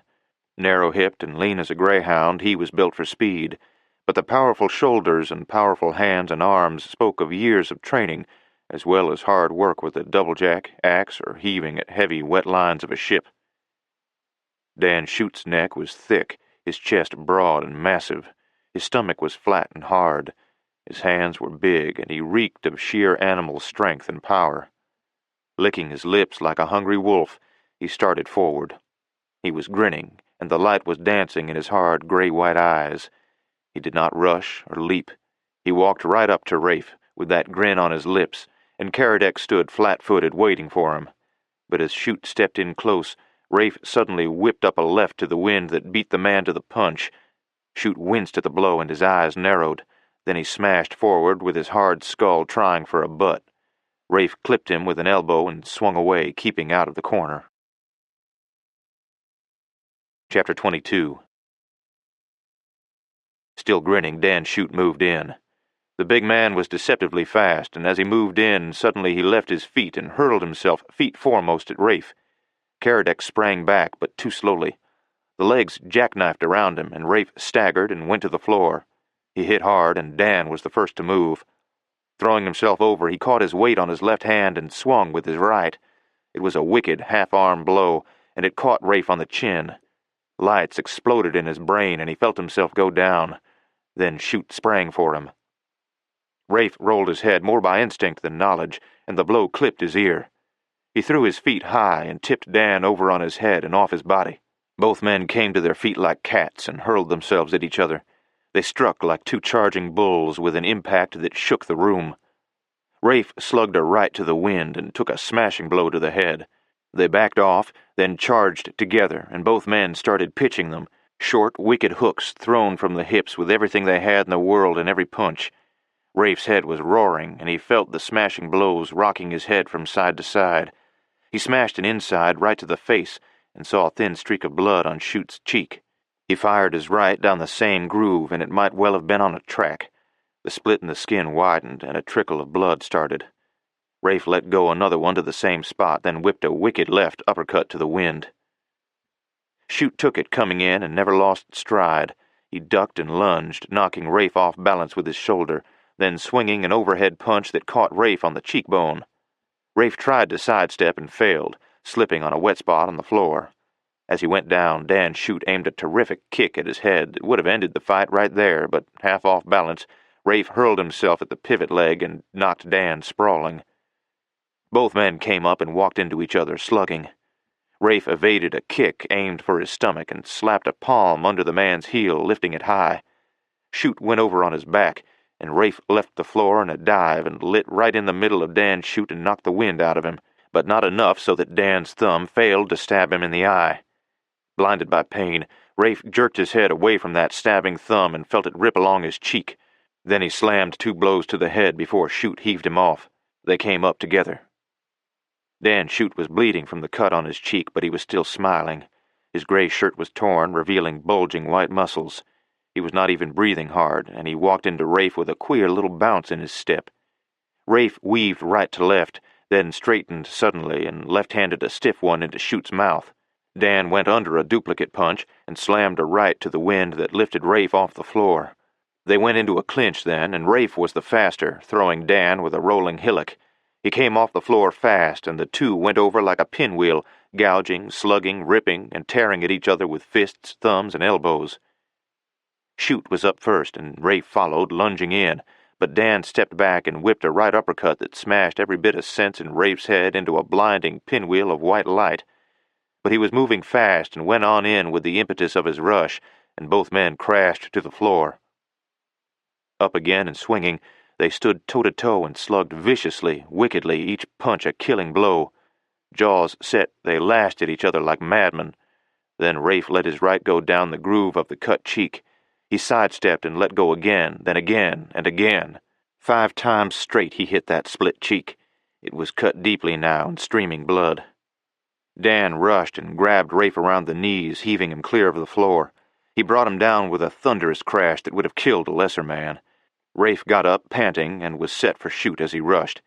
He split Dan's lips with another left, then threw a right that missed and caught a punch in the middle that jerked his mouth open and brought his breath out of his lungs in one great gasp. All reason gone, the 2 men fought like animals, yet worse than animals, for in each man was the experience of years of accumulated brawling and slugging in the hard, tough, wild places of the world. They lived by their strength and their hands, and the fierce animal drive that was within them, the drive of the fight for survival. Rafe stepped in, punching Shoot with a wicked, cutting, stabbing left, and his right went down the line again, and blood streamed from the cut cheek. They stood then, facing each other, shirts and ribbons, blood-streaked, with arms a-swing. They started to circle, and suddenly Shoot lunged. Rafe took 1 step back and let go a kick from the hips. An inch or so lower down, and he would have caught the bigger man in the solar plexus. As it was, the kick struck him on the chest and lifted him clear of the floor. He came down hard, but his powerful arms grabbed Rafe's leg as they swung down, and both men hit the floor together. Shoot sank his teeth into Rafe's leg, and Rafe stabbed at his eye with a thumb. Shoot let go and got up, grabbing a chair. Rafe went under it, heard the chair splinter, and scarcely realized in the heat of battle that his back had taken the force of the blow. He shoved Dan back and smashed both hands into the big man's body, then rolled aside and spilled him with a rolling hillock. Dan Shoot came up and Rafe walked in. He stabbed left to the face, and Shoot's teeth showed through his lip, broken and ugly. Rafe set himself and whipped an uppercut that stood Shoot on his toes. Tottering and punch-drunk, the light of battle still flamed in Shoot's eyes. He grabbed a bottle and lunged at Rafe, smashing it down on his shoulders. Rafe rolled with the blow and felt the bottle shatter over the compact mass of the deltoid at the end of his shoulder. Then he hooked a left with that same numb arm and felt the fist sink into Shoot's body. The strong muscles of that rock-ribbed stomach were yielding now. Rafe set himself and threw a right from the hip to the same place, and Shoot staggered, his face greenish-white. Rafe walked in and stabbed 3 times with a powerful cutting left that left Shoot's lips in shreds. Then, suddenly calling on some hidden well of strength, Dan dived for Rafe's legs, got him around the knees, and jerked back. Rafe hit the floor on the side of his head, and his world splintered into fragments of broken glass and light, flickering and exploding in a flaming chain reaction. He rolled over, took a kick on the chest, then staggered up as Shoot stepped in, drunk with a chance of victory. Heavy, brutal punches smashed him to his knees, but Rafe staggered up. A powerful blow brought him down again, and he lunged to his feet. Again he went to his knees, and again he came up. Then he uncorked one of his own, and Dan Shoot staggered. But Dan had shot his bolt. Head ringing, Rafe Caradec walked in, grabbed the bigger man by the shirt collar and belt, right hand at the belt, then turned his back on him and jerked down with his left hand at the collar and heaved up with the right. He got his back under him and then hurled the big man like a sack of wheat. Dan Shoot hit the table beside which Gene Baker was standing, and both went down in a heap. Suddenly Shoot rolled over and came to his knees, his eyes blazing. Blood streamed from the gash in his cheek, open now from mouth to ear. His lips were shreds, and a huge blue lump concealed one eye. His face was scarcely human, yet in the remaining eye gleamed a wild, killing, insane light, and in his hands he held Gene Baker's double-barreled shotgun. He did not speak, just swept the gun up and squeezed down on both triggers. Yet at the very instant that he squeezed those triggers, Rafe's left hand had dropped to the table near him, and with one terrific heave he spun it toward the kneeling man. The gun belched flame and thunder as Rafe hit the floor flat on his stomach and rolled over to see an awful sight. Joe Benson crouched over the bar, took the full blast of buckshot in the face, and went over backward with a queer, choking scream. Rafe heaved himself erect, and suddenly the room was deathly still. Podgomer's face was a blank sheet of white horror as he stared at the spot where Benson had vanished. Staggering, Caradec walked toward Dan Shoot. The man lay on his back, arms outflung, head lying at a queer angle. Mullaney pointed. "The table," he said. "Busted his neck." Rafe turned and staggered toward the door. Johnny Gill caught him there. He slid an arm under Rafe's shoulders and strapped his guns to his waist. "What about Gomer?" he asked. Caradec shook his head. Podgomer was getting up to face him, and he lifted a hand. Don't start anything. I've had enough. I'll go." Somebody brought a bucket of water, and Rafe fell on his knees and began splashing the ice-cold water over his head and face. When he had dried himself on a towel someone had handed him, he started for a coat. Baker had come in with a clean shirt from the store.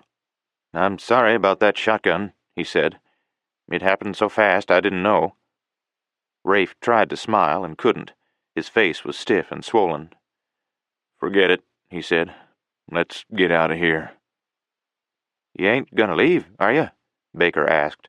"Ann said that she—" "Leave? Shucks, no. We've got an oil business here, and there's a ranch. While I was at the fort, I had a wire sent to the C-Bar down in Texas for some more cattle." Anne was waiting for him, wide-eyed when she saw his face. He walked past her toward the bed and fell across it. "Don't let it get you, honey," he said. "We'll talk about it when I wake up next week." She stared at him, started to speak, and a snore sounded in the room. Ma Baker smiled. "When a man wants to sleep, let him sleep, and I'd say he earned it."